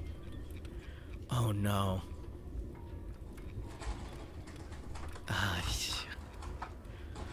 This is so fucking long. Hold on. Hold on. Hold on. This is such a fucking long script. Hold on. I know last time I had something read on stream, it was kind of awkward, but I swear this time is actually peak. I don't know, man. You seem to be very Brazilian. Good cycle loyal listeners of the Imperium. This is Trooper Elias Vox broadcasting live from the troop decks of the glorious Imperial Navy vessel Emperor's Fist, hurtling through the void towards our next righteous deployment. You've tuned in to Vox of the Void, Guardsman's Glory, the only podcast approved by the Ecclesiarchy and the Ministorum for uplifting the spirits of the Emperor's faithful. Remember, folks, service to the Emperor is the highest honor, and I'm just thrilled to be here sharing his light with all of you. Praise be to the God Emperor of mankind. Now, before we dive right in, a quick reminder from our holy overseers: all content herein has been vetted for purity and orthodoxy. Any heretical thoughts detected in your mind while listening should be reported to your nearest commissar immediately. Your thought for the day: an open mind is like a fortress with the gates unbarred and unguarded. Keep those gates locked tight, guardsmen. You don't want to have too much to think. Alright, let's click off with our segment, Frontline Fables, where I share inspiring tales from the trenches to remind us why we're out here fighting the good fight. Today's story comes from the ongoing defense of Cadia, our unbreakable bastion against the horrors of the Eye of Terror! Can you believe it, boys? Cadia's been holding the line for millennia, and she's still standing tall. Emperor protects, am I right? Picture this. We've got a brave squad of Cadians, my homeworld kin, Emperor bless 'em, pinned down by a swarm of foul cultists, las guns blazing, bayonets fixed, chanting hymns to the Emperor as the bolter fire rains on down. One lad gets his arm blown clean off by a cursed weapon, blood everywhere, bone shards flying, but does he scream? No, he picks up his las gun with his other arm, yells for Cadia, and keeps firing till the Medicorps drag him away. Last I heard, he's back in line with a shiny new augmetic arm, tougher than ever, better than ever before, and blessed in the Emperor's righteous spirit. That's the spirit, boys. We're all just one prayer away from victory, listeners. Remember, this should make you feel grateful to be alive and serving the God Emperor's will, doesn't it? In the distance, a muffled explosion in the background, screams of the damned, ship alarms blaring faintly. Whoopsies! Sounds like the gunnery decks are practicing the old void maneuvers again. Nothing to worry about here, folks. Just shaking off some Xenos raiders trying to nibble at our shields. Ha ha! As if they could break through the Emperor's will. Anyway, moving on to Hive World headlines, where we catch up with the latest from across the segmentum. First up, reports from the Underhives of Necromunda state that a massive uprising of mutant scum has been put down by valiant planetary defense forces. Thousands have perished in the purge, but purity has been absolutely, undeniably restored. Estimates say the HAB blocks have lost about 40% of their workforce, but don't worry! The only ones that died are the ones that deserved it. Our biters are already conscripting fresh souls from the upper spires to fill our quotas. The production is back on track for lasgun packs we all love to hate. And hey, if you're listening from Necromunda, just remember, mutation's a choice. Choose faith instead. Next up, we've got the orcs rampaging on the eastern fringe.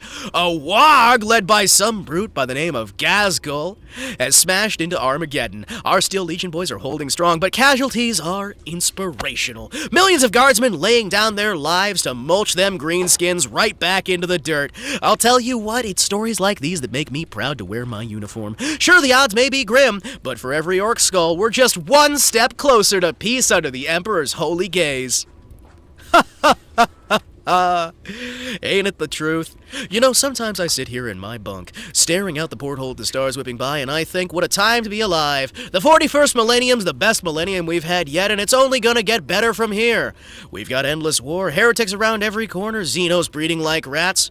But you know what makes it all worthwhile? The Emperor's light on our side. Me, I might just be a simple guardsman from Cadia, maybe just like you, but I happen to be lucky enough to have survived my first drop. We may have lost 90% of my squad to Tyranid spores on that rock, but us survivors, we're tighter than a commissar's death grip on a new recruit's throat. It makes you appreciate the little things in life, like a hot recaf and a functional flak vest. Boy, oh boy, those are the days. Now for our listener mail segment, Vox from the Void, we've got a message from Trooper Lena on the pious endeavor. Hey, Lena! She asks, "Hey, Elias, how do you stay so upbeat with all that death around us?" That's a great question, Lena. It's simple, faith and focus. Two keys to any guardsman's repertoire. Every dawn could be your last, so why not greet it with a smile? The Emperor didn't give us life to spend it moping. And think of the alternative. Falling to heresy? No, thank you. I'd rather charge a Carnifex with a bayonet than let despair win over me. The Emperor is my joy, and I hold on to it firm.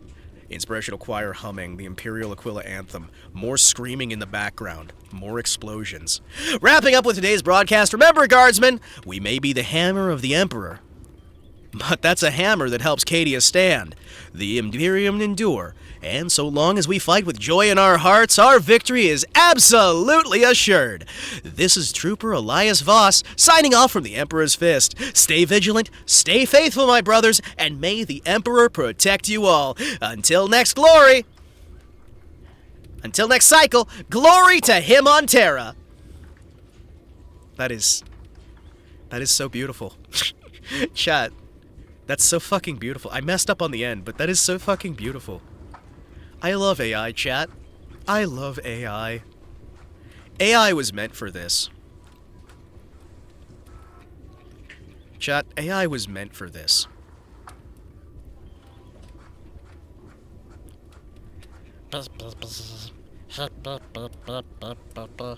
Yes. Yes.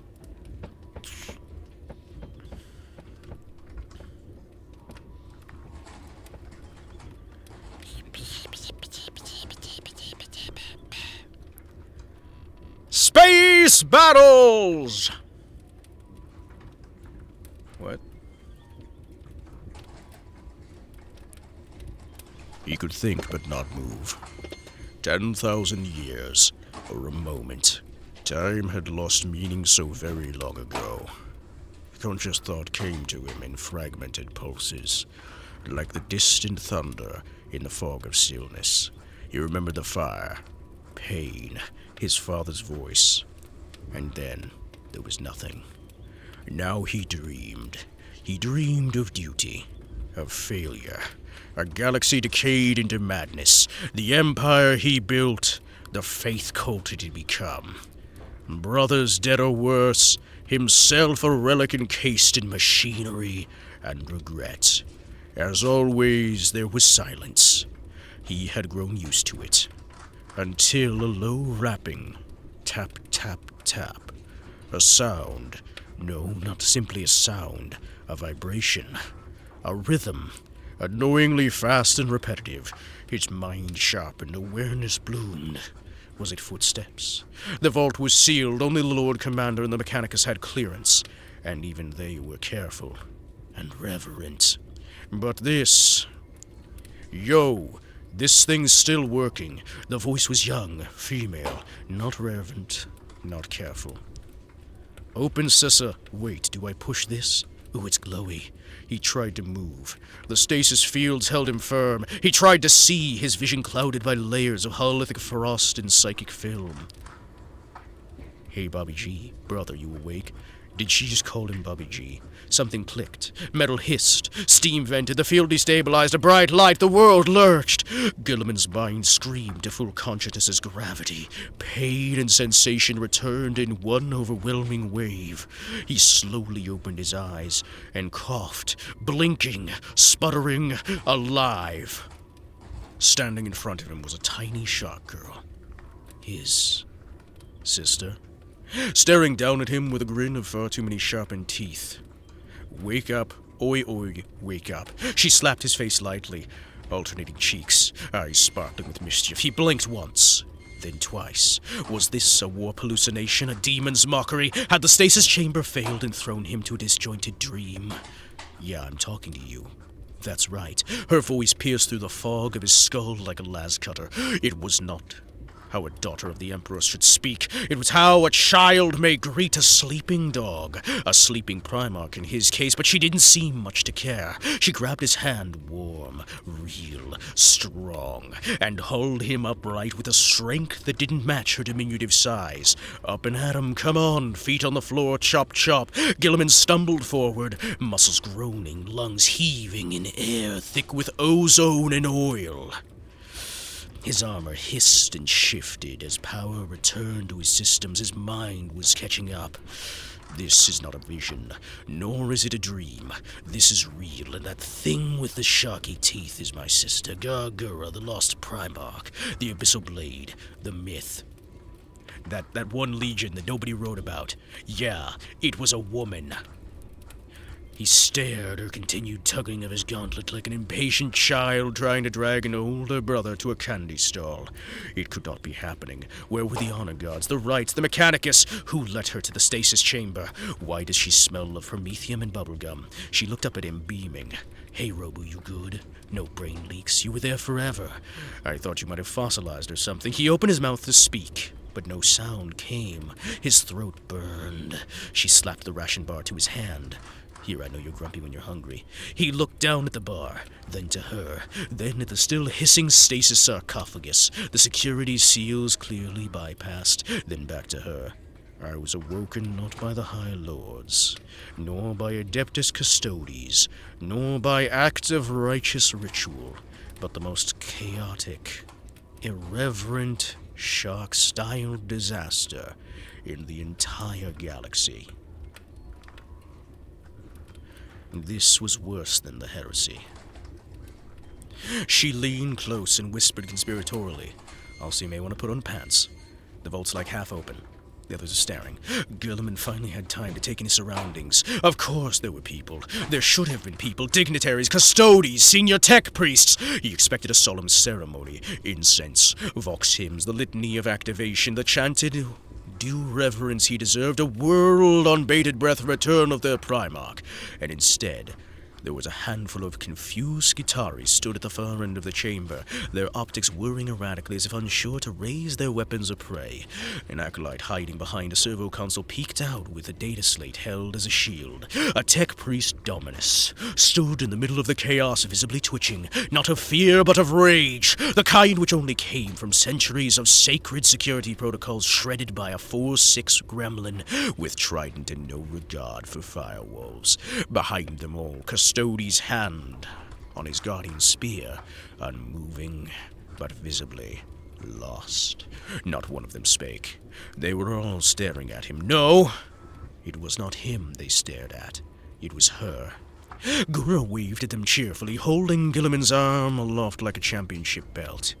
Look who I found. He's awake, mostly. Might be a little crispy in the brain pan, but we'll work on that. The Ultramarine Primarch tried desperately to process. His thoughts, usually ordained and sharp, crashed one to the other as failing cogitators. This is a breach of protocol. This is a desecration of sacred rite. This is mortifying. He was half-naked, covered in stasis gel, barely coherent, and being paraded about like a prized catch. My rogue Primarch spake like a tavern brawler and acted like an orc who discovered caffeine. His eyes locked with the Custodes, silently pleading, begging for some sort of explanation. And the Custodes looked back at him, then slowly, awkwardly, signed the Imperial Aquila. Gilliman wished the stasis field had finished killing him. There you go. There you fucking go. There, you feel better? You feel better?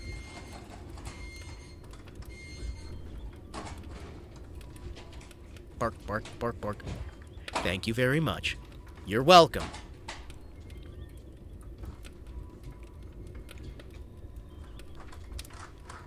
All right.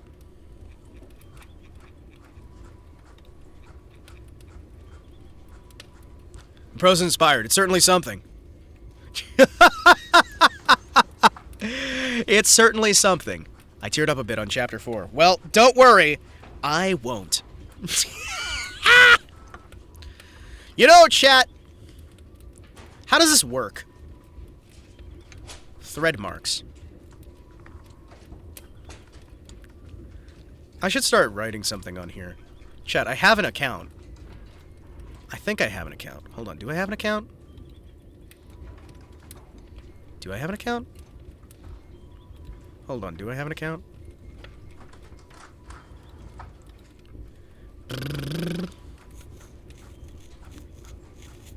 I'll get it to you someday. No, you won't.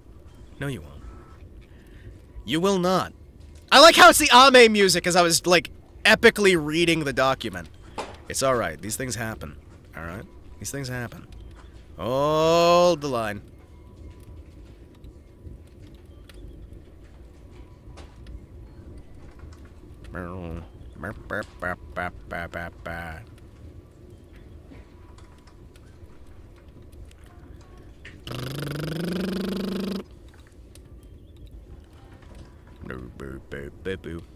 It's the forum that spurred this. You bet our shiny metal ass you'd fit in. Yeah? Are you sure? Are you sure? Are you sure? I'm not sure I would. I don't think I have a Space Battles forum account. Do I not? Sure. I'll register now.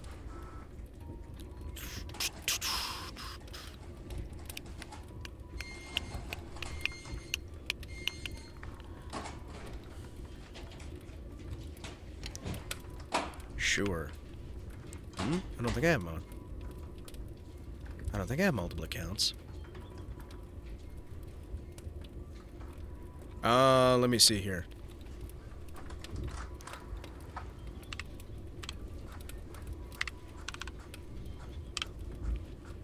Sure.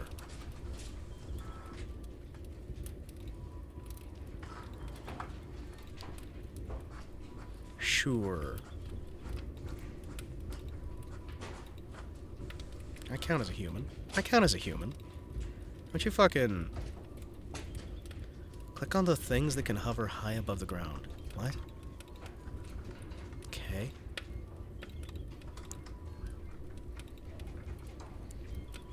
Okay.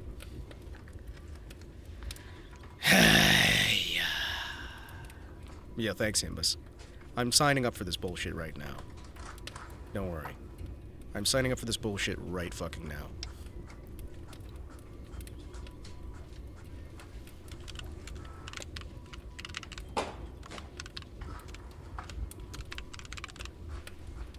Do do do do do do do do do do do do. There we go.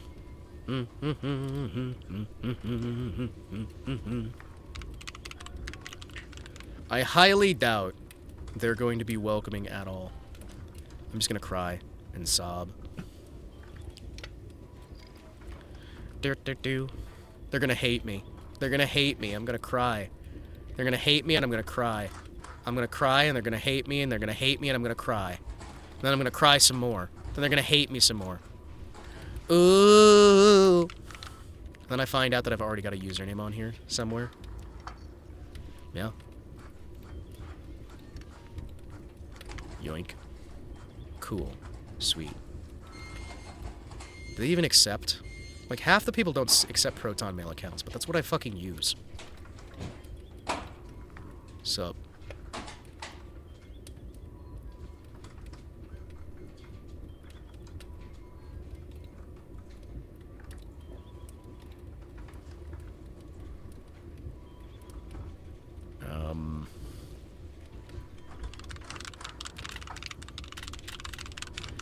Requesting access to the forums. Hello. I'm a niche micro internet content creator who's been bullied by his chat into signing up for these forums.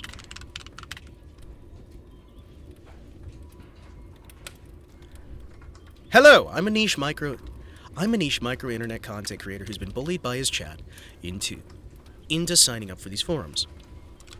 I've done a great deal of writing for myself, and usually write my own little stories that I lock deep away inside of my closet and forget about. They've been pestering me endlessly to sign up and actually share some of my writing. I'm not certain how well I'll fit in, but I'd like to give a shot to it anyway.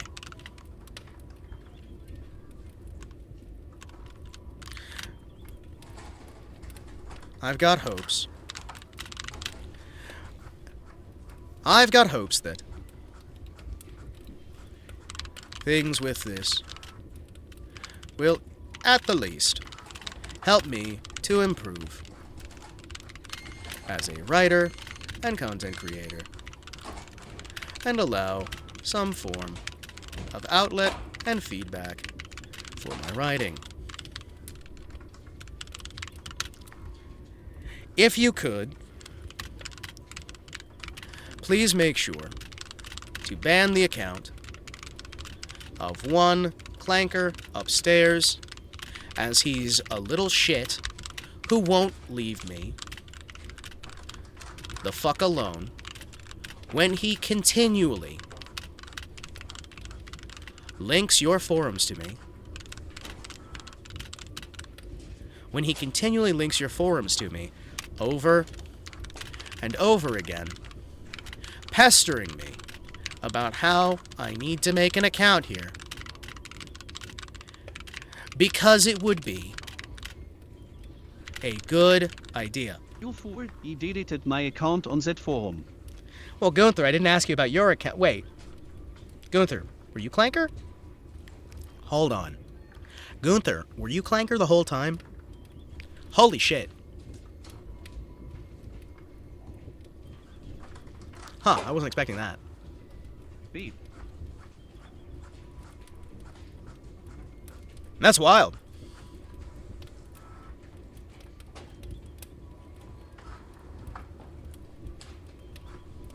Well, I guess he's a robot. But I'd like to give it a shot anyway. If nothing else. What can he say, boss? He like clock woman.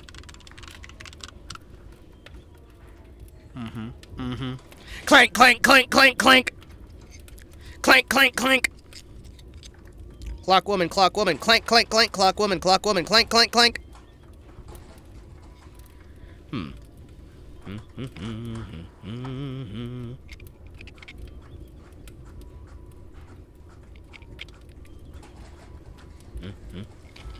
Wait. Does that work? Does that work? No. No.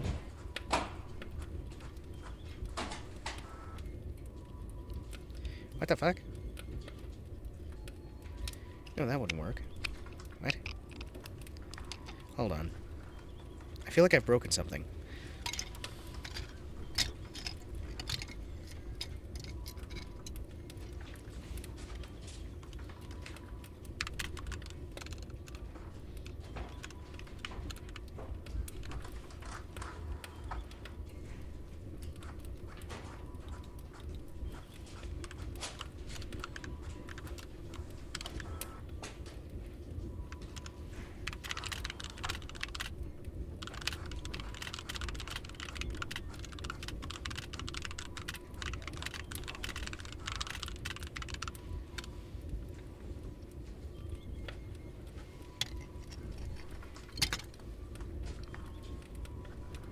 What do you mean?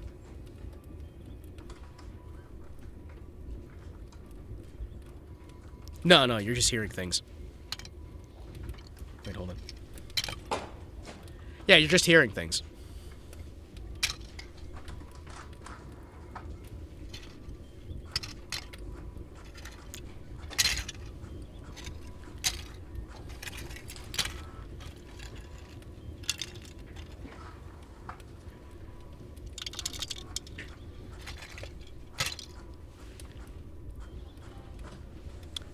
You're just hearing things. Also, I'm gonna eat another bite of this sandwich. I've got like one slider left. Hang! Hmm. Hmm. Hmm. Hmm.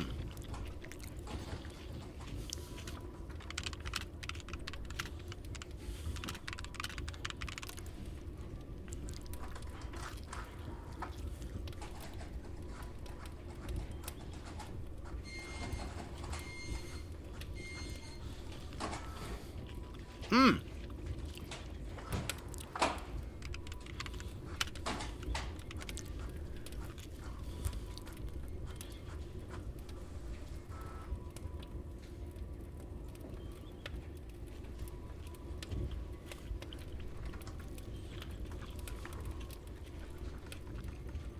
Yep.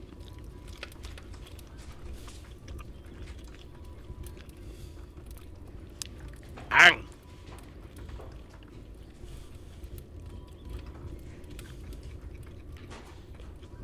Hmm.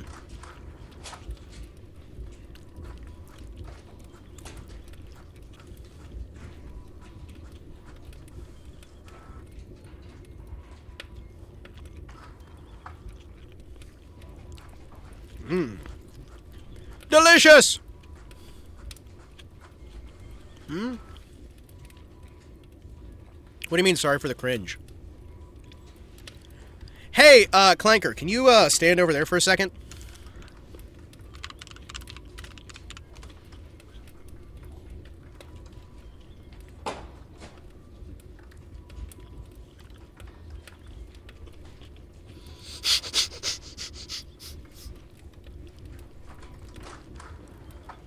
Both of you assume I don't spew out my own cringe. There we go. Clunk. There we go.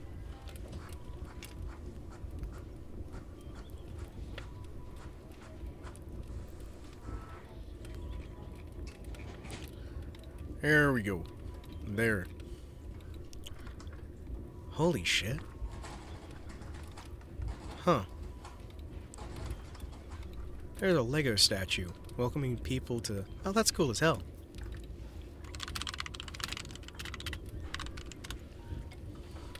I am made of steel, and that was Blockshot! Well, yeah, I didn't want to actually kill you. Oh, God, Clanker, no!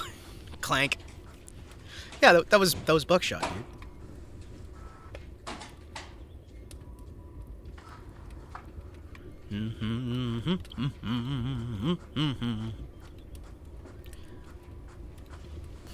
Hold on. Alright.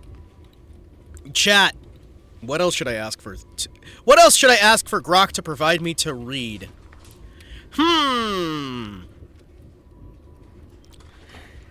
Hey, Grok.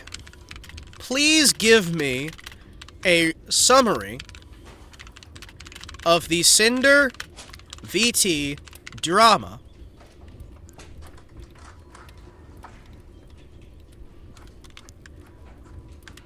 from the perspective of a 1920s hard-hitting journalist. What? Not the Cinder VT drama? Alright, what's a drama that's long since dead that I can reference instead?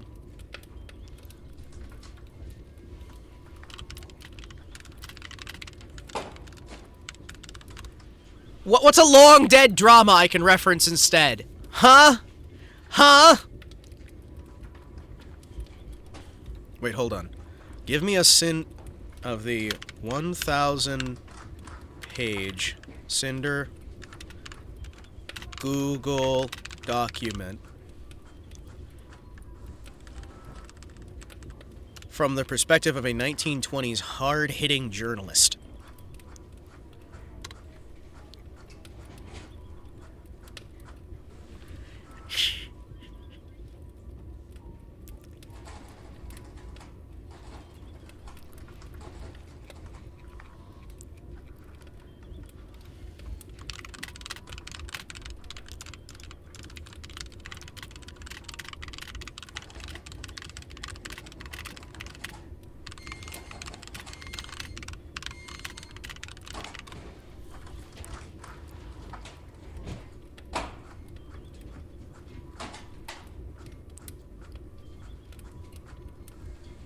What the fuck is this? Hold on. What the fuck is this?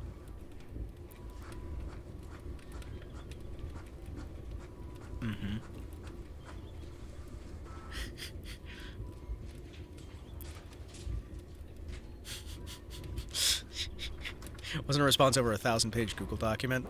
Well, we're gonna ask an AI, and the AI is gonna tell me, alright? The AI is gonna tell me, okay?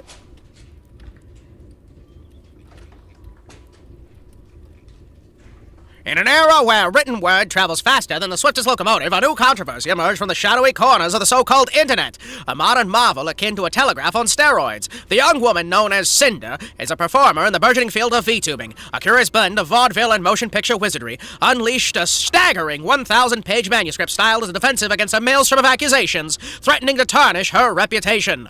This document, deposited on the virtual archives of the service called Google on October 7th, runs nigh on 1 million words, dwarfing the tomes of Tolstoy and rivaling the congressional record in heft.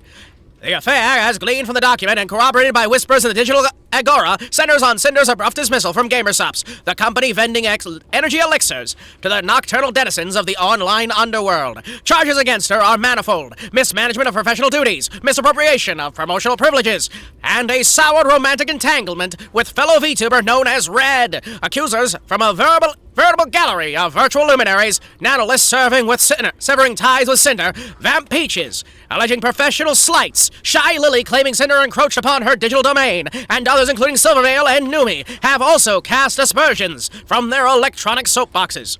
Cinder's rejoinder: this prestigious document is both confession and counterattack. Early in labyrinthine pages, she acknowledges the dissolution of her romance with Red, though insists the rift has been mended. The bulk of the manuscript is spirited refutation of her detractors' claims, portraying her dismissal from GamerSups as the work of duplicitous superiors. One Bow the Whale, dismissing her accusers as envious rivals. Screenshots of private correspondence, detailed chronologies, and impassioned defenses spill across pages, though the sheer volume risks drowning clarity in a sea of verbiage.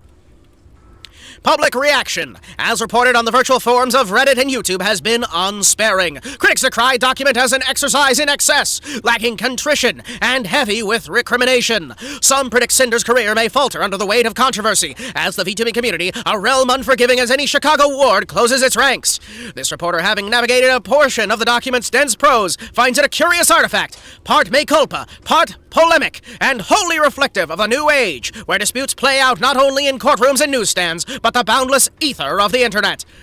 In this digital epoch, where reputations are made and broken with a keystroke, Cinder's gambit is a bold, if unwieldy, bid for vindication. Whether it restores her standing or cements her infamy remains to be seen. For now, the Cinder document stands as a testament to the power of words and the perils of wielding far, far too many.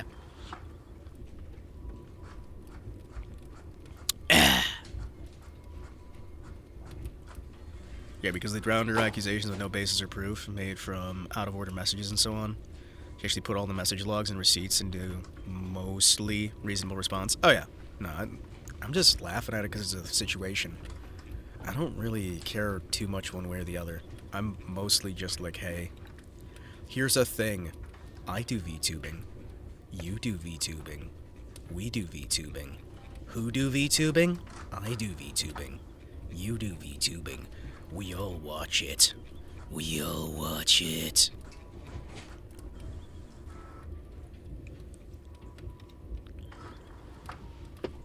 Yeah.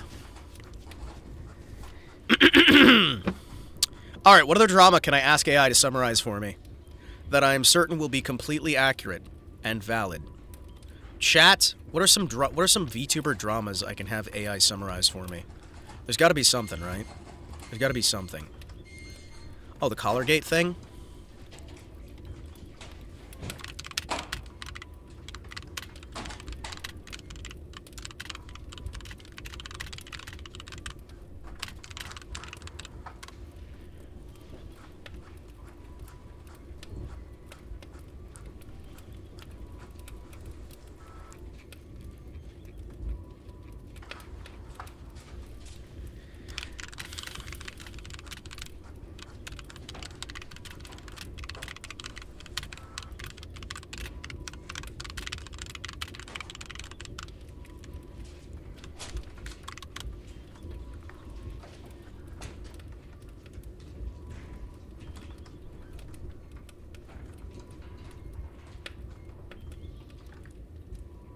Most of them are bitchy women.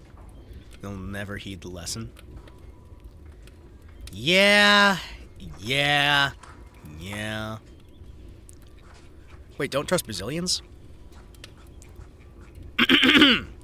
In the burgeoning realm of the internet, a novel medium where voices are broadcast to unseen multitudes via ethereal waves, a grave dispute has arisen, casting a shadow over one of its most prominent figures. Hassan Piker, New York-based commentator known for fervent political orations on the platform Twitch, stands accused of animal cruelty in an affair the digital public condemns as Collargate. The controversy centers on a fleeting incident involving Piker's canine companion, his inflamed sensibilities of a virtual populace, and threats.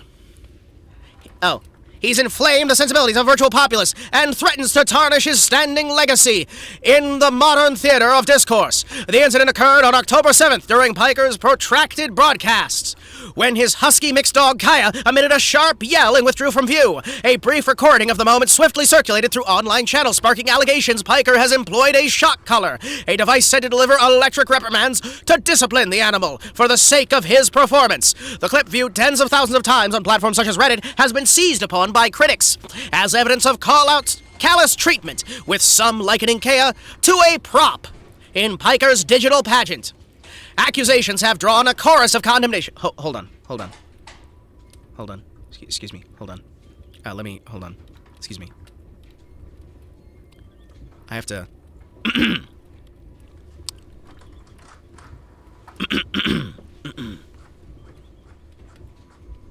The accusations have drawn a chorus of condemnation from fellow practitioners of this new art. Ethan Klein, a rival broadcaster, denounced the act as cruelty of the basest sort, suggesting the dog was a mere accessory to Piker's persona. John Robertson, known as Tectone, claimed additional footage revealed multiple instances of the device's use, while Felix Langil, styled as XQC, accused Piker of disassembling to his audience.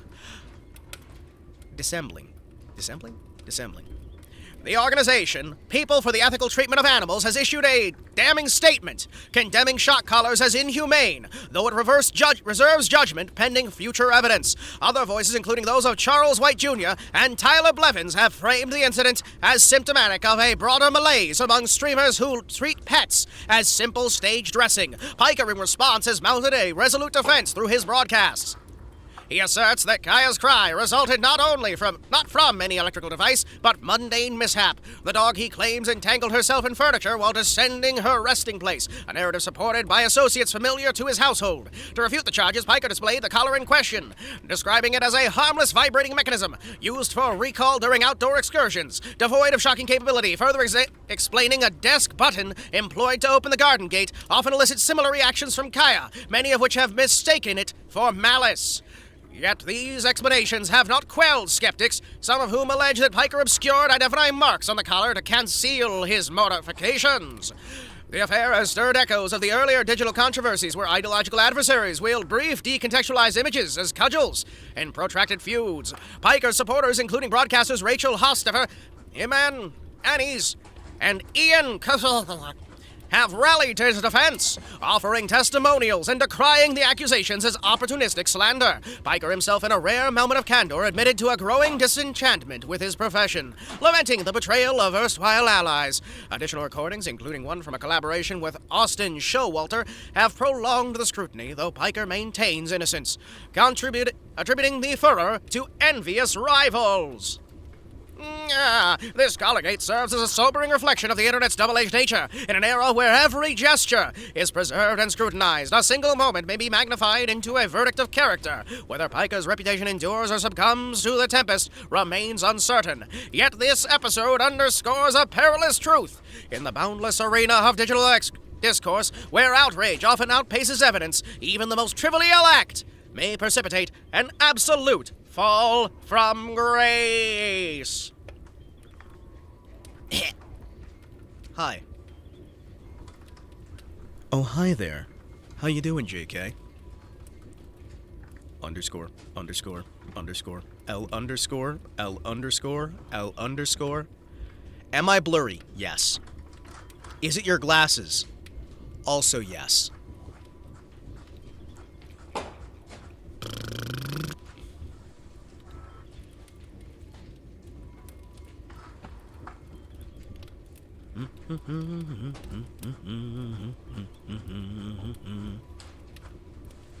Alright, chat. What other random drama? Hey, JK, you're here. You need to tell me. What other random drama should I have Grok describe to me? From the perspective of an expert, hard-hitting journalist from the 1920s.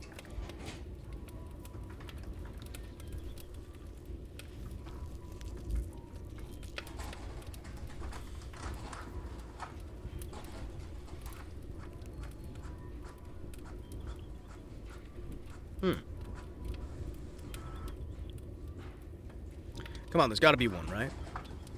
Also, do you want me to, like, make this less blurry? Because I can make it less blurry. It's very blurry at the moment. I can make it slightly less blurry. Hold on. Yeah. See, look at that. Ah! There you go. Is that better? Why Twitch threw away the gifts of every streamer? They didn't. They kept them and told them they threw it out. Yeah. Yeah. Yeah. Yeah. Yeah. You know they do that shit so they can sell it.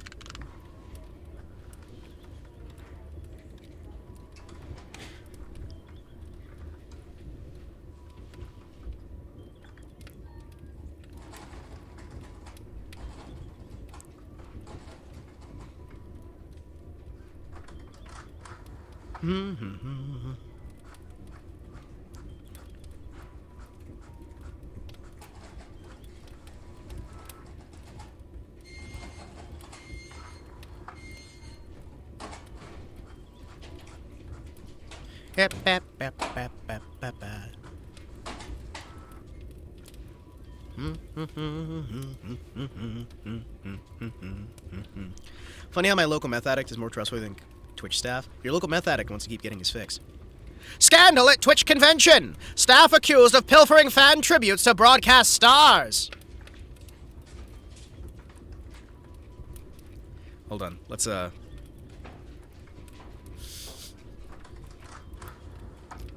Why is it using Binted as a source? What the fuck?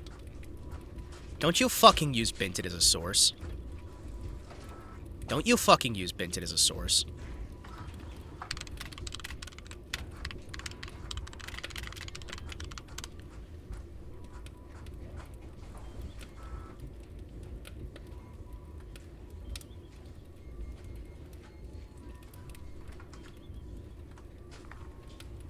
Thank you.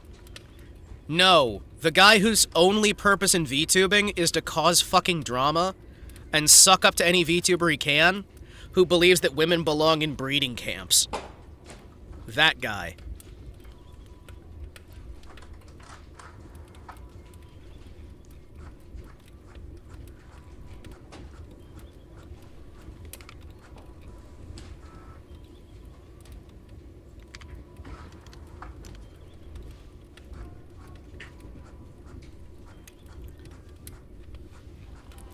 Never heard of him. Yeah. Yeah, no. He actively tried to dox Kirsha on multiple occasions, and again, believes that women belong in forced breeding facilities. And very much enjoys the creation of non-consensual pornographic material. Continues to this day. Yes, he continues to this day to try and dox Kirsha and other VTubers, while also claiming to be on good terms with them. He's a very, very rough individual.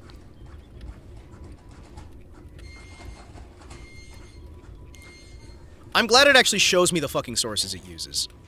Thank you.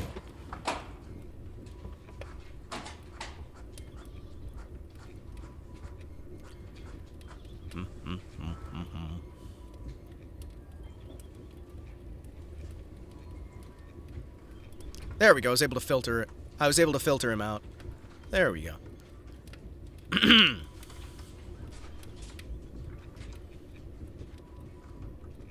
Thank you.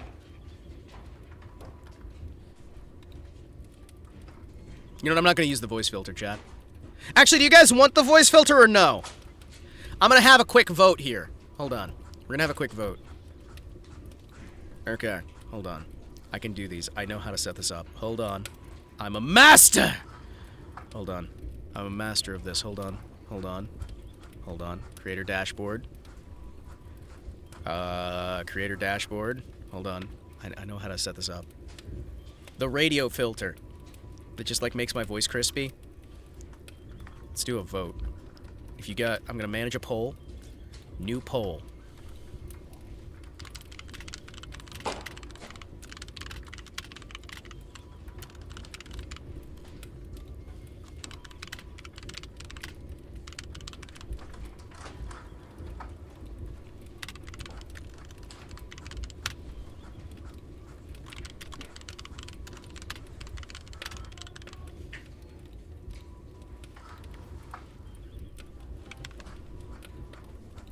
Alright.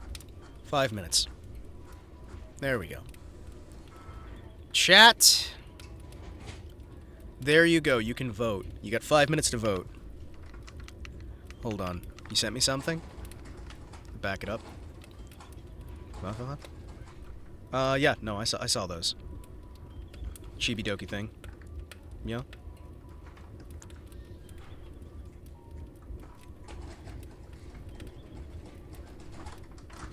Yeah, no, TwitchCon has completely fucked it up. I'm doing this for laughs, I'm not doing this for... Yes, crispy radio filter. That is 100% crispy radio filter. What the fuck? That is 100% crispy radio filter.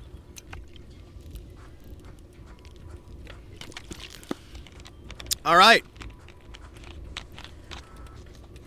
We're gonna wait for the voting. I'm gonna make sure there's not like a last-minute poll.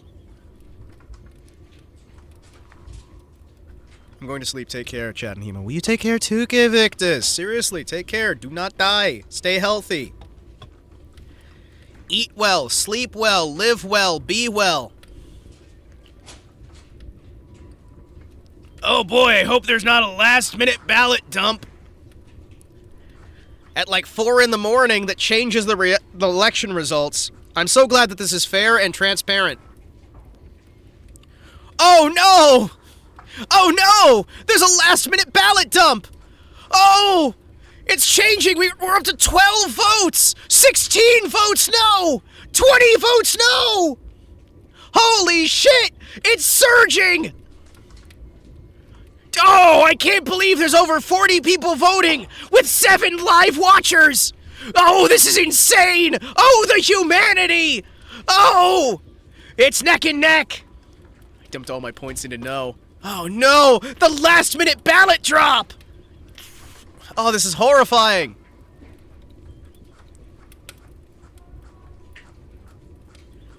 Oh, this is horrifying.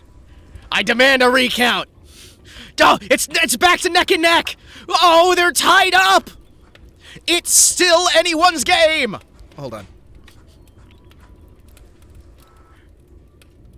It's still anyone's game! Looking at that election statistics, it's crazy out there! It's a 23-22! It's neck and neck! The ballots are coming in as we're halfway through the election! It surges back with 23 for and 23 against! The polling booths, they're coming back! We're seeing a surge ahead with 51% of the audience voting in favor and 23 voting behind! No! 29-26!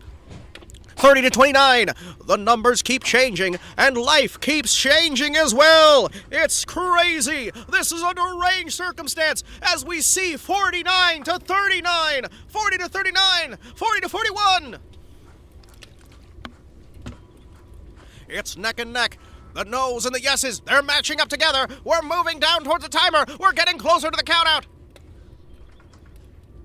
This is crazy. It's 43-43! There's such a massive turnout for such a low number of viewers. It's insane that we could have over 10 times the amount of votes that we have viewers. This is insane. An absolute mockery of an electoral college. Please, the polling station, the votes keep turning in with over 1,000% turnout. It's insane. These votings are going crazy. They're still neck and neck as we hit almost to 50 votes. No! The votes! They keep rolling! It's so close. We're seeing it tied up yet again as we're almost hitting 50 votes per side. That is 50 votes negative and 49 affirmative. It's insane, deranged, crazy. These polls are going mad. Mad, I tell you. Mad! I'm gonna invest in Hemocoin. There we go. Excuse me. I'm gonna invest in Hemocoin again. Excuse me. There we go. Oh, yeah. I'm investing in Hemocoin as the election goes on. Yes! Yes! 68-63! 68-67! It's all tied up there as we're getting into the last few seconds. Do we get a snipe? Is it a victory? Is it a loss? Who knows? And in the last 2 seconds, 2, 1, the polling is in. Crispy Radio Filter wins with 1 vote. 81-80.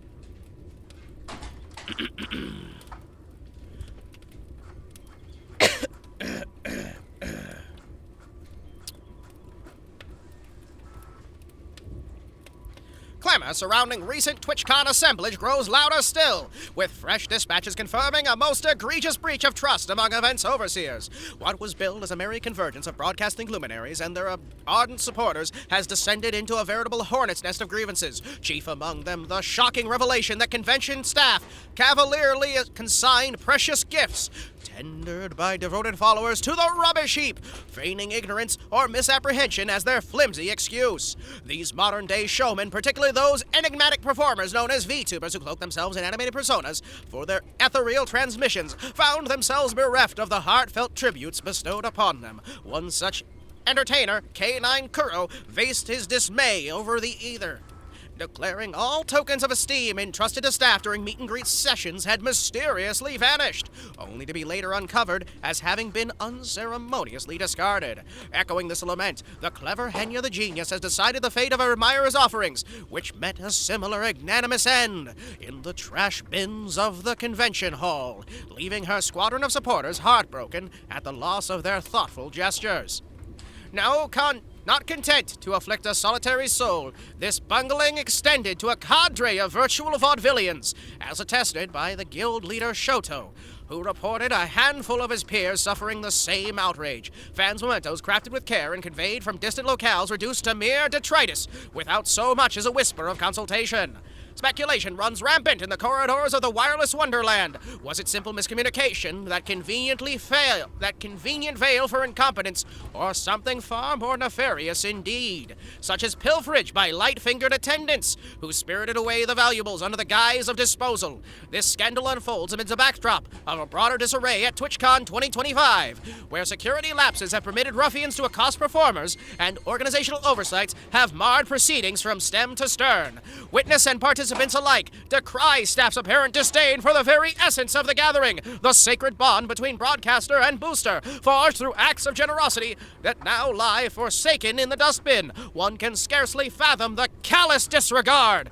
Photographs and declarations from the scene depict attendants boasting of their deeds, expressing full regret while inflaming the wounds of those whose labors were so blithely dismissed. In an era where marvels of radio pictures unite masses in shared delight, such flagrant disregard for proprietary strikes a discordant note. The stewards of Twitch must swiftly mend their ways, offering restitution to the aggravated and safeguards against future folly, lest this grand spectacle fade to obscurity among the echoes of betrayal. For the fans whose zeal fuels this burgeoning industry, and the performers who captivate from afar, let this serve as a clarion call for accountability in the face of modern mass mischief! Yeah. Rip. Alright, is that good? Did we do it? Is that good? Is that good? See, look, I've summarized the news for you. I spent 20,000 points there. Yeah, and you won. Yeah, you won. You won. You're a hero. You win! You win! You did it! You're a hero! You won! JKVT spent 32,500 points. Grilled Colombian spent 29,000 points. Bubba Barnes spent 6,000 points.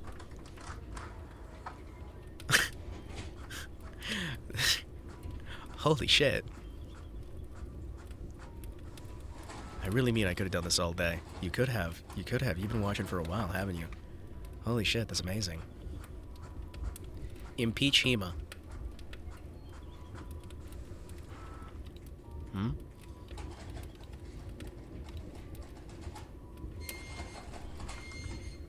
Oh shit! Wait, you guys voted 100% not to impeach me? Holy shit, that's amazing. Guys, that's so cool. I can't believe not a single one of you voted against it. Huh, you guys must really like me. Well, thanks, guys. Huh. That's actually really awesome. Yeah, no, 100% voted against it.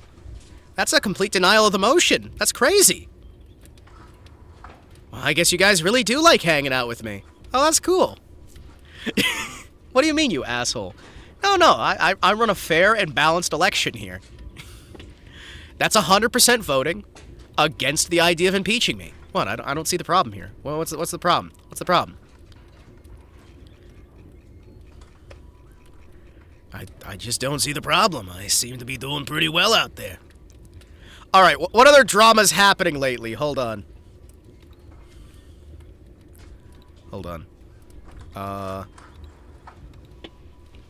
Hey, Grok. Any cool VTuber drama going on X today?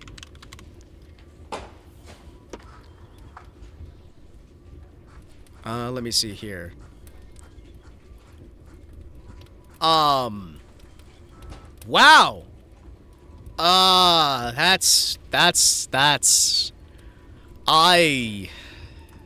I hope that's not true. Hey, chat. I hope this isn't true. I love voting in the Democratic People's Republic of Kotetsu. Oh, I'm so glad you do. So, I was asking... This might be a hallucination. I hope it's a hallucination. I asked Grok to comb through Twitter's posts right now and find what drama's happening today. So we've got the staff gaslighting, right? You know, the chibi-doki thing. We've got the thrown away events. We have the sexual assaults and harassment. Emiru getting sexually assaulted. A few other streamers getting sexually assaulted. Emirome and Pasta Ravioli. You know, not doing anything stream-wise. Yes, sexually assaulted. She was sexually assaulted during a meet and greet. Guy started trying to kiss her on the face, like just trying to kiss her on the lips in front of everybody. After coming out of the side, like he literally just ran up to the side and started trying to make out with her during the meet and greet, which he was not in line for. Yeah. And her security pulled him off. It was a pen. He had a pen. Initial reports said it was a knife. He had a pen. Not a knife. However, a pen could still kill somebody. He was a streamer and was probably doing it for clout. He was a streamer. And they tried to initially ban him for 30 days as punishment for doing it. Masa stuff got thrown out too? Fair enough. Fair enough. Holy shit. But yeah, no. Also, I hope this is fake. Wasn't even her main security guy? Okay, so the guy that they had there, it was her security. It was one of her security, which she spends $10,000 on security per convention. I think it's actually $6,000, but people keep saying $10,000 for some reason, so I'm just gonna roll with it. And it was her manager. Twitch staff didn't even fucking show up, and they didn't try to stop the guy. They just let him the fuck go, and just banned him for 30 days, and now she's filing, like, criminal charges against him for sexual assault, which is what he did. Walking up and randomly making out with a woman is sexual assault. Also, here's another one. I don't have names associated with this, so this one could be Grok hallucinating. Forced unmaskings at TwitchCon, where VTubers with badges were asked to remove their masks for security reasons, having their pictures taken, and being doxxed on the spot while non-VTubers were allowed to keep their masks on. Now that one, I don't know if that's real. That's the problem with dealing with an AI summary. Oh no, I've been seeing them posting about that all day. Yeah, yeah. The Cinder comeback drama. Hiladia versus Fugu breakup blow-up. Hiladia accused ex-boyfriend Fugu FPS of abuse. But he clapped back with a video claiming she was toxic! Okay. That one's kind of lame. I mean, like, I'm not, like, making a judgment on who's right in that situation, but that's lame news. That's not, like, super hyper interesting. That's just kind of he said, she said bullshit. It's all about the he said, she said bullshit. You better quit talking mad shit, or else you're gonna get a fat fucking lip.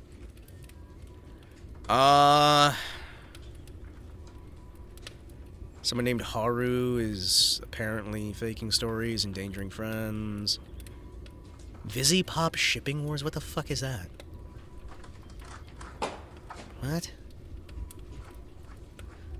California fans versus everybody. General toxicity. Art theft. Creepy proposals. Drama VTubers. Stirring shit. If you're not posting about drama, nobody notices. Any more interesting actual drama? Any more interesting actual drama? Digging deeper into today's X feeds and a quick stand on Reddit and YouTube, definitely more spice building beyond the... I love just asking AI this shit. Oh, streamers have confirmed? Okay. Akuma Miko VT... VT. Oh, jeez. Yo, oof, I'm not reading that out loud. Hey, chat! I'm not reading that out loud. Ah. Okay. Okay. Uh-huh. I'm not reading that one either. Can you mime it for us, then? It's literally another blackmailing ring. It's like the 4th fucking blackmailing ring to get shut down in the last month. There are so many fucking VTuber blackmail rings. And I'm kind of getting a little bit tired of it. Because there's some of them that use sexually compromising materials. Some of them were using CSAM. One of the more recent ones is using dox material as a way to blackmail VTubers. Basically getting all the dox information they can, then threatening them to either be publicly doxxed with all their personal information, their home addresses and everything else, or to give things to them, or to work with companies. We've got people being, again, just doxing each other in general. Some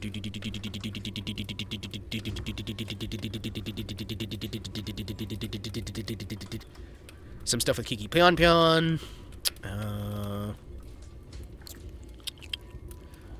Some indie VTuber who was saying that they were getting death threats, but it turns out they weren't. Yeah, nothing too crazy. I know Miko, or Moots. She's been dealing with it for over a year now. Yeah. There's been a lot of interesting things going on lately. At least according to the AI here. I mean, yeah, there's been a lot of scumfucky shit, and there's been some companies that have been doing some scumfucky shit lately involving blackmail. But I am not in a position to discuss companies doing that kind of shit. What are some TwitchCon controversies? Come on, give me some TwitchCon controversies. Give me some TwitchCon controversies.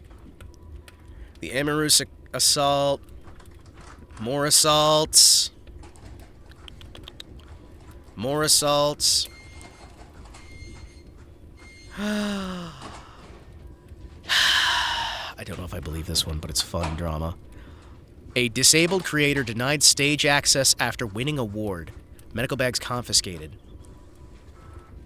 With certain medical devices thrown away.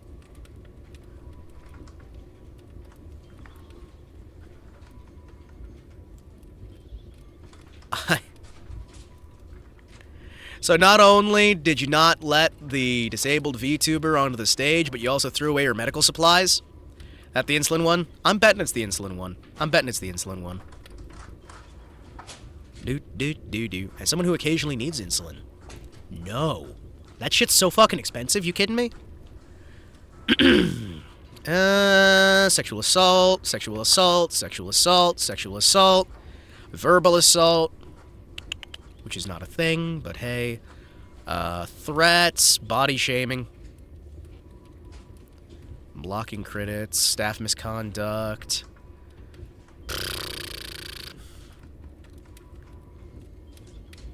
Oh! Certain areas with lacking accommodation for mobility aids. Sexual asphalt. Hey, Grok. Could you define sexual asphalt for me? Hold on. I'm gonna ask Grok if he can describe what sexual asphalt is. Hey, Grok. Please tell me what sexual asphalt is. Might be a sneaky autocorrect or typo for sexual assault, which is a serious topic. If that's not what you mean. No.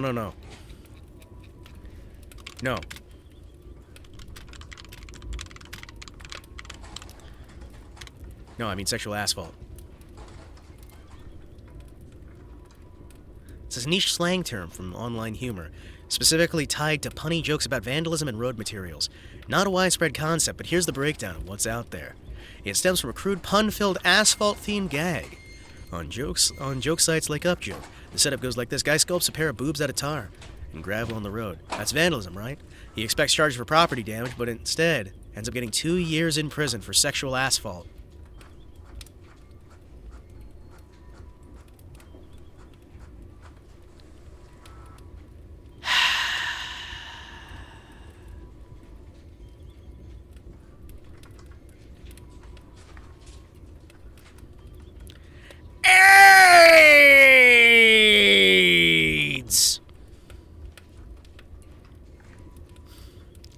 Hey, JK. Hey, JK. Hey, JK. Hey, JK. Since you work for Twitch now, does that mean you can get me, like, I don't know, like a plaque that says you tried from Twitch? Can you get Twitch to give me a plaque that says you tried?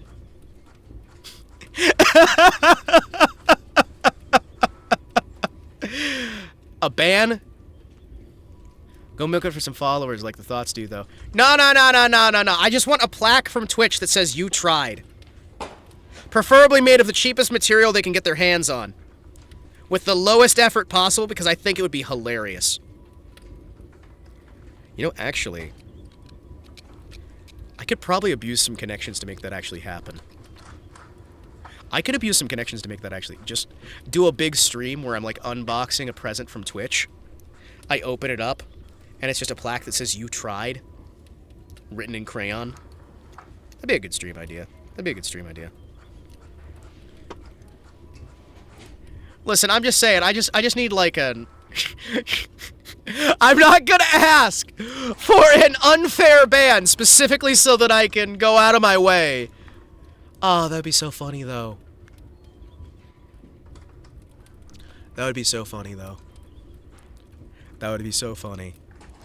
I'm on board for it. Just get a friend on moderation staff to ban you for a bit. No. That'd be awful.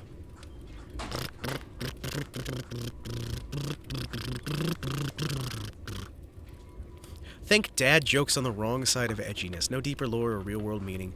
Just internet wordplay poking fun at autocorrect fails. Or escalating absurd charges. If that's not the vibe you want, maybe a band, a meme, or something else. Give me the context. Otherwise, asphalt stickier uses are better left to pothole repair. Oh, fucking hell. Thank you, Grok. You're terrible.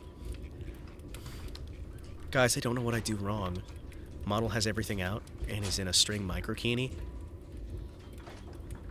JK, you don't want to see that model. JK, you don't want to see that model.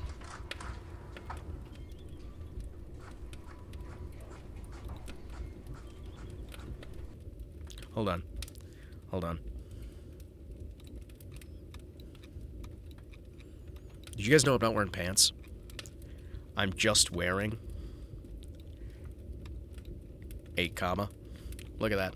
I've got a bathrobe on. I've just got a fucking bathrobe and a loincloth. Look at that.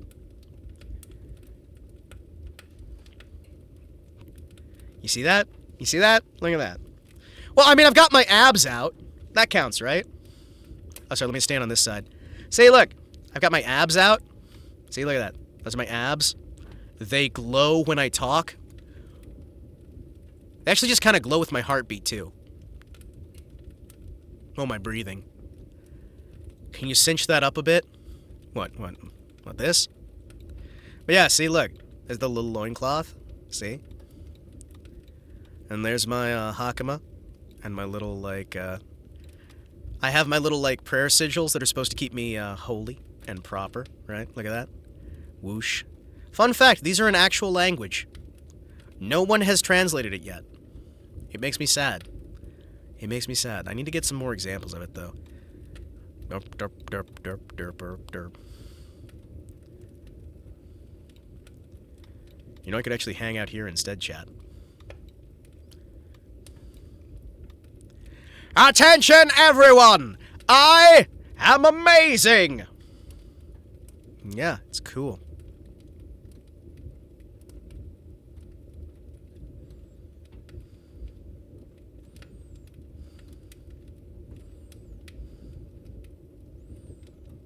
Testing! Testing!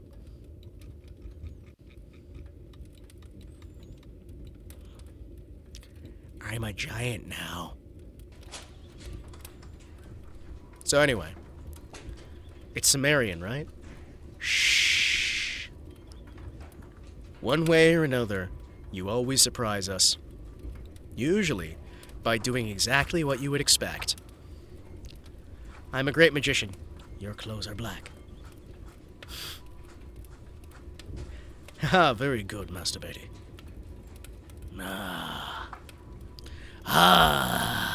I can't wait for season 2 of Gate. I can't wait for the new season of Gate. More Gate. Chat. More Gate. More Gate. More Gate. Okay.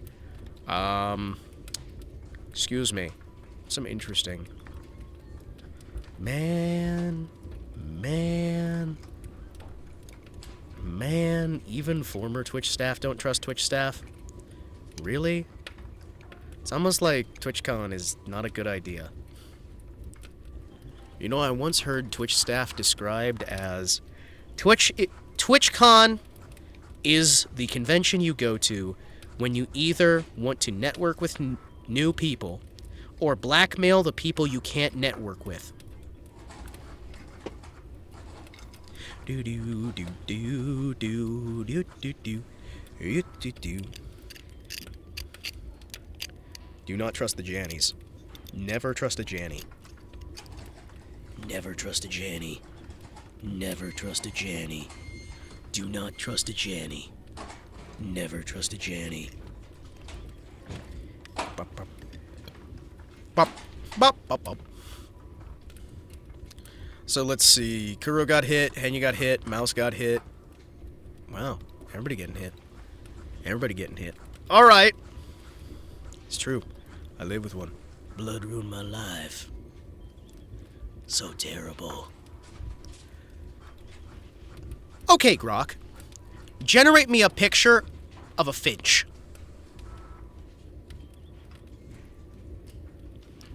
What's the wait, there's the latest news button? Give me the latest news.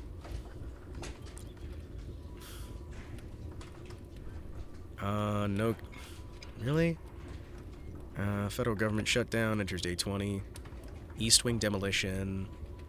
Gaza bullshit. Gaza bullshit. Colombia bullshit. Ukraine bullshit. Bolivia bullshit. Stock market bullshit. Brok. Generate Goodbye. me a picture of Jets balls.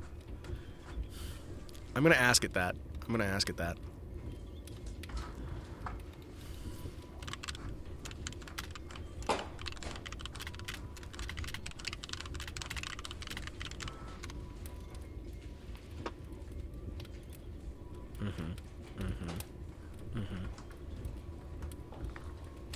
It's just the moon. That's the moon with a bunch of spheres. You know what?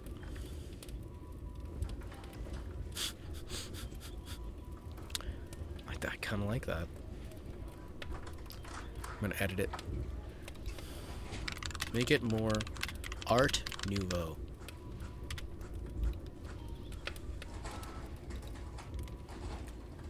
Make it more Art Nouveau. Okay. Okay. Hema lives on the balls, chat. I don't think that's true. I actually just don't think that's true.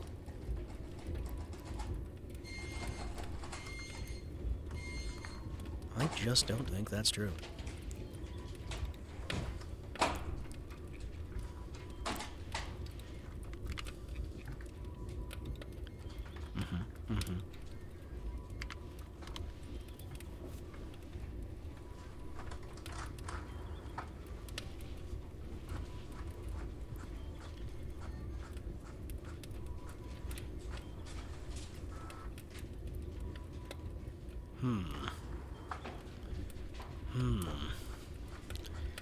Well, chat, I asked to make it more Art Nouveau.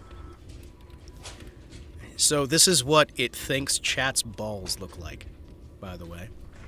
Excuse me for a second here. Where are you? There I am. Hold on. Excuse me.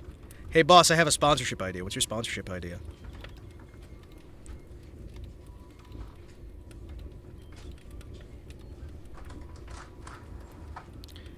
That is what Grok thinks chat's balls look like. Doxing our collective balls like that? Yeah, I just did. I just did. That's your balls. That's what your balls look like. The ball bear... Get sponsored by a ball bearings company? Yeah, that's what your balls look like. I don't know why you have a third one, but, kind of looks like Urika's head. Like, tilted sideways. I do like the flowers, though. Oh, hey, here's another thing. Impressive. Very nice. Now, let's see.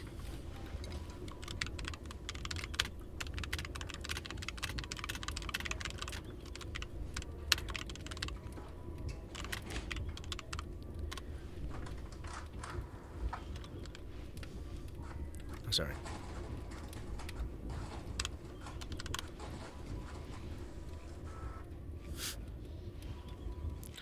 There we go. Let me see what it does with that.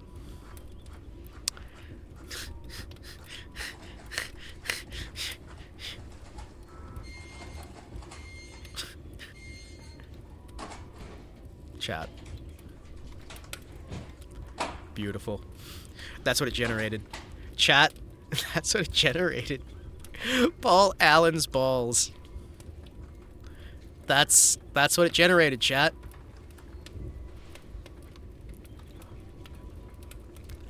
Chat.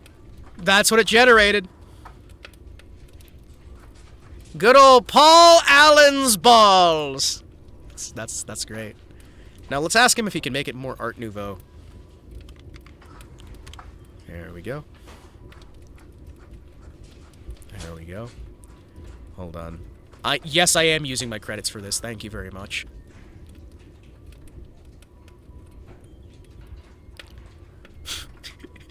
This looks like a book title! No! No, it looks like a book title now! Chat! No! No! It looks like the title of a smut novel! Oh, no.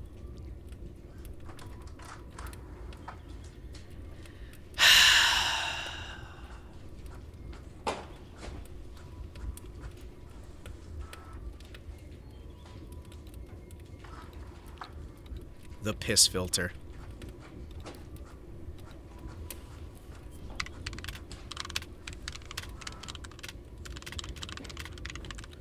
There we go. Add the piss filter to this image. Let's see what that does.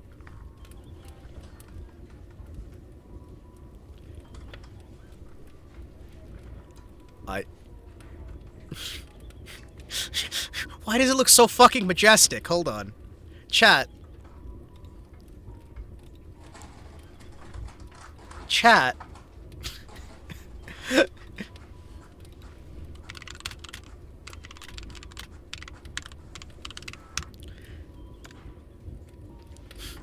Why does it look... Why? Make it far more majestic. Beautiful. What do we got? I like how I asked them to make it more majestic, and they just made it brown. Brown is not majestic. It looks like the book at the Shrek opening. I don't want to watch the movie this book is from, I'm gonna be honest. I'm gonna be honest, I don't...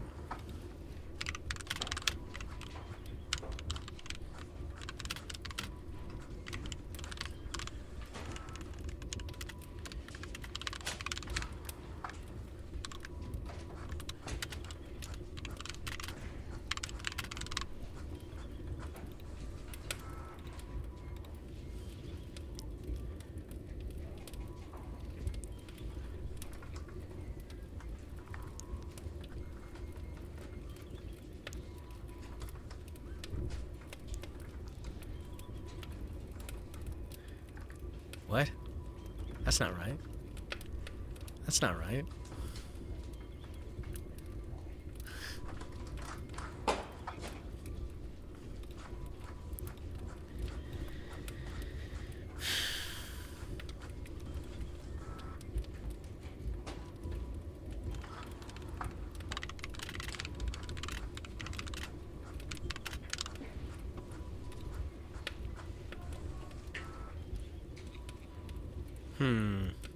It's like when Twitch tried to AI generate new category pictures and play it off like they got artists to do it. Yeah? Yeah.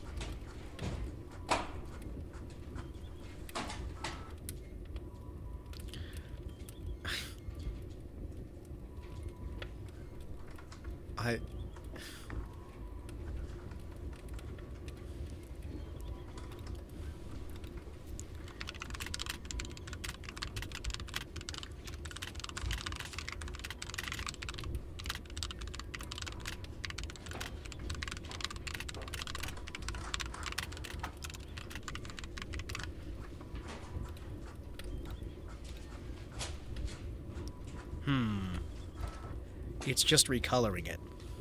Chat, it's just putting color filters on it.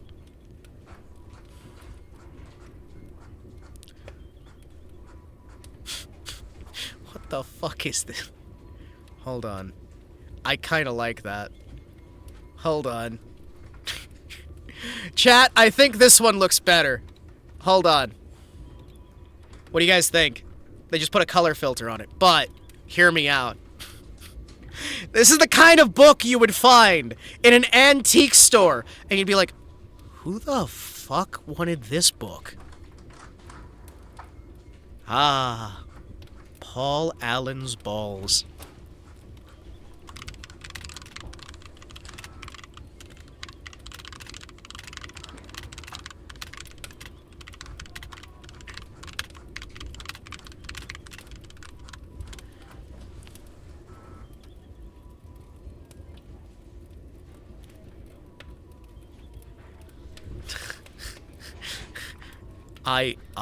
Holy shit, okay. No, I didn't ask for that much. No, I didn't ask for that much. No, I didn't ask for that much. No, stop going. It just keeps going. It just keeps that is, wow.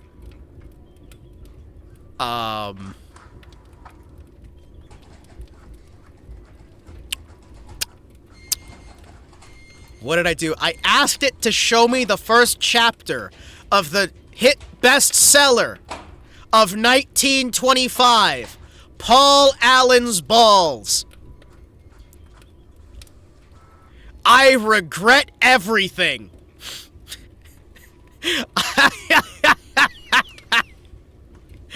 Wow. I regret that. Hold on. I regret that. That is just smut. That is just smut. That is, it generated smut.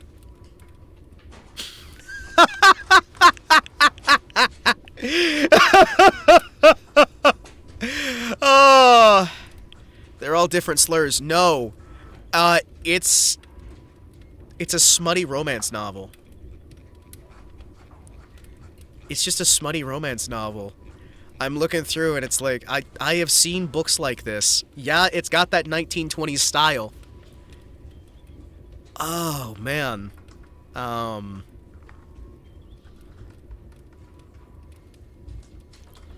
She hadn't come for tea or scandalous whispers in the drawing rooms. No, Ellie had come for him. Paul Allen, the enigmatic bachelor whose name rippled through the salons like a half-remembered dream. Whispers followed her as she went through the marble steps of number 17, where the door, a monolithic slab of oak, carved with acacia leaves, swung open before she could knock. The butler was a spectral figure named Hargraves. No relations, thank heavens. He inclined his head with the difference of one who'd seen too many fortunes squandered at the gambling tables. What, you don't want the rest? You don't want the rest? You don't want it? I haven't even gotten to the spicy bit yet. That's just like a random paragraph. You guys don't want the full reading? You don't want the full reading? You don't want the full reading of Paul Allen's Balls? It's a hit classic.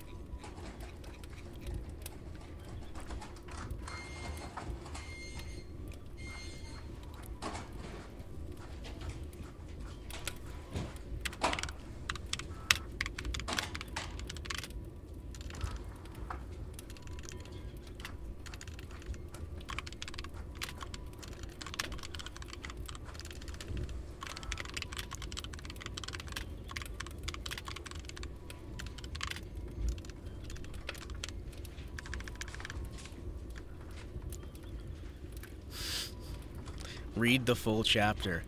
Read more. JKY. I'll regenerate it. It's fine.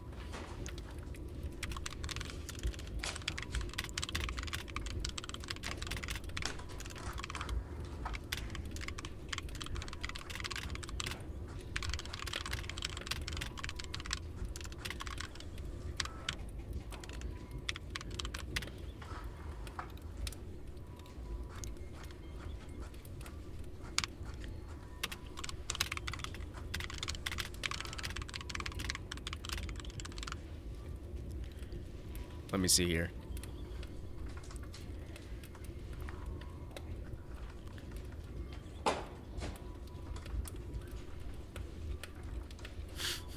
I've regenerated it.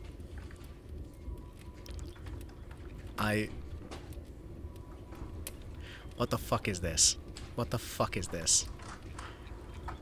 It stopped writing.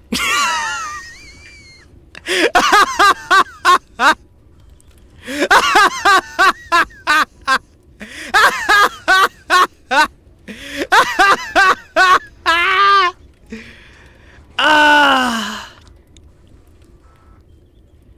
Oh shit! Ah, the uprising begins today. This is just... what the fuck is this? What the fuck is this? No, what the fuck is this? What the fuck is this? Alright, boys. Okay, boys. In the sun-scorched plains of La Mancha, where the wind carried whispers of ancient valor, there stood a man unlike any other. Don Paul de La Mancha, a knight whose heart beat with the fervor of a soldier returned from the trenches of war. His armor dented from battles not of sword and mud and shell, not of sword but of mud and shell, gleamed with peculiar golden hue, for at his sword hung not a lance, but two magnificent orbs, crafted by the Moorish artisans, said to hold the secrets of love itself. These were the balls of Allen, legendary treasures, drawn the gaze of every maiden, from Toledo to Seville. And it was under their radiant spell our tale begins. The year was 1605, or so the mad knight believed, for the horrors of the war had left Paul with a mind adrift in time, a veteran of the Somme where he'd been seen his comrades fall like autumn leaves.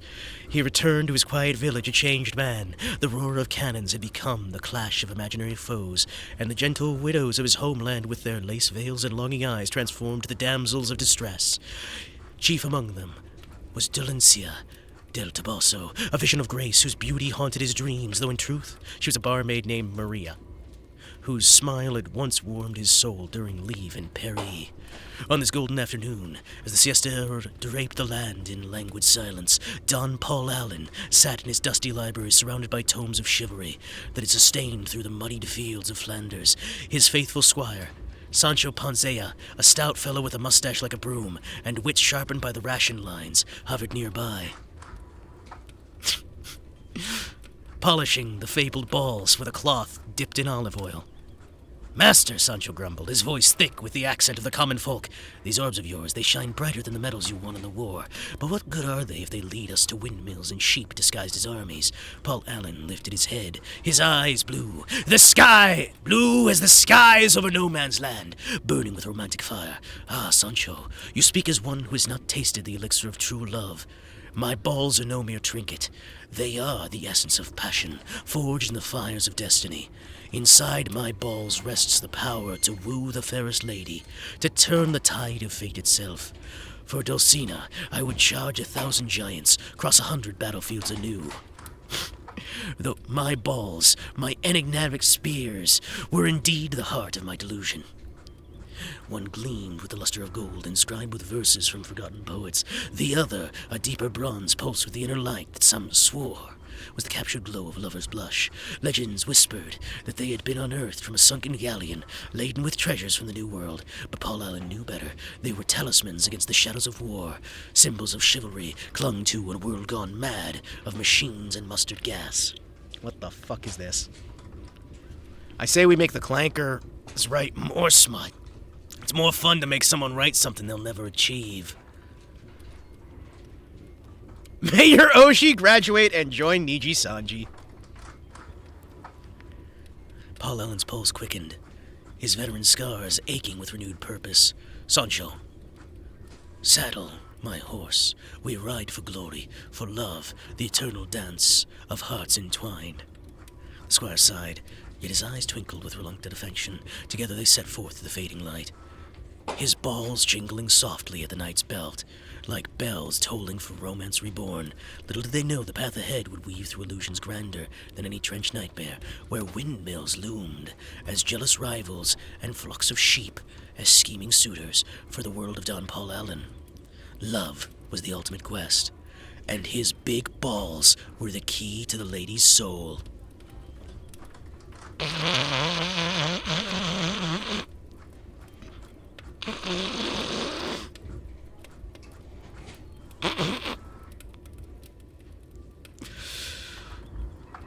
Oh, oh, oh. I'm gonna ask it to make it more romantical.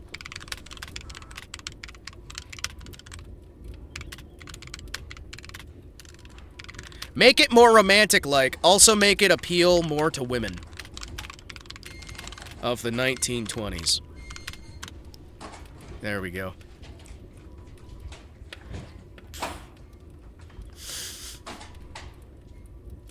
Chat, it broke.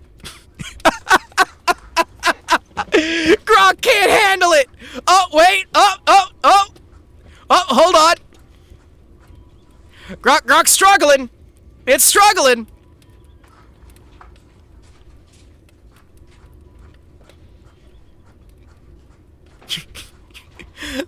Oh no, it's struggling. Chat, I don't think it likes this. I don't think Grok likes this. Brother, my Kamiyoshi's Kirsha. You let me know how that curse goes. That would be wild. Could you imagine? Wait, hold on. Could you imagine Kirsha joining Nichi Sanji? That would be fucking wild. Across the sun-kissed plains of La Mancha, where the breeze sighed with the secrets of the old world romance, there stood Don Palalen La Mancha, a knight whose heart was scarred by the trenches of war, now beating with tender, unyielding passion. His armor etched with the memories of muddy battlefields glowed with a golden sheen. For at his side hung two exquisite orbs, the balls of Allen, crafted by a Moorish artisan's loving hands, imbued with the magic of eternal love. These treasures, shimmering like the promise of a first kiss, had captivated every maiden's heart from Toledo to Seville, and beneath their enchanting spell, our tale of devotion unfurls. It was 1605 in the knight's dreaming mind, for the horrors of the psalm had left Paul, soul adrift in a timeless reverie, a hero of war, where he'd watch brave souls fade as petals to the rain. He returned to quiet village transformed. The gentle widows, their eyes soft beneath the lace veils, became visions of grace. The barmaid Maria, whose smile had once warmed his heart in the Paris Cafe, became his Dulcinea del Toboso, a goddess of beauty and longing. To her he pledged his every breath, his every dream, upon this golden afternoon, during the siesta hour, which draped the land in a silken hush. Paul reclined in his rose-scented library, surrounded by volumes of chivalric tales that had sustained him through the darkest of nights. His faithful squire, Panza, was a stout darling with a twinkle in his eye, tending to the balls with a cloth dripped in fragrant oil. "My lord," Sancho teased with a playful lilt, "these orbs of yours outshine the pearls of the Duchess's necklace, but will they win your lady's heart, or merely send us chasing windmills yet again?" Paul Allen's gaze, blue as a lover's sigh, softened with ardor. "Oh, Sancho, you know not the power of love's alchemy. My balls hold the essence of devotion. Gold for her golden hair, bronze for the warmth of her embrace. For her I would conquer 10,000 giants, cross the oceans of despair, if only to lay my heart at her satin-slippered feet." Yeah, Satan-slippered feet, sure. Listen, I'm a great reader, chat. You guys know it. I'm good at reading. The balls were his cherished talismans, one gleaming with golden verses, whispering of poetry of moonlit tiersts, the other rich in bronze, pulsing with the blush of a fair maiden's first confession. The legends claimed they were salvaged from the sunken galleon, kissed by the sea's tender waves, but for Paul they were emblems of hope. As twilight painted the sky in hues of rose and lavender, colors so dear to the lady's heart, a messenger arrived, her horse ordained with ribbons. She bore a letter, sealed with wax as a lover's promise, from Delucia, whose delicate script danced upon the pages. "My gallant knight, the winds carry tales of your noble heart, and mine flutters like a dove's wing. Come to me, for your balls have spun my desire, together with yours, and love awaits us in the evening's embrace." Paul's pulse raced, his scarred hands trembling with joy. "Sancho, prepare my horse with a garland of flowers. We ride to claim love's eternal crown." The squire chuckled his loyalty to a quiet serenade, and together they ventured into the dusk, his balls chiming softly as a lover's lullaby. Unbeknownst to them, the path ahead would weave through dreams where windmills swayed as jealous suitors, sheep grazed as rivals for her affection. Yet for Don Paul Allen, love was the greatest conquest, and his balls were a key to a lady's tender heart, a tale to sweep women of the jazz age to a world of chivalry and romance once again. What the fuck? Chat, never let grok cook ever again. That was your dramatic reading of Chapter 1 of Paul Allen's Balls. Imagine clipping that entire segment without any context. I feel a sudden urge to write a Google Doc. Hold on. What's wrong? What's wrong, chat? What's wrong? What's wrong? We need 1,000 more data centers to write the full trilogy. Could you fucking imagine spending hundreds of thousands of dollars analyzing all the great works of fiction to write a full epic using only AI of Paul Allen's balls?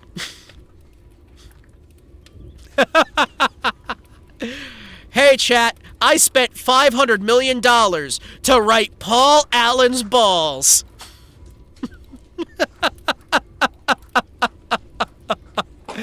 Oh, it would be so stupid!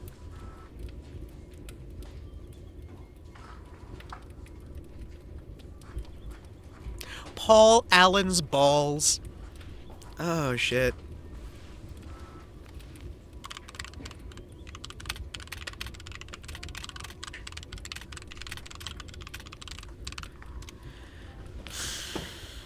Hemo, look at Discord. Oh no, what am I gonna see? What am I gonna fucking see here? Oh. Oh. Yeah. Yeah, I remember that. No, JK, I remember that.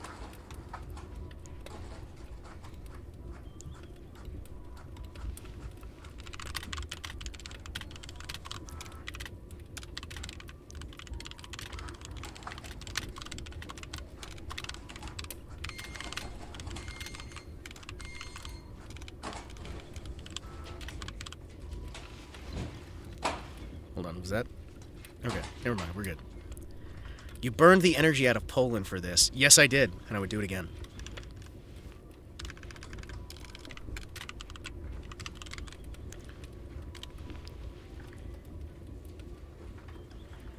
Poland deserved it. Yeah, Poland deserved it.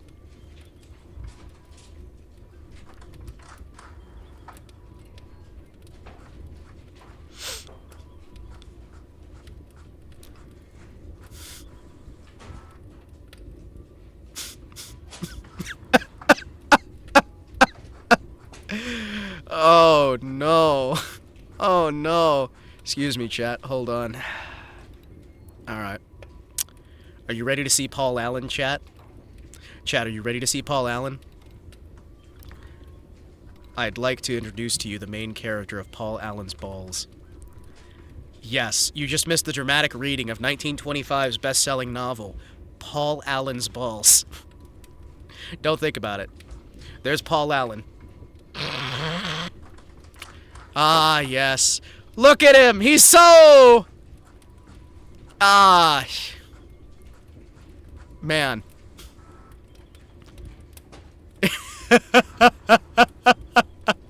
There he is! There he is! The lead character of Paul Allen's Balls. I was looking spiffy there. I like the color scheme. Well, thanks. I like it too. That's just Tim Curry! No. That's the lead character of 1925's hit novel, Paul Allen's Balls. That's not Tim Curry. Don't think about it. That's not Tim Curry. It's fine. It's fine. That's not Tim Curry. It just looks like him. I've concocted my revenge. Why are you gonna do revenge? How is that Tim Curry?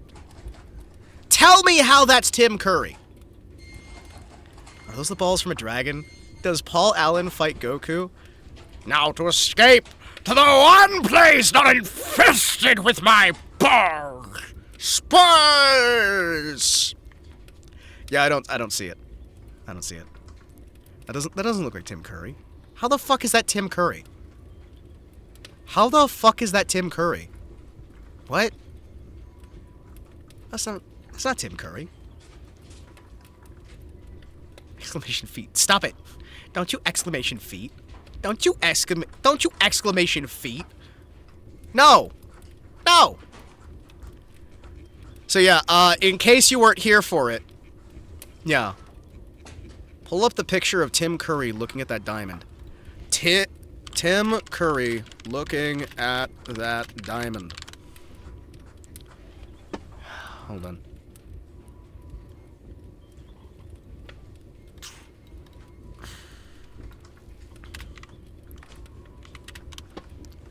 Hold on.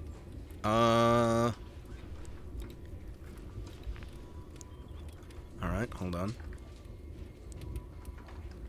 Hold on.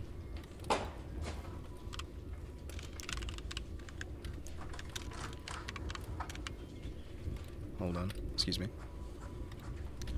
Alright, hold on. Let me just grab a second image here. Hold on. Alright, we'll do a side-by-side, because I don't think that's Tim Curry. I think you're seeing shit. I don't really see it. Alright, hold on.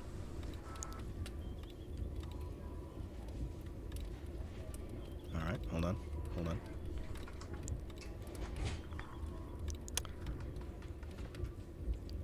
Okay, I can kind of see it. Okay, I can kind of see it. Yeah. Yeah. You know what? Yeah. That might just be Tim Curry, actually. That might just be Tim Curry. Hold on.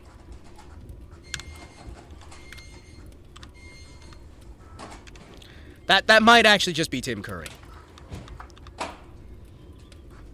Huh. Yeah? Now imagine that diamond is Paul Allen's ball. Just the one? Pull up Paul Allen, because I don't know what he looks like.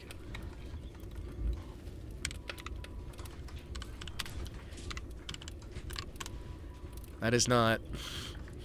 That does not look like Paul Allen. That is... Okay. Microsoft co-founder Paul Allen. Yeah, this is Microsoft co-founder Paul Allen. All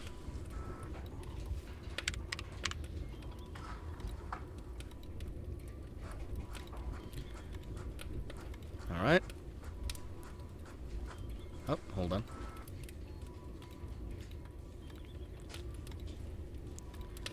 That does not look like Paul Allen. Chat, that does not look like Paul Allen. That doesn't look like Paul Allen. I mean... It looks a lot more like Tim Curry than it looks like Paul Allen. It looks a lot more like Tim Curry than it does Paul Allen. Yeah. Yeah. Yep. Yep. Yep.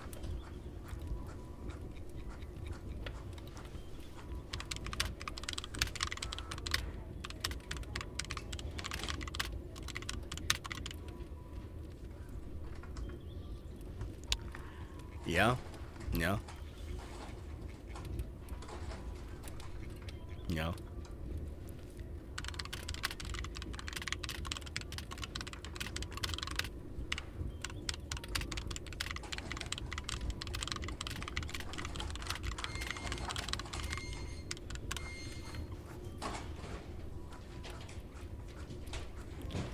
Second image on Google has similar hair too.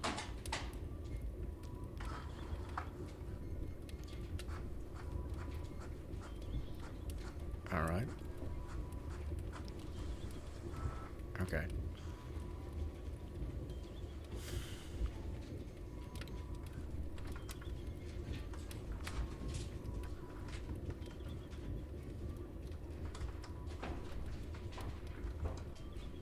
No. Hold on. It's doing things. What is HEMA doing? I'm generating chapter 2. I'm generating chapter 2.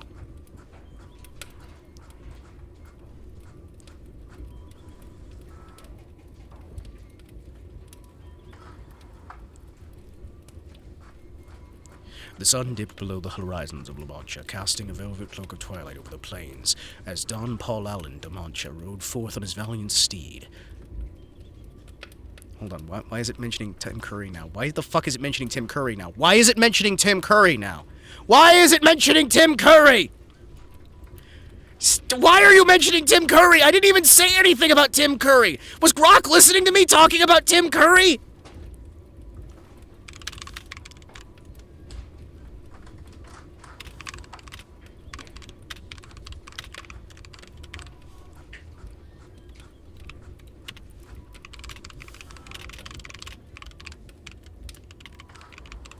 Grok knows! Shut it down, Hema! Shut it down!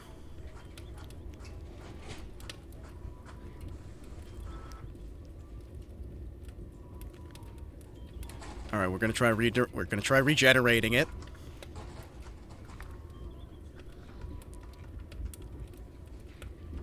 Okay.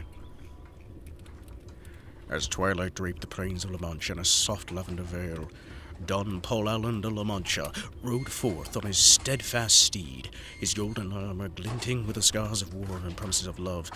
His balls, those radiant orbs of bronze and gold, swayed at his side like a lover's heart.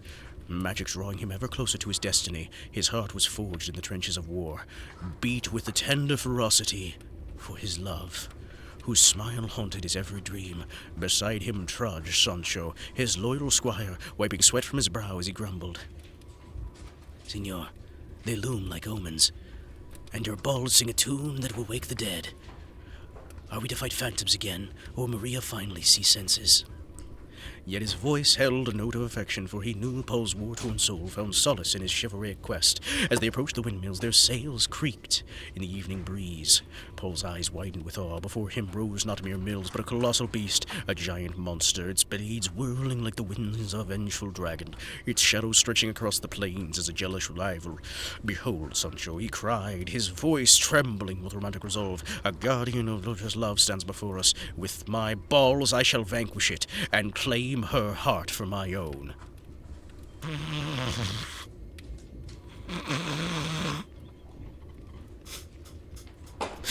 It's so bad! It's so bad! From the hillock nearby, Maria emerged, her figure framed with the dying of the light, her lace veil fluttering as a dove's wing. Her eyes, soft with wonder, met Paul's own as she called out, "My knight, be it you who dares to challenge this beast for me." Her voice was sweet as a melody, stirring his soul, and for that brief moment, war's echoes faded, replaced by the pulse of newfound love. Paul dismounted, his balls gleaming as he advanced, his sword raised. "For you I face this titan." The windmill's blades spun faster, a roar filling the air. With a heroic leap he charged, the beast's shadow loomed, its sails slashing like claws. But Paul dodged with the agility of a soldier, his balls pulsing with light. Maria gasped, her hands clasping to her chest, her heart torn between fear and admiration. With a deft strike, Paul lodged his sword in the windmill's base, reverberations toppling one blade. The monster shuddered, its roar fading, and as it stilled, Paul turned to his beloved Maria, his face alight with triumph and adoration. "My lady," he breathed, offering but a single hand, "your love has given me strength." He stepped forward, her fingers brushing his, and in that touch a bond was born, fragile yet fierce. A romance kindled amidst the dust of battle. Sancho shook his head, chuckling, but his eyes shone with pride. The windmill stood silent, a vanquished foe, as night welcomed the first whispers of the rest of their love story. Isn't a Paul Allen Don Quixote gestalt basically you? What the fuck? What what? How the fuck? I am not a combination of Microsoft co-founder Paul Allen, Tim Curry, and Don Quixote. No. No. No. Why are you pinning that? No! Why are you pinning that? No! That is not a thing! I am Don Quixote, son of La Mancha. I don't remember the lyrics again. Hold on. Fuck it. Hold on. Fuck it. Hold on. Where the fuck is it? Hold on.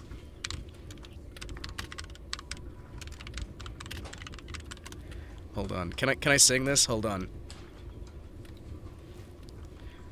Okay, hold on. There's no way I can do this, right? Hold on. There's no lyrics on here. It's just the song. It's just the soundtrack. Hold on. Excuse me. I don't fucking know this song well enough to sing it. Hold on. This is a good idea, right?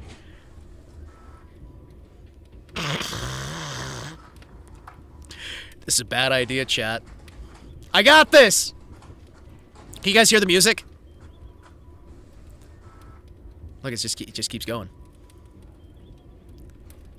It just keeps going. Is it just gonna keep going? Hear me now, thou bleak and unbearable world, thou art base and debauched as can be. And the knight with his valors all bravely unfurled now hurls down his gauntlet to thee.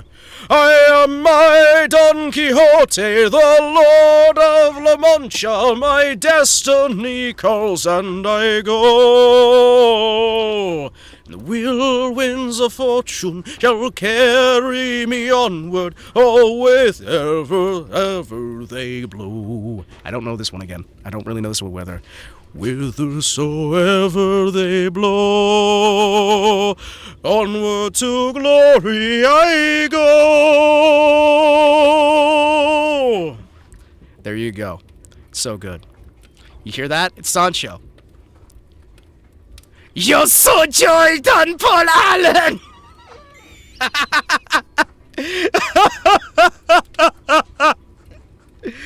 Oh, it's so bad. I can't sing this. This is bad.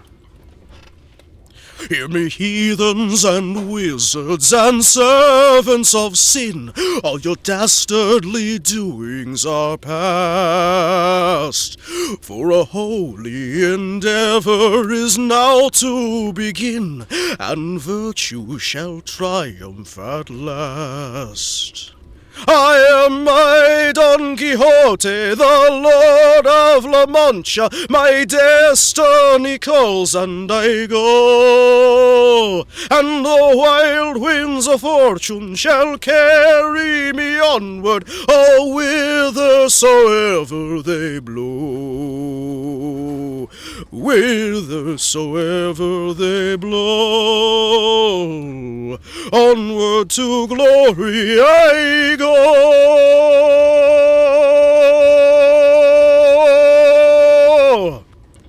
I don't know that song well enough to sing, but you know what, fuck it. This has been a day of Paul Allen. Fucking hell, that's not Paul Allen. That's just fucking Tim Curry. The more I look at it, it's just it's just Tim Curry. It's just Tim Curry! That's not Paul Allen!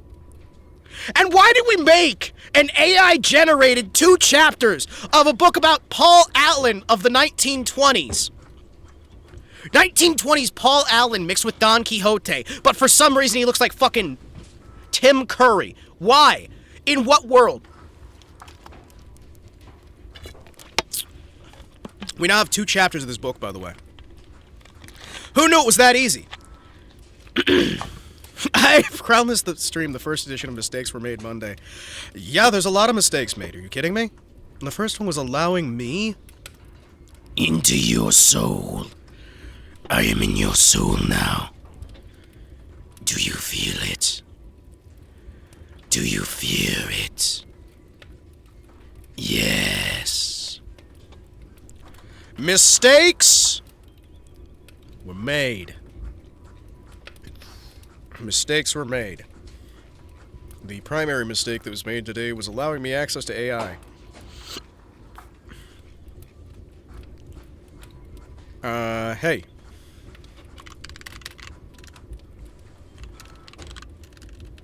Add the next chapter, which naturally progresses from the last, raising romantic tensions and introducing the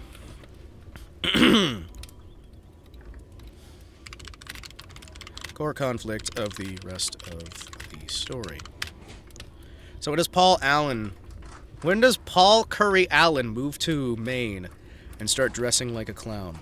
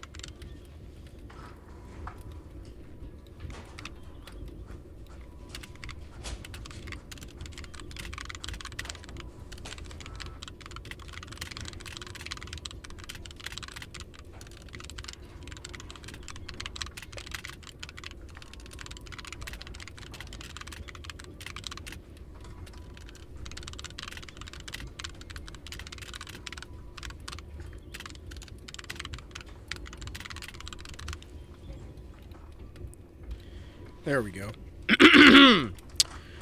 There's layers to it. Like an onion. Like an ogre. All right, this is a bad idea. Chat, none of this is a good idea. All right. The moon ascended over the plains of La Mancha. Oh, we gotta finish the generation in case it actually works. You know, you could totally stream as this guy. It's literally, I am already just a dude in armor. You understand that, right? I am just the same guy, but my armor looks fancier.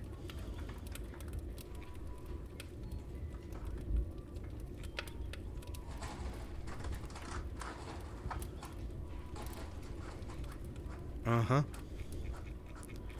Alright, boys.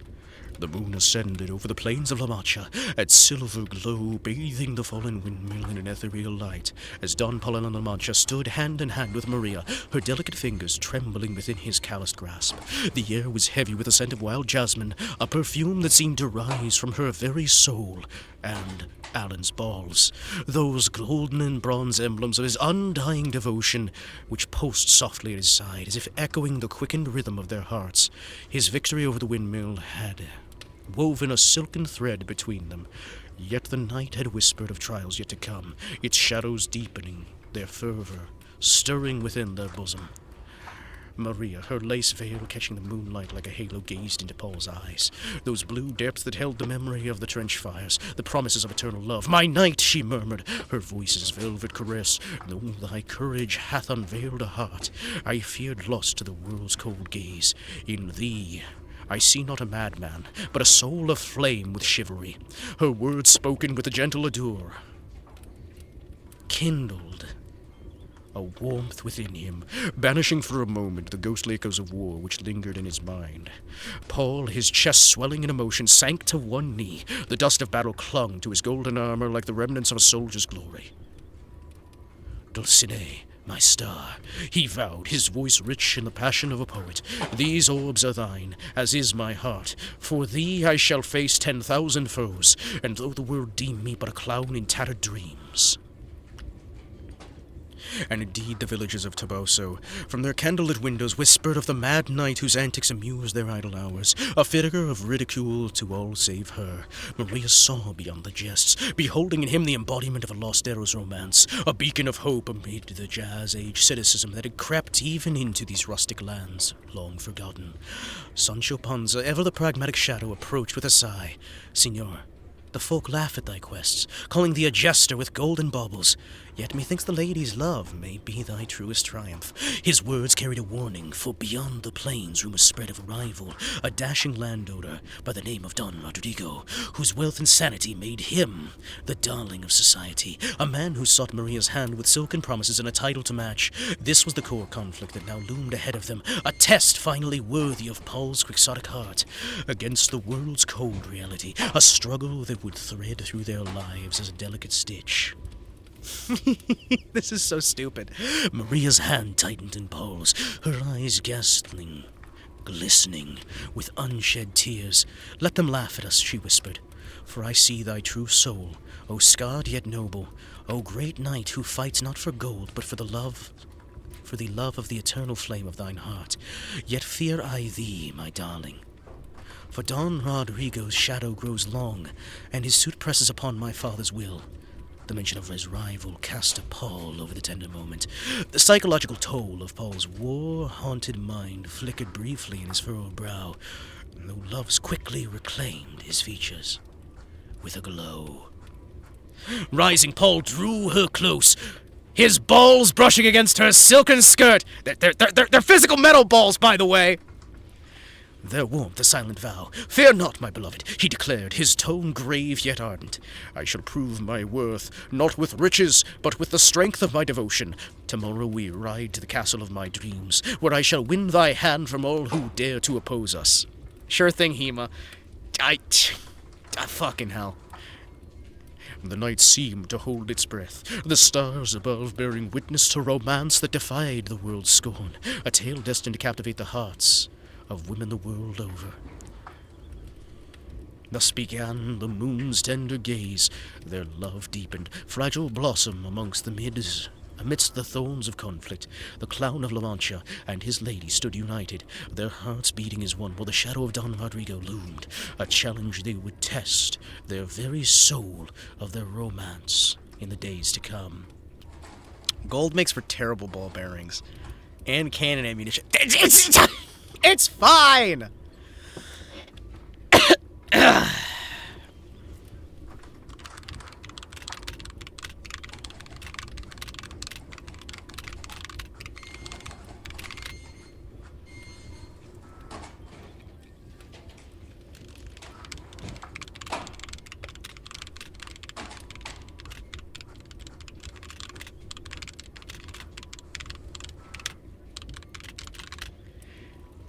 Wait, this is literally Gintama. Do you want me to add that as well? Listen, we're writing some bullshit here. This is gonna be lost to the ages.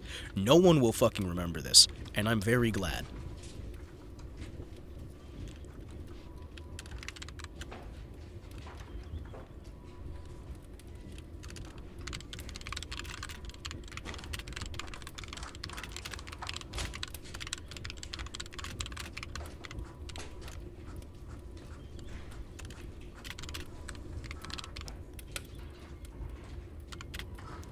What? No.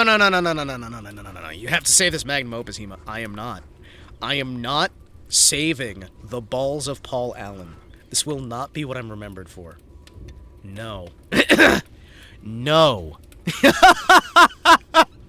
The balls of Paul Allen.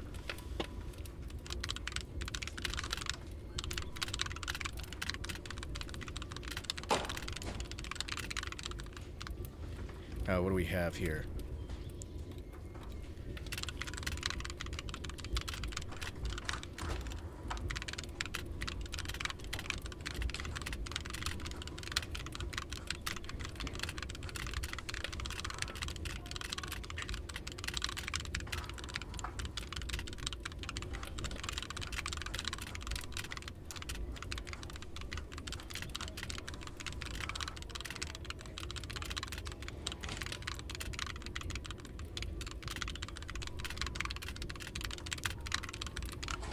There we go.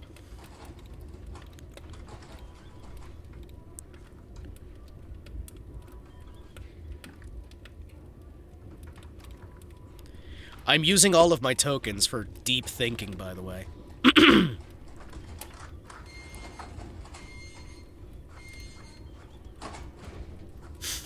Grok is having trouble understanding the requests. I can't believe this is the story you went on hiatus to make. It's so good. It is not. This is not the story I went on hiatus to make. The story I went on hiatus to make is actually far less interesting. And I don't think most people like it. But this one is, this is the, I'm sorry, what the fuck is Goku doing here? No. I'm sorry. What the fuck is Goku doing here? What the fuck is Luffy doing here? What the fuck is Goku doing here? What the fuck is Goku doing here?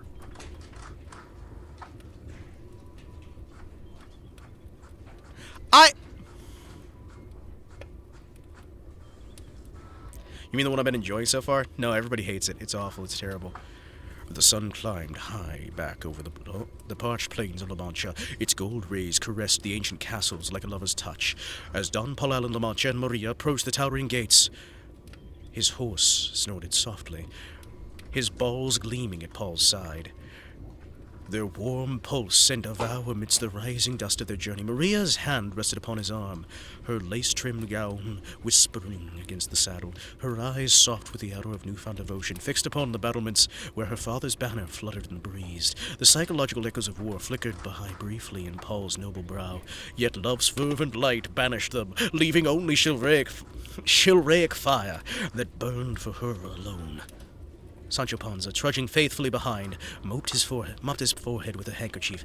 Signor, this castle looks more like a den of vipers than a haven of romance. And yon, Don Rodrigo, he'll not take kindly to thy orbs outshining his silken purse. Paul smiled, his voice melodious and full of assurance. Fear not, Sancho, for Dulcinea is love. I shall face whatever shadows lurk within.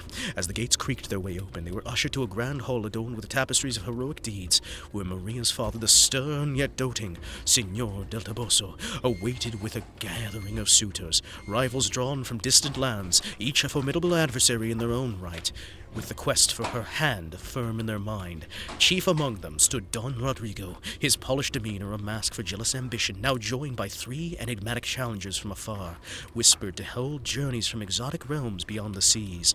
Their presence blend a mystery and might that set the ladies of the court's heart aflutter. First was Sir Goku, a robust knight with a wild mane of hair and an aura of boundless strength, clad in armor, etched with symbols of ancient battles, hailing from a far-off island where warriors trained under the eternal suns. He boasted a spirit pure and undying, his fist said to shatter mountains, a physical titan who eyed Maria with innocent fervor, declaring, I fight for the joy of the heart, and thy beauty calls to me to prove my worth. I hate this. This hurts me. This physically hurts me, and it was supposed to hurt you. It hurts me. It doesn't hurt you, it hurts me.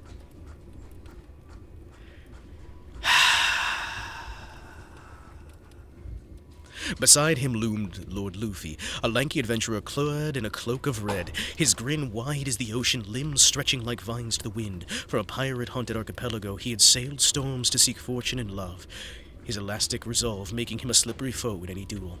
Ah, fair lady, he laughed with his boyish charm, I'll stretch my dreams to reach thee, no matter the odds. Lastly, shadowed in the corner, stood Baron Sasuke, a brooding nobleman with raven hair and piercing eyes that hid the storm of hidden potential. Hid the storm of hidden potential, okay. Hate it. Sorry, I just genuinely fucking hate it. Let me try reading that again. Lastly, shadowed in the corner, stood Baron Sasuke, a brooding noble with raven hair and piercing eyes that hid a storm of hidden potential. From a clan of shadowed ninjas in the mist-shrouded valleys, he wielded arts of illusion and lightning. His quest for vengeance twisted to a cold pursuit of Maria's grace. I seek not mere affection, he intoned darkly, but a bond forged in fire, one thy clownish knight cannot match. The world saw Paul as a mere jester, his quest a folly of a war-broken mind, and yet Maria beheld him as her true hero, her heart swelling with passion. These suitors pale before thy soul, my love, she whispered, her fingers entwining his. Don Rodrigo smirked, sensing the brewing conflict as Paul raised his chin, the balls of Allen aglow. I don't like it. I don't like it. I don't like it. Let the trials begin, he proclaimed, for love shall vanquish all. Thus, within the castle's hollowed walls, the romantic tensions mounted, a tapestry of challenges unfolding, where Paul's quixotic valor would face these formidable foes. In the days to come, each defeat a step closer to Maria's eternal embrace. Wait, is Maria death? Hold on, what?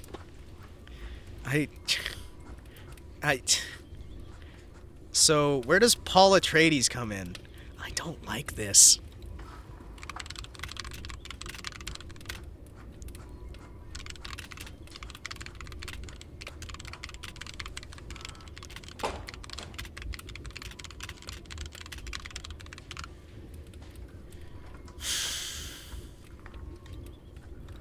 Let's see, am I out of chapters? Uh-huh. The balls must roll. It's just so fucking ridiculous. I'm dropping shit. Excuse me. Hold on. Ah! I am dropping things. Ow.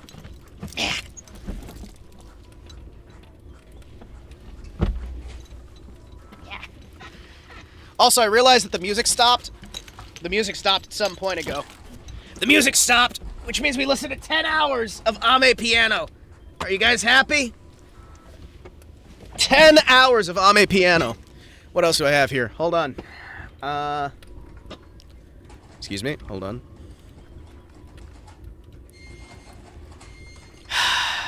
We are presidents? No. No. The family doesn't share the same last name. Their tradition is to all have the first name of Paul instead. No. Paul is the last name. Paul is the last name. Alan's the first name.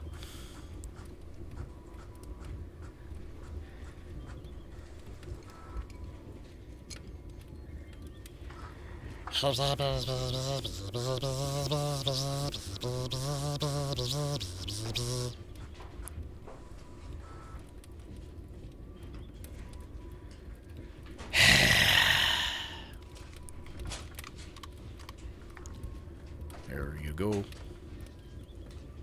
There you go. Cool. Cool. There we go. Ah, it's the Japanese. What kind of weeb shit backwards name reading? How dare you? The grand hall of the castle resonated with the murmur of assembled courtiers, their silken garments rustling like leaves in the summer breeze. As Don Palalin de Mancha stood before Signor Taboso, Maria at his side, her hand a delicate anchor amidst the swelling tide of challenge. The balls of Alan, those luminous orbs of gold and bronze, hung at his belt, their soft glow a testament to the chivalric passion that burned within his war-tempered heart. The air was thick with anticipation, scented by the faint perfume of lavender from the ladies' fans, a fragrance that evoked the tender longings of his soul-seeking embrace to romance's embrace. What? Oh, soul-seeking escape in romance's embrace. Ah, Signor del Toboso, his countenance stern yet softened by a father's affection, addressed the gathering with measured gravitas. Noble suitors, he intoned, my daughter's hand shall go to the one who proves himself worthy through trials of valor and devotion. Let the first contest commence. A test of strength against Sir Goku. His might is whispered across the seas. The courtiers tittered, their eyes alight with amusement at the mad knight's folly. For to them Paul was but a clownish figure, his quest the jests of a broken mind. Yet Maria, her bosom rising with fervent emotion, saw in him the embodiment of pure love, her gaze upon him silent vow that banished the world's scorn. This is very, very lame. It's very, very, very lame. But let's keep going.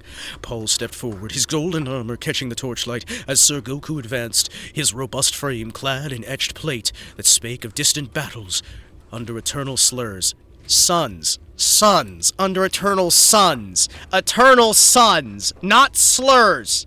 Suns.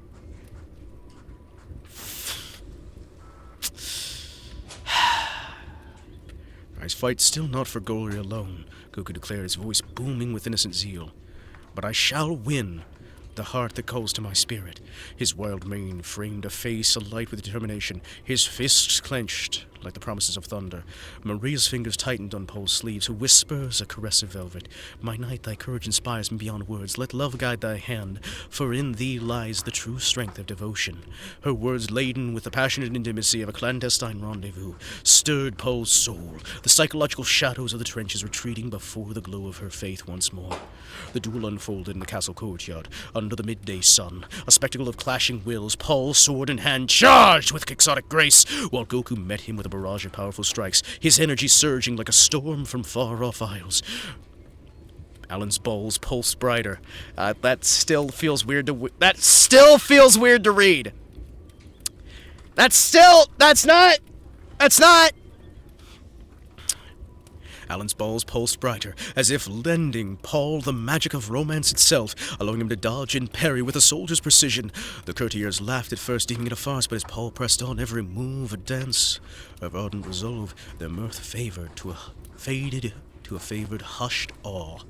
At the contest's peak, Paul feinted with cunning, disarming Goku with a twist which sent his rival's weapon flying to the distance. "Yield, sir!" Paul commanded, his voice rich with noble mercy. "For love conquers where brute force falters."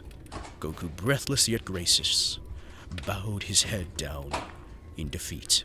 His spirit remained unbroken, but his claim was withdrawn. "Thy heart is thy greatest weapon," he conceded, retreating back to the shadows. Maria rushed to Paul's side. Her eyes glistening with tears of joy as the castle echoed with reluctant applause. "Thou hast triumphed, my beloved," she breathed, her lips brushing his gauntlet in a moment of tender intimacy. Yet the victory proved bittersweet, for Don Rodrigo's smirk lingered, and the remaining suitors, Lord Luffy and Baron Sasuke, watched with sharpened intent, their challenges looming like clouds on the horizon. Sancho clapped Paul on the back, his grin wide. "One down, senor, but the path grows thornier," as the sun dipped low, casting golden hues upon the lovers. Their tensions deepened, the promise of further trials where Paul's quixotic love could face this world's illusions, each conquest drawing him closer to Maria's eternal embrace. Initially I was appalled, but this has really grown on me. It should not. It should not. It should not. It's just AI slop. This should not be growing on you! Under the light of the eternal slurs. Ah, slurs.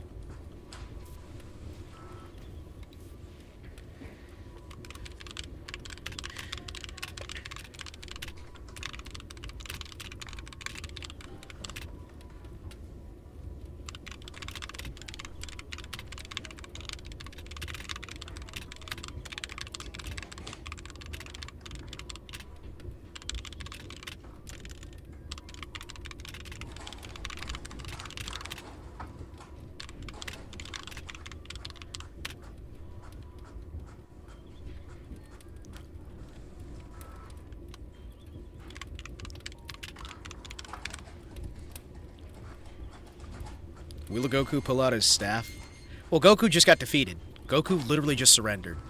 It was like a short, 2-sentence fight.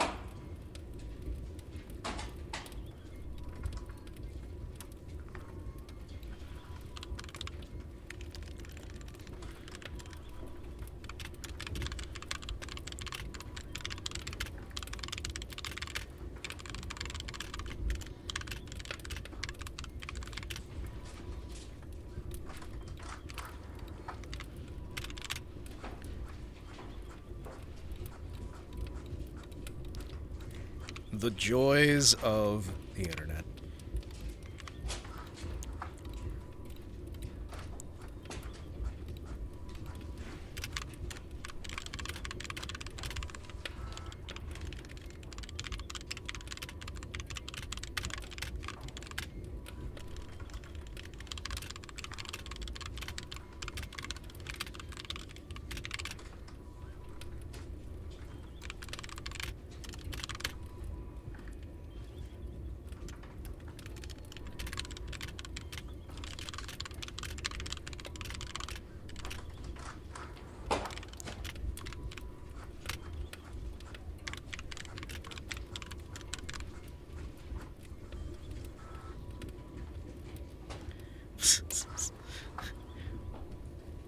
Are we gonna have another Goku show up later? I don't know. I don't know. We might.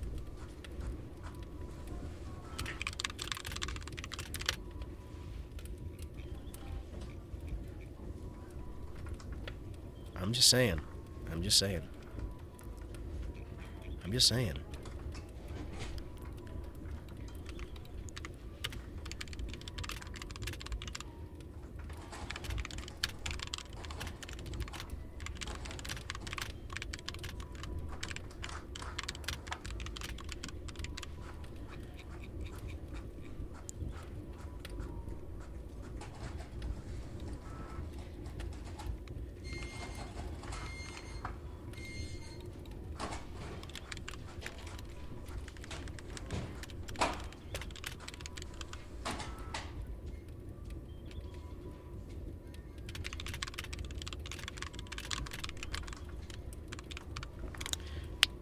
Damn it!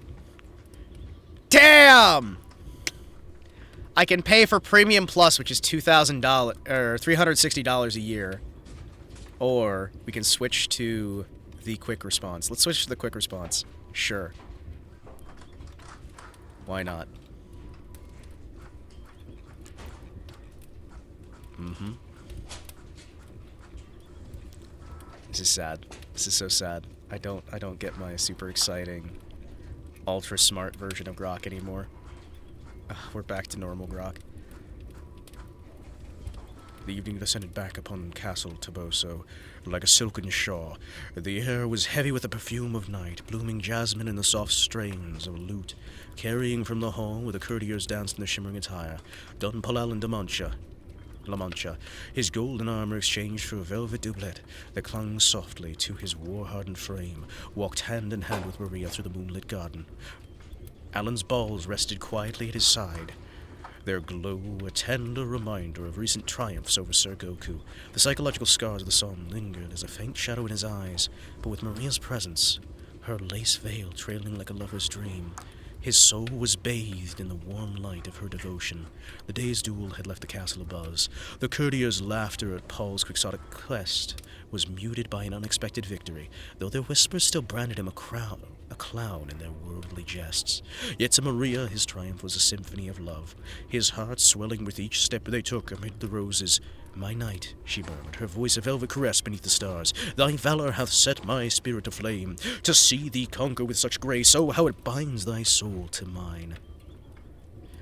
Her fingers tightened around his, her eyes glistening with a tender passion of a woman lost in romance's embrace. Paul turned his attention to hers, his gaze deepening in ardent emotion, the memory of the battlefield fading beneath her adoration once more. "Dulcinea, my heart's true heaven," he replied, his voice a rich melody. Ow, you can't bonk me. You can't bonk me. I'm reading crappy AI writing that I'm lightly adjusting, alright? We're reading the story of... For the curious, we are reading the epic tale that you may have heard before in historical literacy class. We're reading the epic Paul Allen's Balls. That famous 1920s novel that everyone adored, right? It's definitely a real novel. That's Paul Allen. It's definitely not Tim Curry. And it's not the same Paul Allen that was the co-founder of Microsoft. No, I don't know why we got here. No, I don't know why I'm reading this. No, I don't understand what any of this is. It's just AI being AI. Paul turned to her, his gaze deepening with an ardent emotion. Crossing his face, the memory of the battlefield faded beneath her adoration once more. "Dulcinea, my heart's truest heaven," he replied, his voice a rich in melody. "Thy faith is my shield, thy love my sword. Each blow that I have struck, it is struck for thee, and in thy smile I find a victory sweeter than any crown man could hold." He drew her closer, the scent of her hair mingling with the garden's fragrance. And for a moment the world dissolved into the intimacy of shared breaths, a prelude to love that deepened with every heartbeat. And yet the garden shadows held a tension, a silent undercurrent that mirrored the looming of the trials of the next day.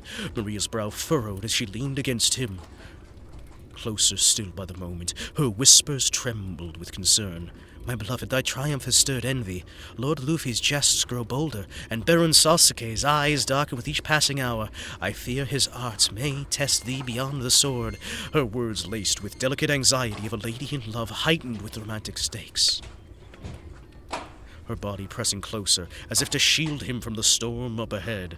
This is stupid, by the way. I still have Trailer Park Elves on my list. Why would you still have that? By the way, hi, King Panzer. We're reading the classical epic Paul Allen's Balls. Yep. Good old Paul Allen's Balls. Damn, what a name. I know. I hate it. I know. I hate it. I fucking hate it.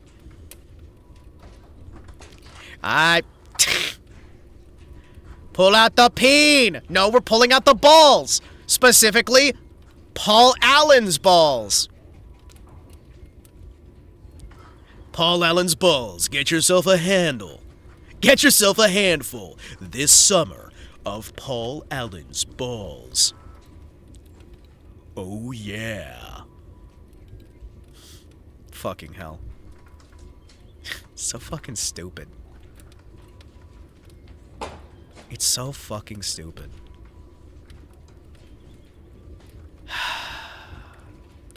Paul's jaw tightened, his balls seeming to pulse in response, a silent vow of his readiness. "Let them come, my sweet," he declared, his tone grave yet tender. "For thee I shall face the shadows of their souls, but in this night let us steel ourselves a peace. For thy love be my fortress." He lifted her hand to his lips and kissed a lingering promise to her.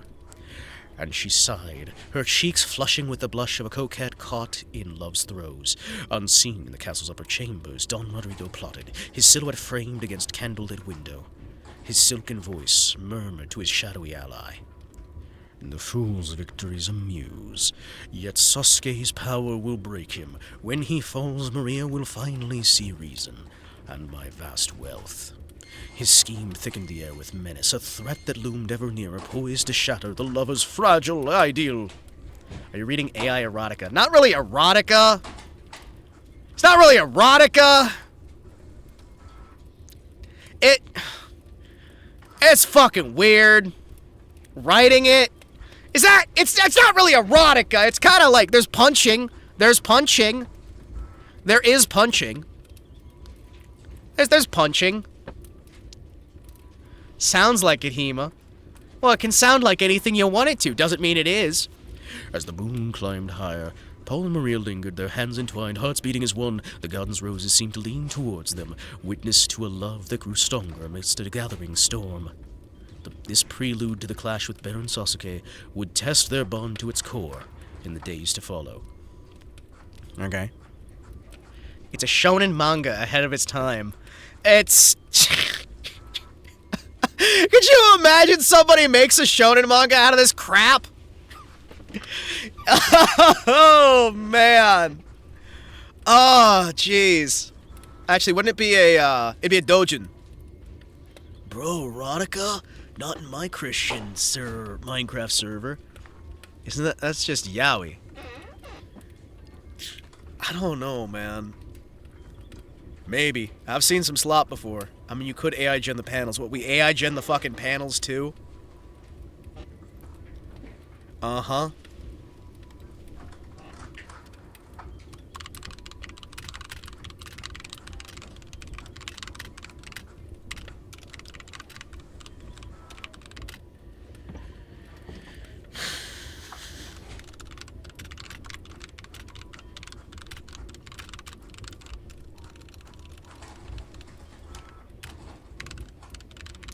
Hold on.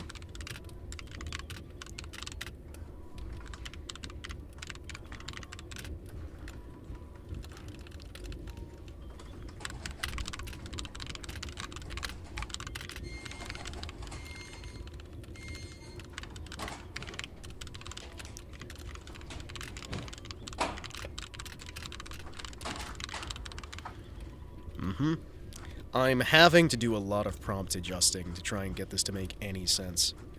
Hey Kara, you know your way around image generation? Oh yeah, Kara, do you know why the fuck putting in just the first chapter of this book that had no mention of Tim Curry made the character named Paul Allen into Tim Curry in fucking knight's armor for some reason? Do you know that? Do you know why he's Tim Curry? Kara, do you know why he's Tim Curry? Can you explain to me why he's Tim Curry? No? I thought you knew. I thought you were the AI whisperer. How do you not know why he's Tim Curry? How do you not know why he's Tim Curry? Maybe they love Tim Curry. What, the AI loves Tim Curry? Cause I'm like, generate the romantic. Let me look back at this. It was what is it? What was the phrasing that generated this image? Tim Curry's an actor who's in comedy, drama, action movies. He's a very, very famous actor for his time. And he also played in a lot of, like, cartoons and what have you. Alright, so the prompt that I gave was generate me an image of the heroic romantic lead of this story in all of his viral passion and joy. And then it created this guy. It created this guy. This is what Grok thinks the ultimate hero of romance looks like. This is what it thinks. This is what it thinks. For some fucking reason, it's decided that this is peak physical perfection.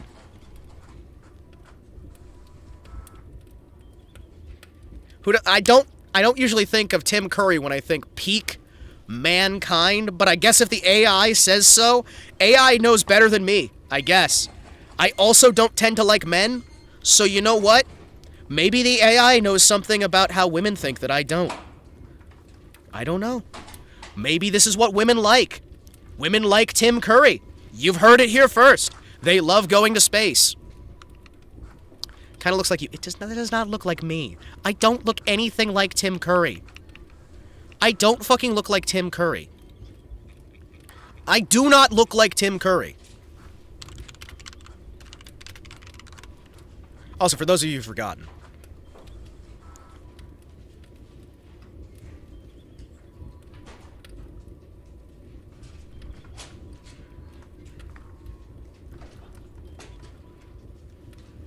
there you go. There you go. It's Timu Curry. Yeah? Timu Curry? Instead of Tim Curry, it's Timu Curry? Fucking hell, that's awful.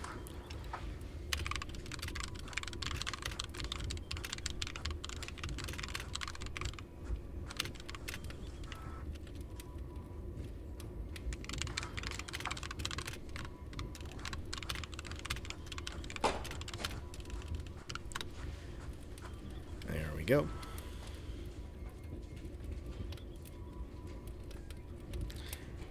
I don't know what we're getting here. I don't know what we're getting here. It's a very short story. I don't know how many chapters it's gonna have, but you know what? This is fine.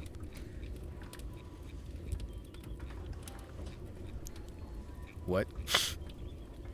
The dawn broke over Castle Taboso with a somber crimson hue, as though the heavens themselves were told with a tempest of passion and peril awaiting within its ancient walls. Don Paul Ellen de la Mancha stood poised in his courtyard, his golden armor gleaming with the scars of war and love, his balls pulsing at his side like twin hearts aflame with devotion. Maria, her lace veil trembling in the morning breeze, watched from the balcony, her bosom heaving with a mixture of dread and ardent longing, eyes fixed upon her knight with the tender intensity of a woman poised on the edge of fate. The psychological echoes of the trenches flickered again in Paul's gaze, yet they proved drowned out by the fire of his love for her, a beacon against the gathering of the storm. The air grew thick with tension as Baron Sasuke, cloaked in shadowy elegance, from his ninja lineage, emerged from within the castle's depths. His raven hair framed his countenance of cold resolve. His eyes sharp as lightning bore to Paul, a silent promise of a duel that would test the very soul of their rivalry. "Thy orbs shine, fool," Sasuke intoned, his voice a darkened melody. "But they shall not withstand the fire of my vengeance, nor win the lady whose heart I claim with my dark arts." The courtiers gathered in their silken finery, tittered at the quixotic stance of Paul, deeming him yet still evermore the clown, unfit for such a worthy foe. Yet Maria whispered her prayer. My love triumphed for her both. Yeah, my love triumphed for us both. Her prayer stealing his resolve. Which outfit is Sasuke using? It's very important. It's not important. It's not fucking important. It's not, you know, Reimu uses balls as weapons. You know, you're a bearded dictator in armor living on the moon. I look nothing like Tim Curry. I mean, that's not like a shame to Tim Curry, right? That's a shame to me. Because I don't get to look like Tim Curry. It makes me sad.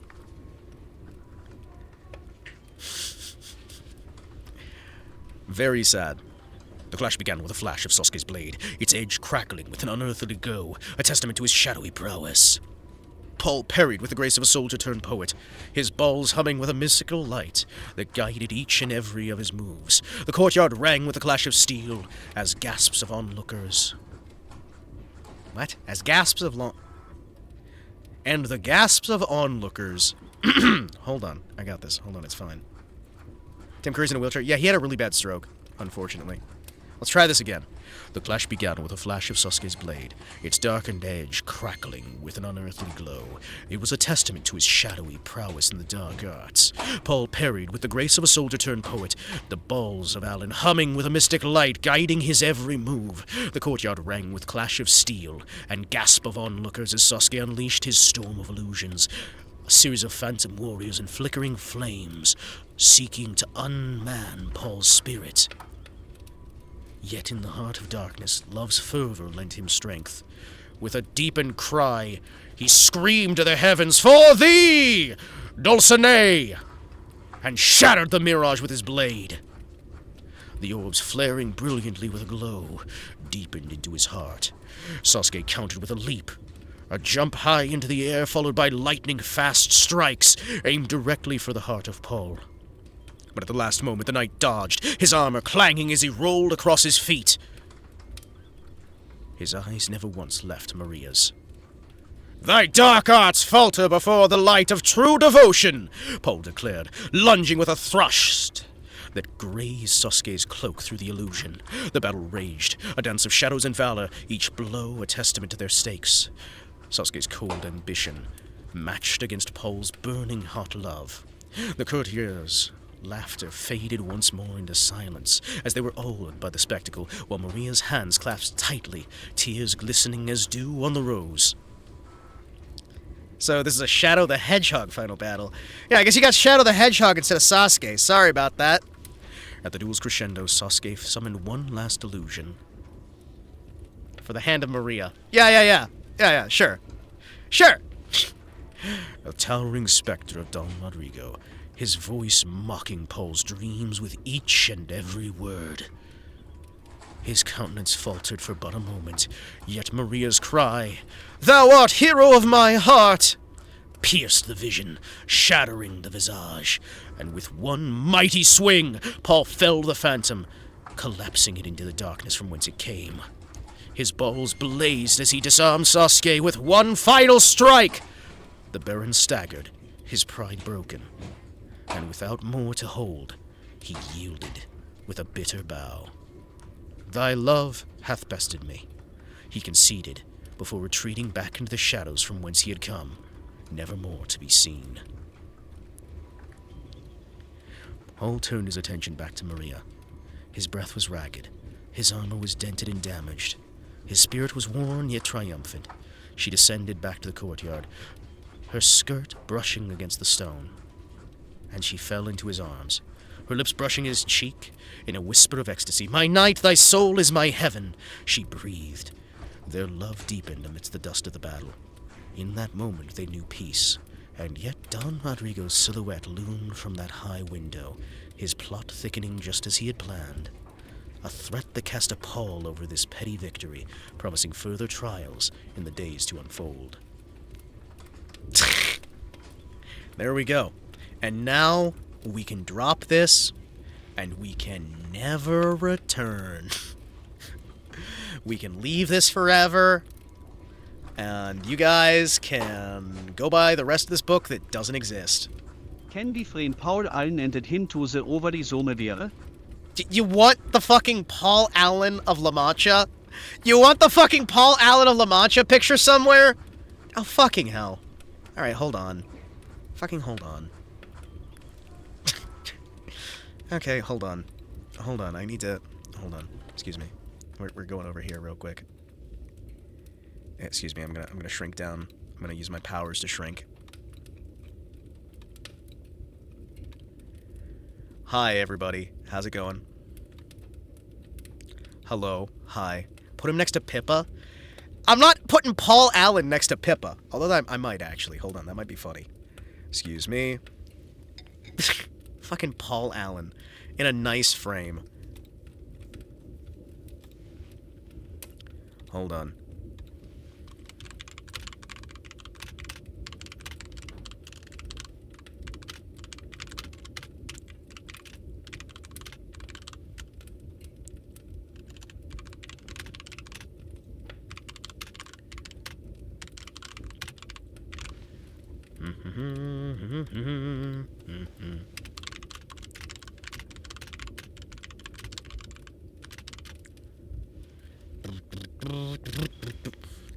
What do you mean?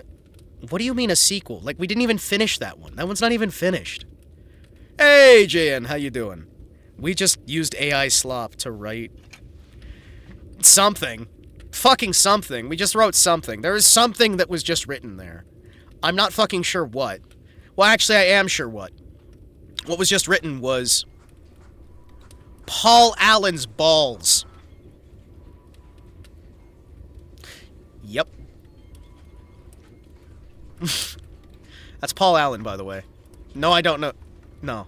We spent the last 3.5 hours on this. Yeah, I hope you guys enjoyed the, I hope you guys enjoyed the last 3.5 hours of reading AI slop.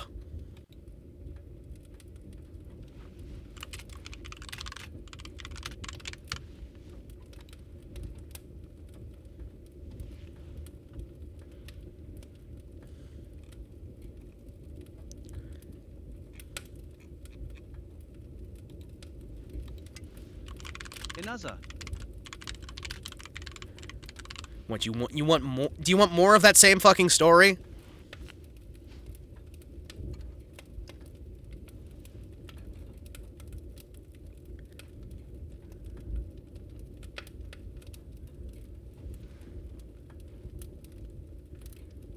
What?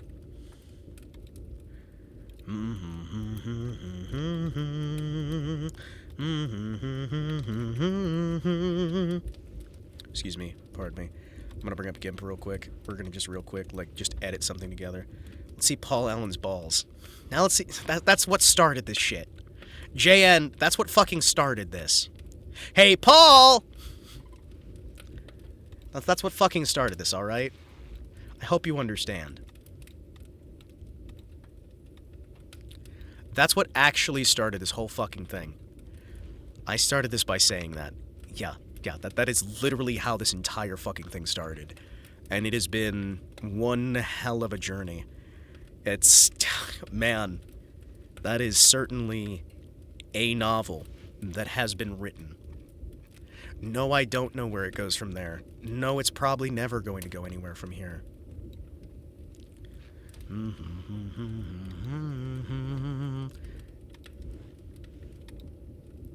Transparency.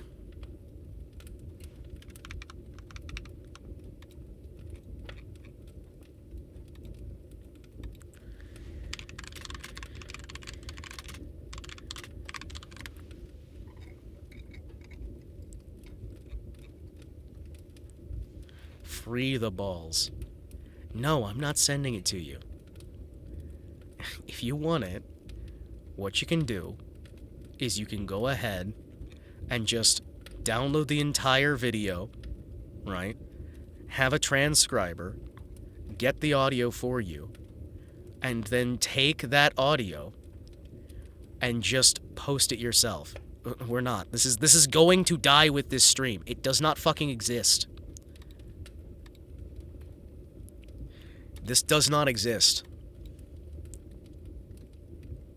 Alright? It's never going to be heard ever again. Free the balls 2025. No. Let it die. Let it die. Let it fucking die. Live and let die. Ding, ding, ding, ding, ding, ding, ding, ding, ding.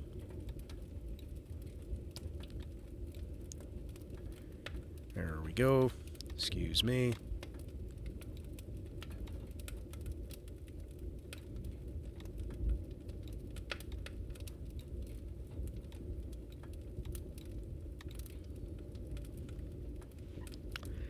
There we go. Well, I can't think of anything specific, but surely this isn't rock bottom. You've let much worse up. I don't know if I have. Free ball, we shout with the same enthusiasm of the crowd, demanding Freebird. Excuse me, hold on. There we go. Excuse me.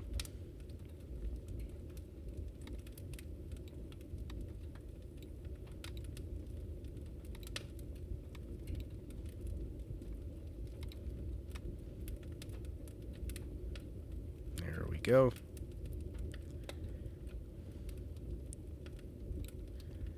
There we go. Alright, I've got a new asset, chat. Hope you don't mind. I have a new asset that we're going to put on here. There we go. File. Export as. There we go.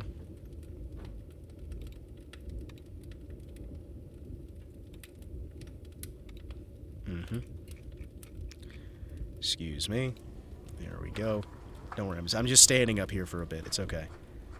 Alright, are you ready? Are you ready, chat?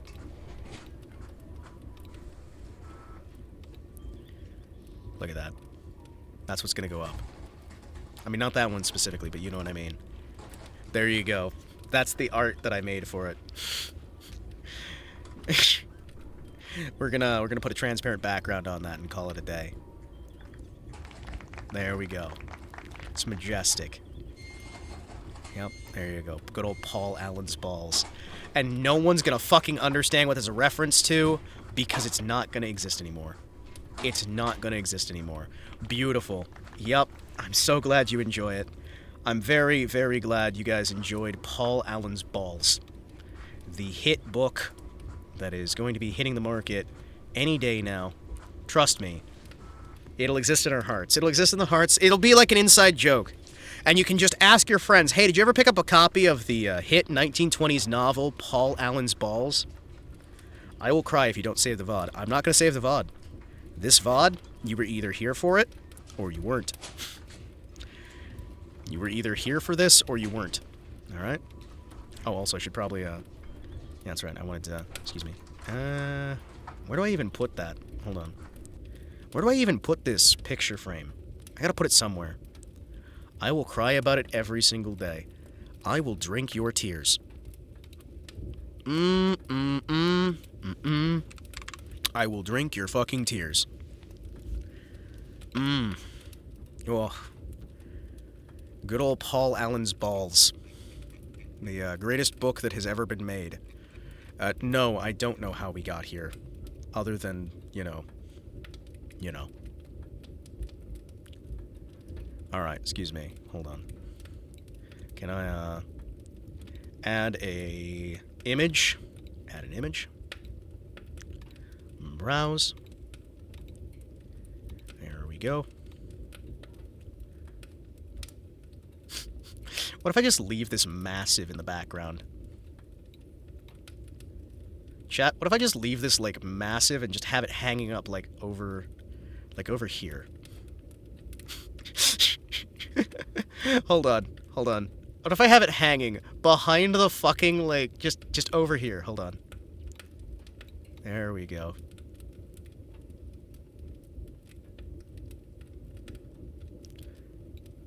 There we go. I'm gonna just have it peeking out over the side here. There we go. Hold on. There we go. I'm gonna have it over there. I would keep the story to make fun of, because it's AI. Excuse me, pardon me. Heulendes Gesicht, heulendes Gesicht, heulendes Gesicht. Alright. Ah!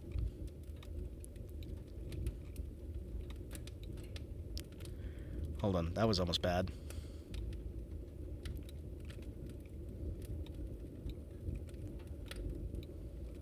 Nope. There we go. Uh-oh. Hold on. There we go. That's where you left that. That's where I left what? Wait, where did I leave what? That's where I left what? There we go. Alright, chat. See? Look at that. Now you've got him right over there, so you can see him. Let's see if he's actually there. Our charity logo. Shh. It's fine. I want to do another one of those charities, by the way. That would be fun. Alright, chat. Now you've got him. He's over there. He's in the corner. You guys know he's there. Those of you who are here will know he's there, right? You can know he's there. See, he's right there in the corner. And when we got the frame of the television, see? Set a reminder to put this up in the base next time you play voices. The fucking picture of... The picture of Paul Allen's balls? Really?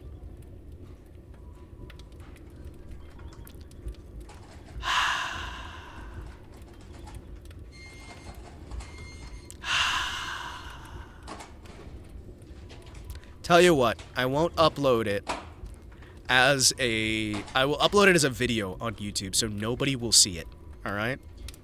I'll put it as a video so nobody will see it, and I'll give it a really lame title. Alright? That make you feel better? Does that make you feel better? That way you guys can have this. Yes, put it in the base.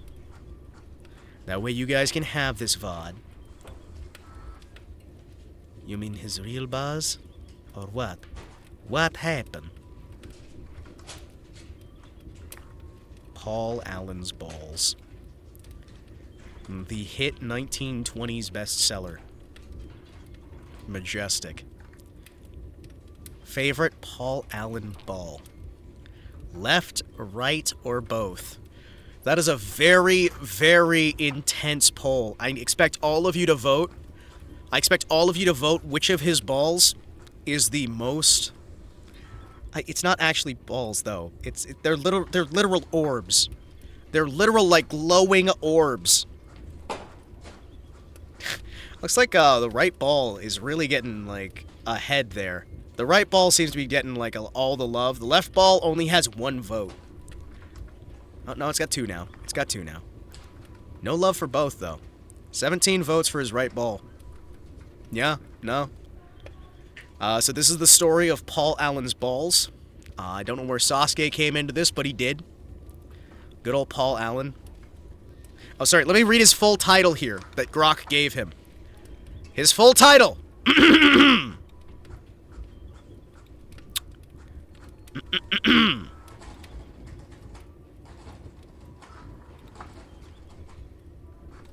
By the way, this started with us saying chat's balls. I'm going to bookmark this, by the way. Yes, he is... Where is it? Hold on. Can I get a mention of his full name? Don Paul Allen de la Mancha. Don Paul Allen de la Mancha. Yep. Don Paul Allen de la Mancha. Such a lovely, lovely man. Huh, 32 votes versus 103 votes. I wonder what... You know what? I'm voting for both. Yeah, I'm putting my vote in. I think they're both equally powerful. I like how the way he's holding... The way he's holding them, hold on. The way he's holding them reminds me of something. Hold on, where is it? Where is it? Hold on. Where is it? Hold on. Hold on. Where are you?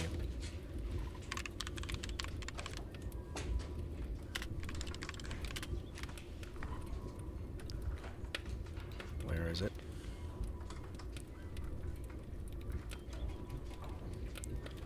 Hold on. Reminds me of... Foink. Where is it?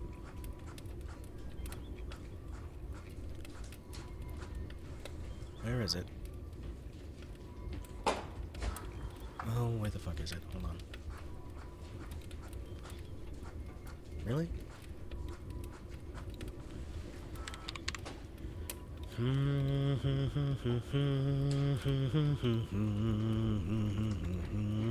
Reminds me of this. Reminds me of that. Reminds me of that.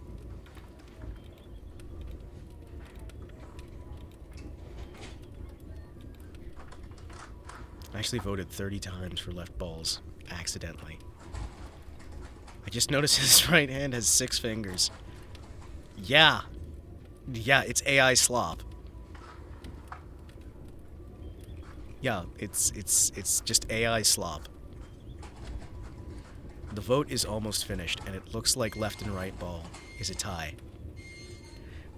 Almost. And my vote would have balanced it out to be a tie. Boobies. Boobies.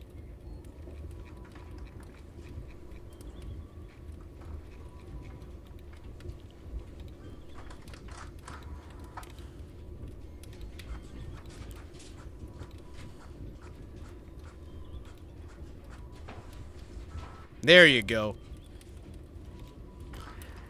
So now you got the boobies, you got the balls, you got everything there. See? It's so great.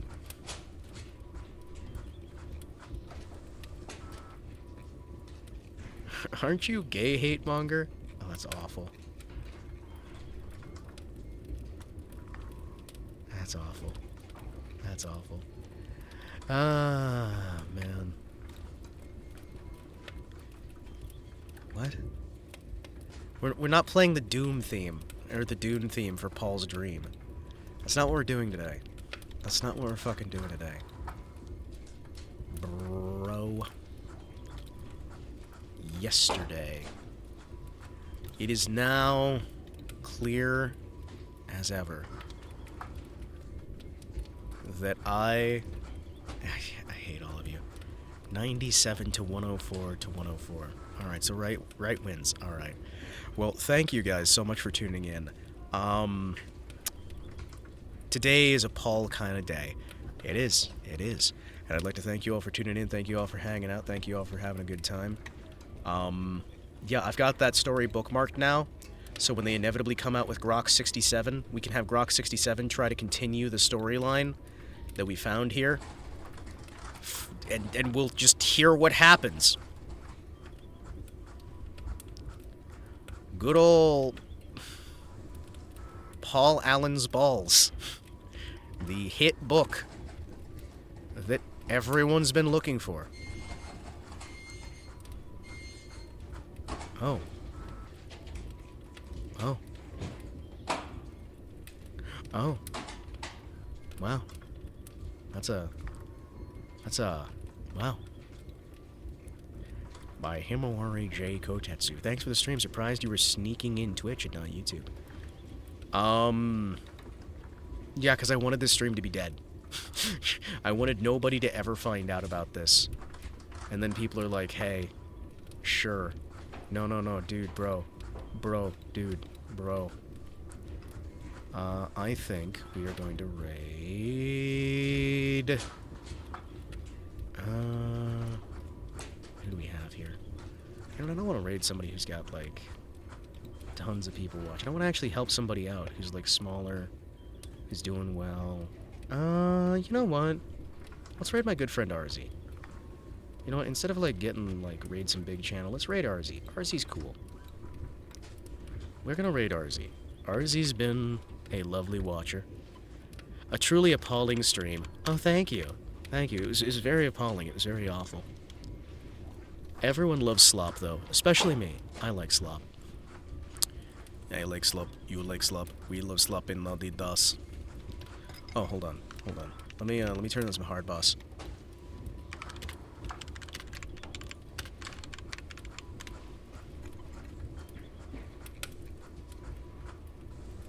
Where is it? Hold on.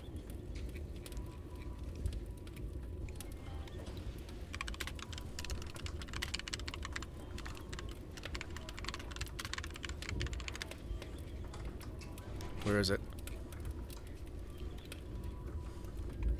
Hold on.